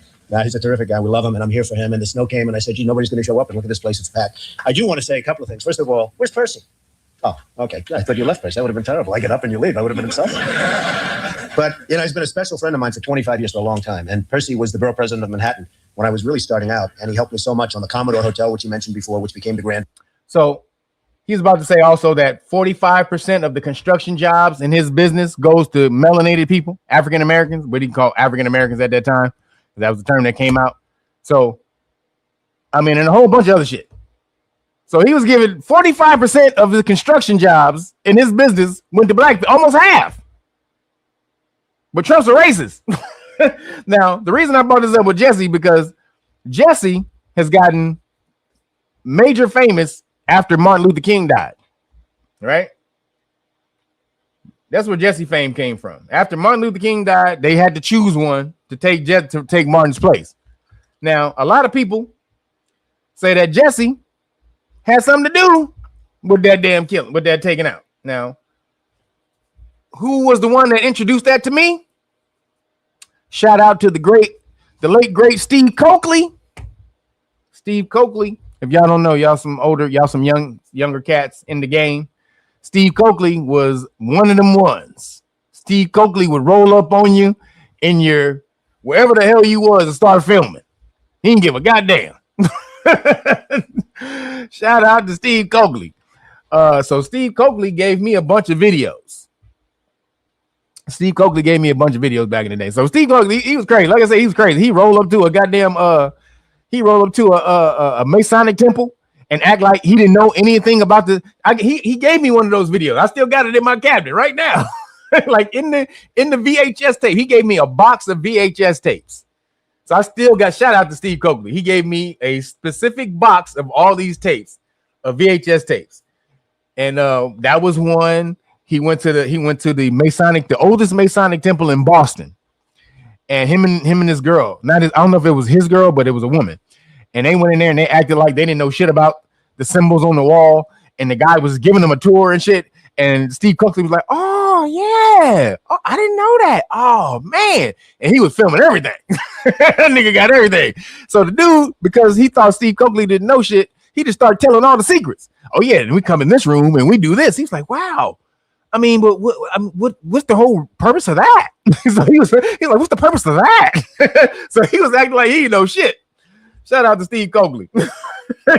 So that dude, I got that video. You know what? I have that video on VHS, and it's an old video. So I'm gonna have to some way get that video off of VHS so I can show you guys, because it's so old. It's like it's 90s. It's the 90s. So if somebody can convert VHS to CD, let me know. I'll send you the VHS, and then you can convert it for me. But this is a very important tape that Steve Coakley left. There's a few of them. So one of the tapes he also left was a breakdown documentary of how what's his name? Jesse might have been involved in the Martin Luther King taking out. I mean, he was breaking down all the stuff that led up to the day, how Martin Luther King didn't like Jesse, how Martin Luther King wouldn't let Jesse in the room to talk to him. I mean, excuse me. I mean, this document. I mean, it was actually he taped it off of something else. I don't think he did the documentary. He actually it was a TV show that was breaking this down, and he had taped it and found it, and so he gave me that, and he gave me a whole bunch of other videos. So I got to transfer the CD. But again, shout out to Steve Coakley. But he came out with this 30 years ago. That's when he told me. And so I don't know, Jesse. I don't know if you up there and Martin Luther King is whooping your ass right now for what you did. I don't know. Only you know, Jesse. But allegedly, you had something to do with Martin Luther King getting taken out. You said, I think, what'd you say? I think T-Rump is playing both sides of the coin. Heads black winners and tails white. Cancerous losers, benevolent versus malevolent. Excuse me. He's trying to hang in prominence for some reason. I mean, you always playing both sides, yeah.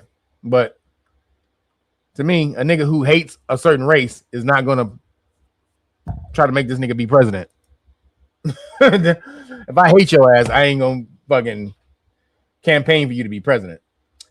He inadvertently exposed Malunga Karenga to about he inadvertently exposed Mulana Karenga too about Karenga's work with agency versus the Black Panthers. Okay.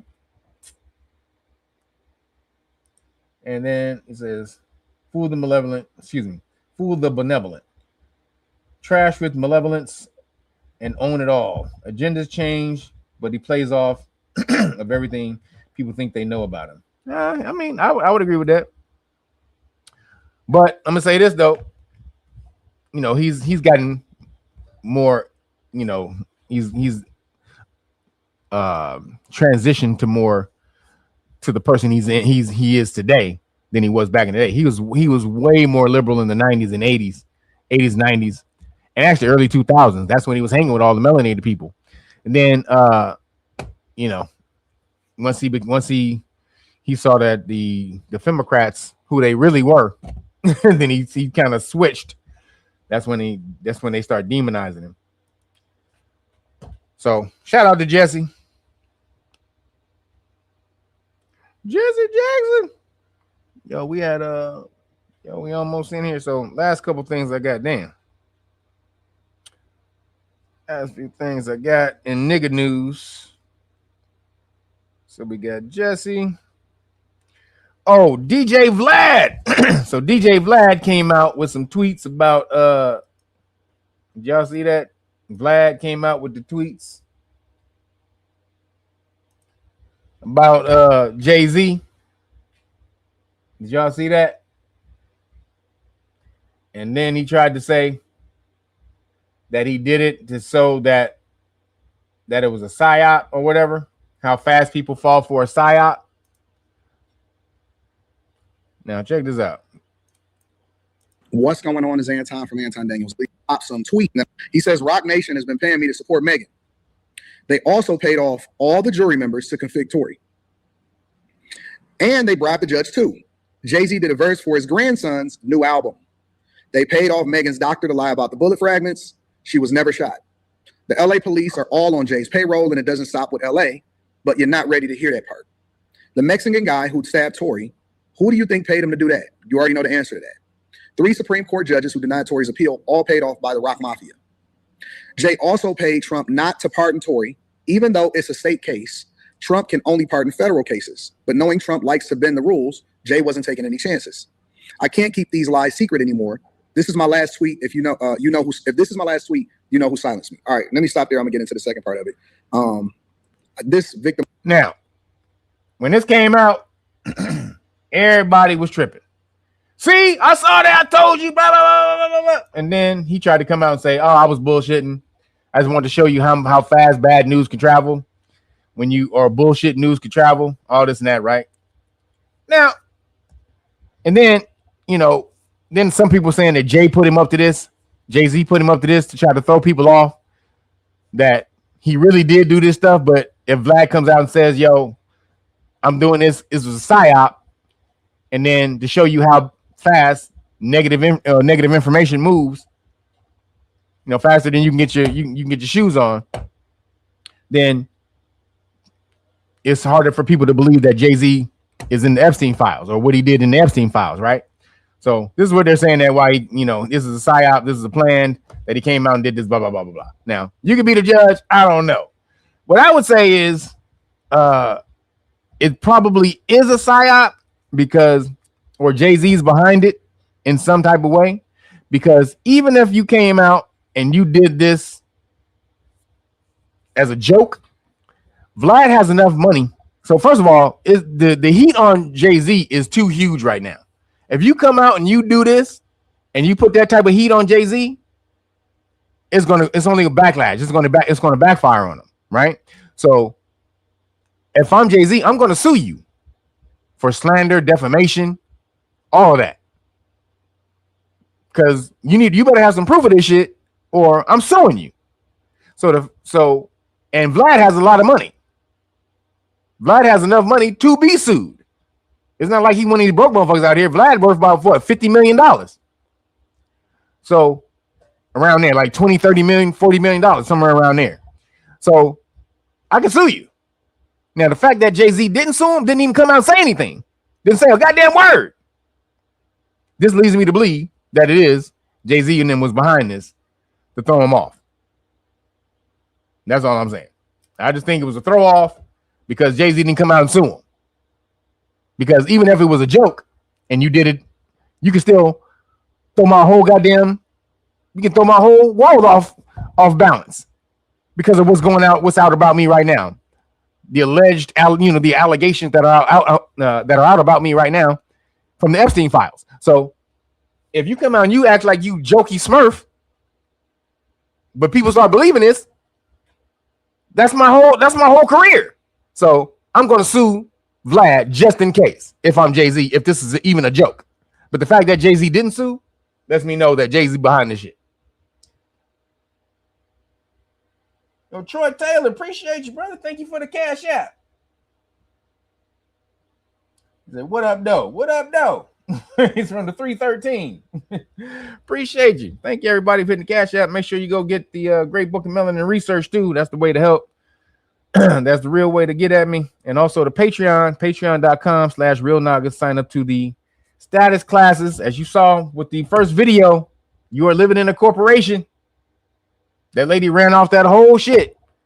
There's even more to that than that. There's even more to it than that. And also, so next month, I'm going to start doing live status classes.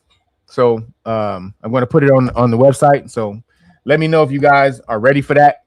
Put it in the super chat. Put it in the super chat now. Also put it in the comments if you want me to start the live class. The reason I'm doing it also because there's new information that came out about with the UCC and all that type of stuff, the hands and legs and all that type of stuff. So you have to revamp your paperwork, or you can actually strengthen the paperwork, your status paperwork, with those new documents that I found. So if you, the new status stuff is going to start next month.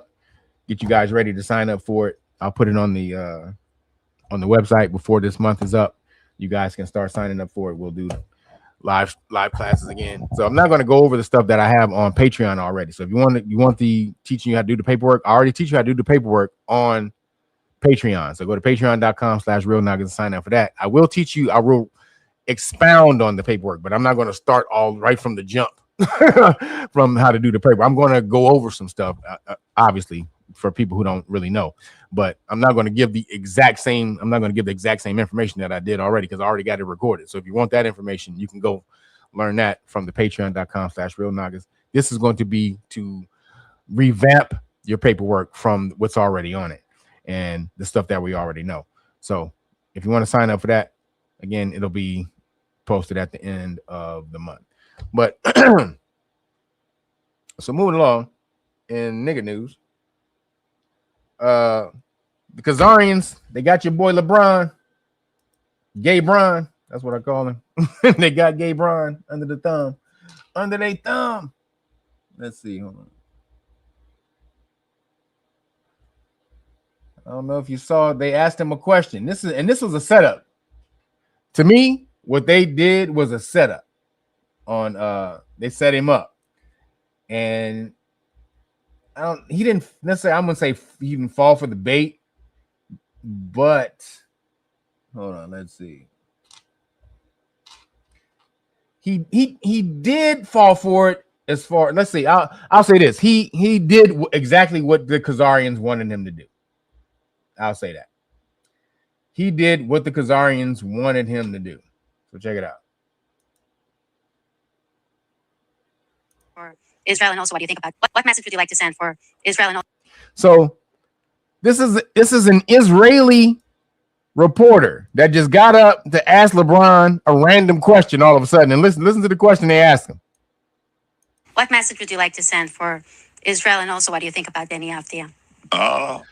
What message do you have to send for Israel, and what do you think about the Israeli people? Why would that random ass question just come up for LeBron? Come on, man. Why would that random ass question just pop up for LeBron? What do you think about the Israeli people in Israel? Come on, stop it. William Andrews, thank you for the cash app, brother. Appreciate you. Let me get everybody in here who's been hooking up the cash apps. Let me hook you up. One more can. Appreciate you. May the force be with you.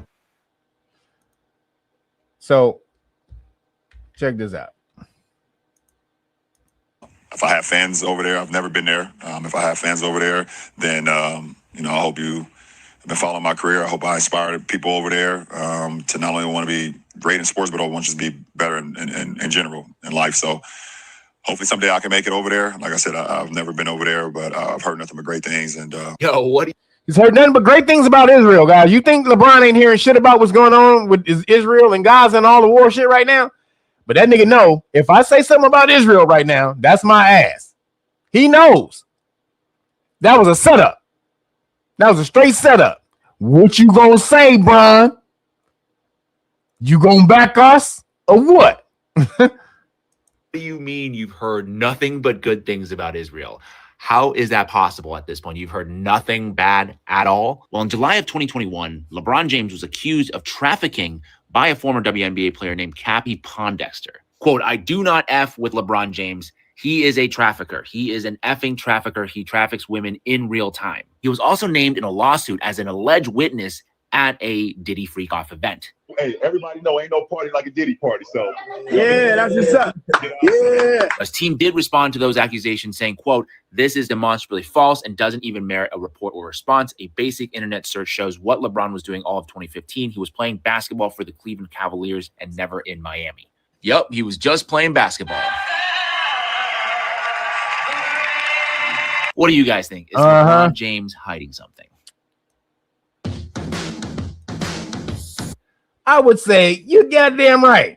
First of all, I know he had something to do with Kobe's death, maybe unknowingly, but he was involved in the ritual.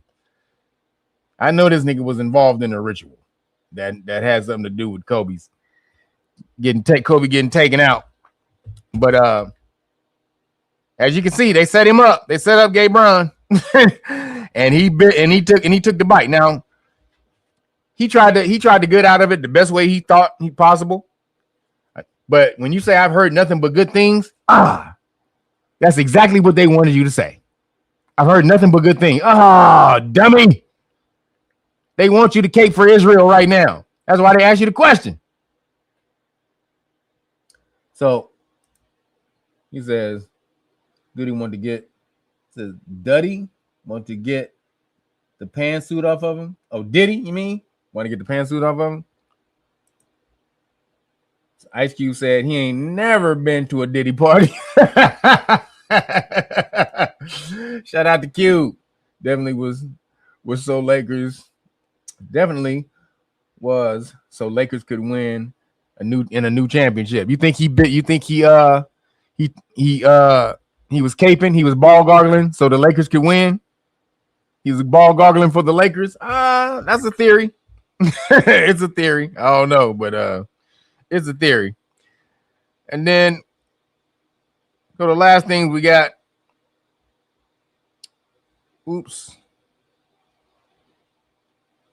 Disney creates a new black superhero, everybody. Disney created a new black superhero for all the blacks. All the blackies. Let's see about the new superhero that we supposed to rally around. The darkies. Yo, DJ Sherm. Thank you, brother. Appreciate you. This Jordan is the GOAT. LeBron is the throat.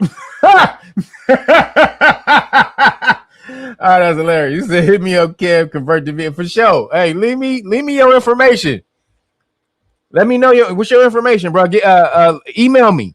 realnagas@gmail. realnagas@gmail. Email me your information so I can get you those Steve Coakley tapes, man. But that's funny. Appreciate you, brother. So here we go. Now, what is he is dealing with some more backlash because of a new superhero named Captain Durag. Captain Durag. Captain Durag. Now, they've done this in the past. Marvel did when they got rid of the black Captain Marvel. The first Captain Marvel was a sister. Go look at the comics. The first Captain Marvel was a sister. The one who they call she had the show. She's in the Captain Marvel movie. The Marvels, that black girl, the sister in Captain Marvel's, originally in the comic books was the original Captain Marvel. And so she was the leader of the superheroes. And then they took her out. She got abducted by who did she get abducted by? Damn, I forgot. She got abducted and made a sex slave by one of the villains or whatever. I forgot. But then when that happened, so they made Captain America. They made Captain America for a short time. The head of the superheroes. I forgot the name of.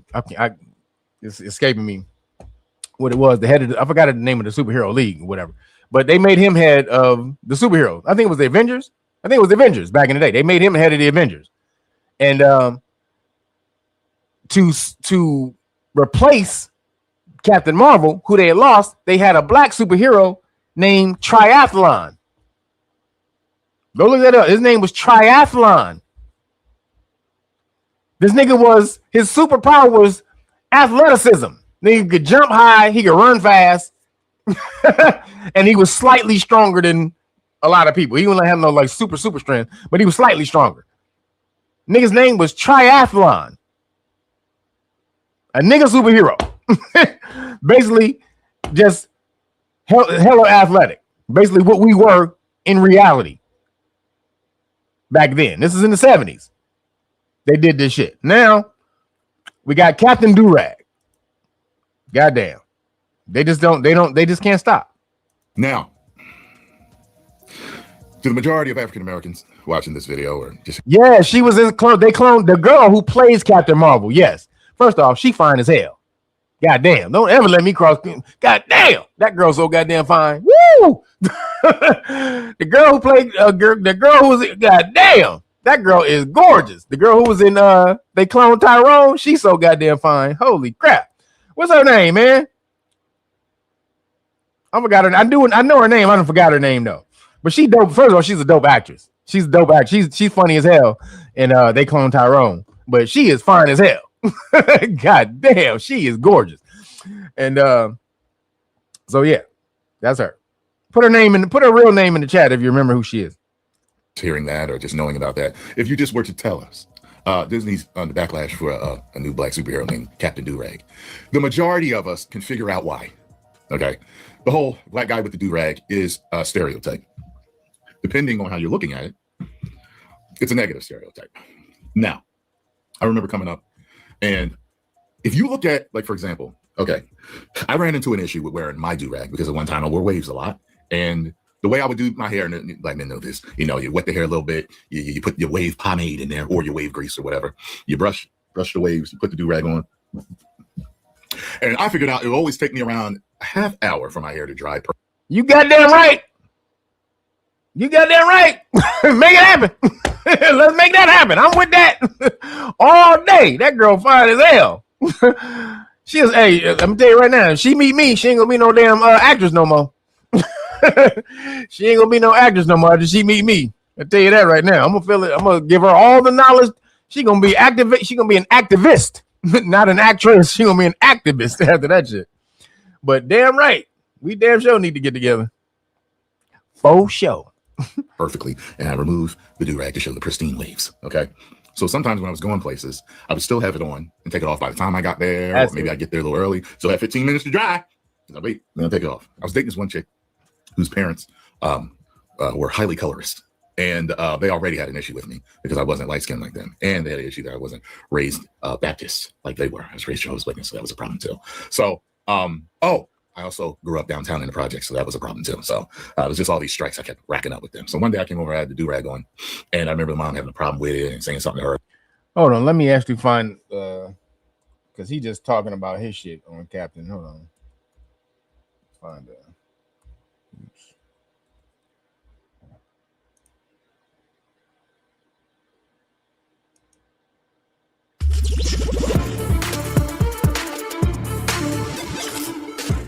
Well, Disney's making headlines again, this time for a character they created called Captain Durag. It's a new black superhero introduced on Disney Junior's Hey AJ. The episode came out during February, which is, of course, Black History Month, and the character rocks a durag as his crime-fighting. They introduced him during Black History Month. Come on, y'all. Disney, come on, man. Mask in Slime City. So there's a lot of backlash to this because, well, just looking at it, this is a pretty negative stereotype about the black community, and critics are calling it tone deaf and it's lazy representation. However, there are some people defending it, arguing it's a genuine effort to empower young viewers. Sure. The firestorm that they faced for this was enough for them to pull the episodes from YouTube. So we're going to break this down, but I'm going to give you a little taste of what this is. So let's take a look at some of this. You just gonna stand there all day like a bunch of soggy laundry? Soggy laundry, Captain Two. I can't believe this is real. Here's some of the early. Listen to how he talk, yo. You gonna sit there like a bunch of soggy laundry? What the fuck? Some of this. You just gonna stand there all day like a bunch of soggy laundry? You gonna stand there all day listening to like a bunch of soggy laundry? Who talk like that? We don't talk like that, man. Soggy laundry, Captain Two. I can't believe this is real. Here's some of the early concept art. Let's take a look at this. Check it out. He's got shades for blocking the haters. Oh, he's got plenty of haters. Spikes for fighting crime and picking out the fro. Den stomp the yards, his boots. Of course, a utility belt. You got to have a utility belt. No problem there. He says, do you know fly a young whippersnapper? Wow, this is great representation, isn't it here? Great representation for young black children. I mean, forget about. Somebody said, let's make a superhero out of the most degenerate nigga in the hood. Let's make this nigga a superhero. Because that nigga ain't already a superhero in the hood. He's already revered by most of the low lives in the hood anyway. The low vibrational people in the hood anyway. But let's make him to an actual superhero. Black Panther and all these other iconic characters. This is what you get now. Doesn't this show how creatively bankrupt people are? This is the best you could do. And they're defending it, of course. This is actually a good thing. It's good black representation. Just basically whittling black people down to do-rags and fros is good representation. I think critics are rightly calling this lazy and disrespectful and tone deaf, as they're pointing out here. Disney has a history of this shit, too. They act like they're the most welcoming place. They love all the different cultures and diversity until it comes down to their bottom line. We've seen stuff like, remember what happened with The Force Awakens when they made Finn like a tiny little speck on the Chinese poster? Hell, we could even talk about Black Panther when they covered his face on the poster in China and stuff so they could fool. So Disney has a history of respecting melanated actors, and they try to act like they woke as fuck. But especially melanated men actors, they pump up sisters, but the men they degrade. Disney degrades men, especially, and this is all men really, because Disney is feminine. It's moved. It's a woman's brand, but they degrade all men, especially melanated men and Caucasian dudes. More so, both of those recently, but definitely melanated men. Any melanated man in a series is going to be a villain. He's going to be a bully. He's going to be feminine, some type of pushover, or gay. So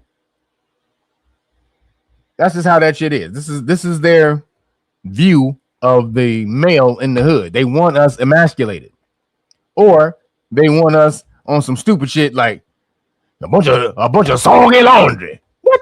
You sit there and think a bunch of soggy laundry. Who talk like that? Somebody needs their ass beat for creating that goddamn character. Somebody need their ass whooped for creating that goddamn character. Captain fucking Durag, a bunch of soggy laundry. You sitting there like a bunch of soggy laundry. Boy, I would stuff some soggy laundry down your fucking some bullshit. So that's the fuckery that we got going on in the hood. And then the last fuckery that they tried to do is cancel Michael Jordan. I don't even like Michael Jordan because Magic was better to me. I came up watching them both. Magic was better. However, and y'all just don't understand because Michael had the league moving to him because they were trying to move the league international. So they allowed Michael to do a whole lot of fuckery and bullshit that they wouldn't allow other teams to do. So that's why Michael became huge in the 80s because they were trying to go global and they allowed Michael to just do whatever. And you couldn't foul the shit out of him. You couldn't foul Mike at all. You couldn't even look at him cross-eyed or you got a foul back in the 80s. So that's why Michael became big. However, Mike is one of the dopest basketball players ever. I'll give him that. But they tried to cancel him this week, saying he was touching on little kids. See what they try to do? All these Epstein shit going out, but they try to keep making it seem like melanated men are the pedos. That ain't us. That ain't our profile, motherfuckers. That's you Khazarians. That's you Caucasians. 65 to 75% of pedos and rapists and sexual assaulters and all the rest of that, those are Caucasian, pale people. We not about that life.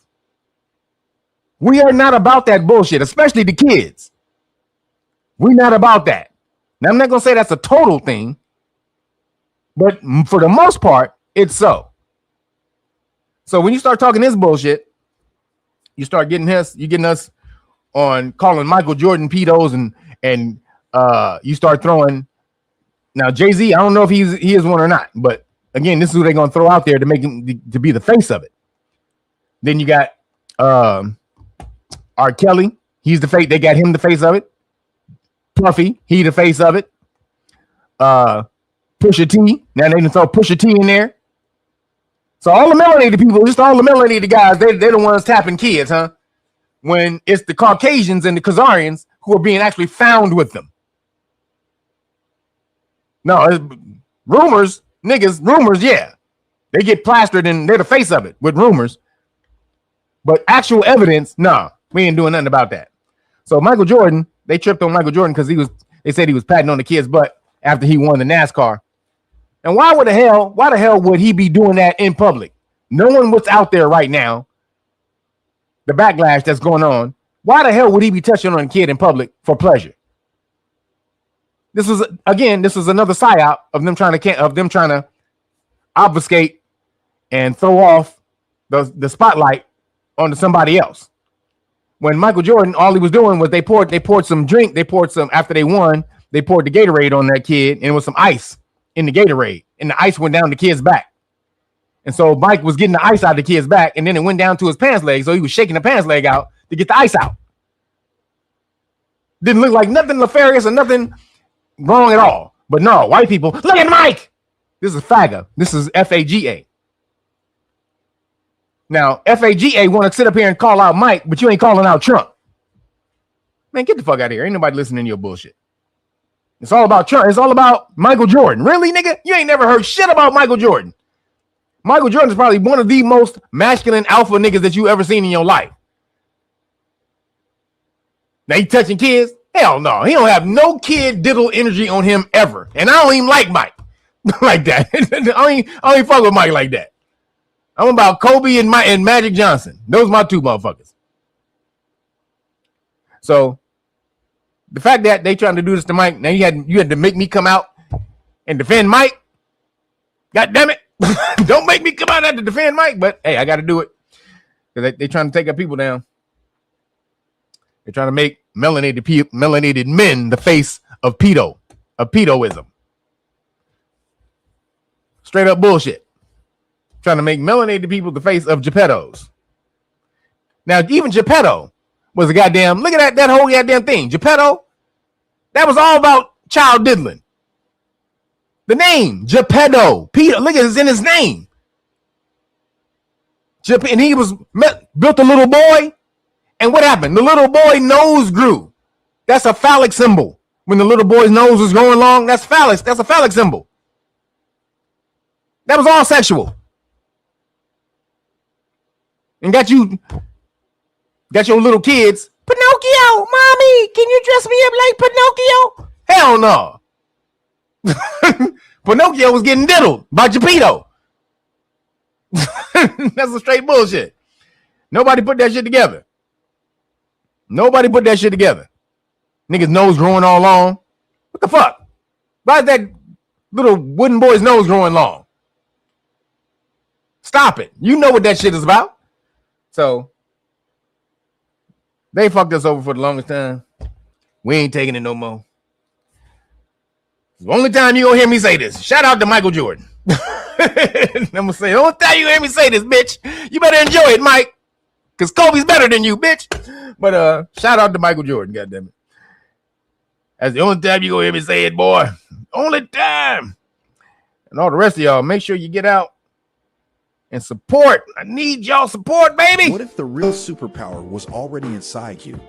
The Great Book of Melanin Research reveals 130 years of scientific studies conducted by governments around the world on you. This isn't fiction. It's real research on melanin uncovering its superconductive, photoconductive, cell-protective, and DNA shielding abilities. Yeah, they've known for over a century. Why don't you? Order now and get the exclusive Police Stop Law Package free. That's the Know Your Rights Manual, Constitutional Rights Card, Qualified Immunity Notice and Card, Police Stop Flashcards Volume 1 and 2, the Public Official Bonds Book. Learn how to hold them personally accountable. This is power in your hands, biological and legal. They studied you. Now you study them. Click the link. Get the truth. Get protected. The Great Book of Melanin Research. It's time you knew what they know.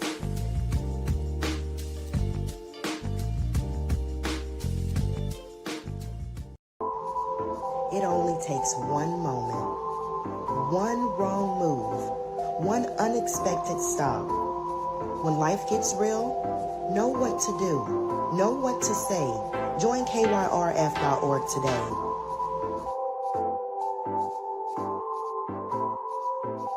Wow! Know your rights!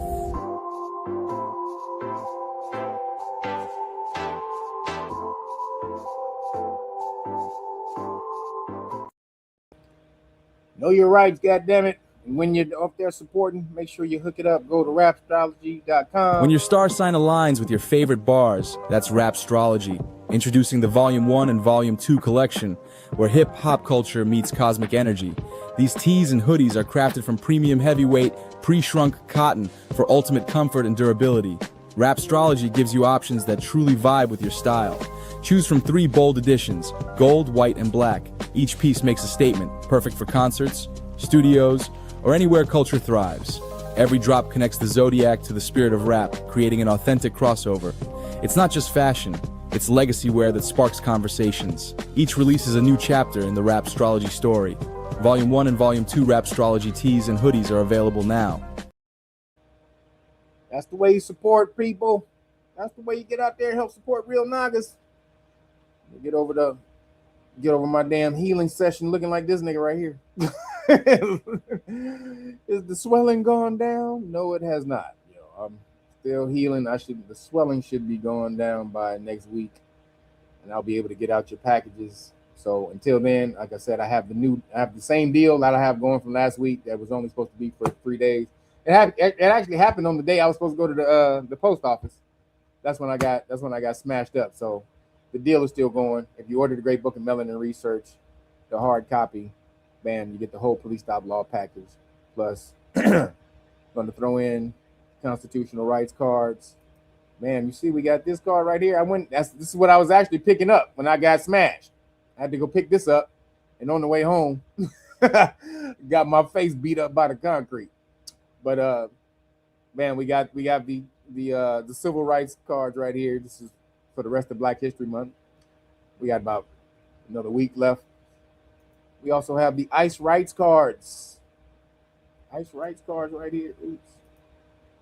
So, bam, make sure you get those. And then comes with the qualified immunity notices as well. So again, get over to realnagas.com, order that great book of Melanin Research, and throw these in the package with you. Plus, you get the 5 decks of flashcards as well as the 3 t-shirts. So you're getting hooked up this week. All right. So again, you get the whole package, the cards, the brand new cards, plus you get the 3 t-shirts as well. Or you can get 1 t-shirt and 1 hoodie. You can't get both. You get 3 t-shirts or 1 t-shirt and 1 hoodie, either or. All right. So that's what I'm hooking up. Make sure you get over to realnagas.com, order that book, and get hooked up with the package that I should be healed up by. My arm should be well enough to go to the post office by Tuesday or Wednesday. It's really hard to try to grasp anything right now. My arm, so I'm in a sling. My arm is in a sling right now, so it's kind of, I can't like reach for anything or grab anything or hold anything. But by Wednesday, it should be better, so I'll get your stuff out. So make sure you get your orders in before my arm heals, or after the arm heals, I go to the post office. That's a wrap. So no more hookups. All right. So appreciate you guys for all the super chats and the cash apps. Thank you guys for hooking that up. Appreciate it.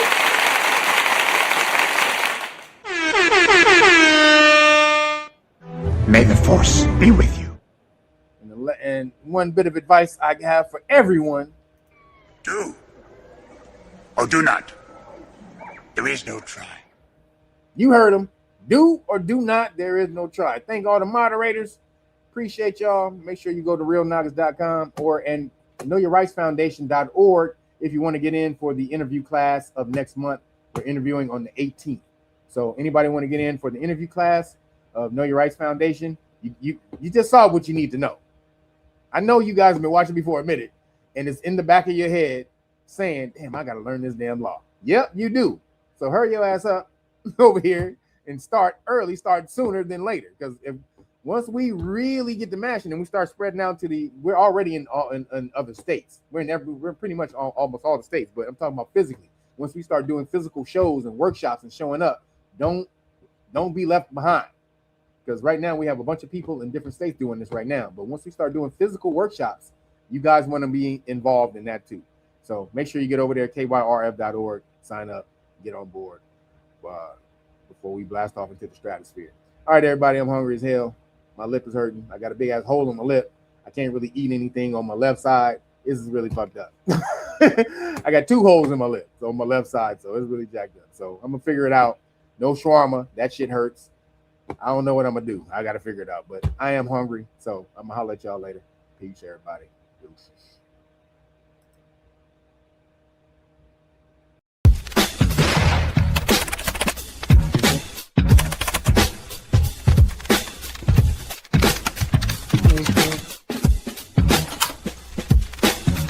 Real Nagas, tap in.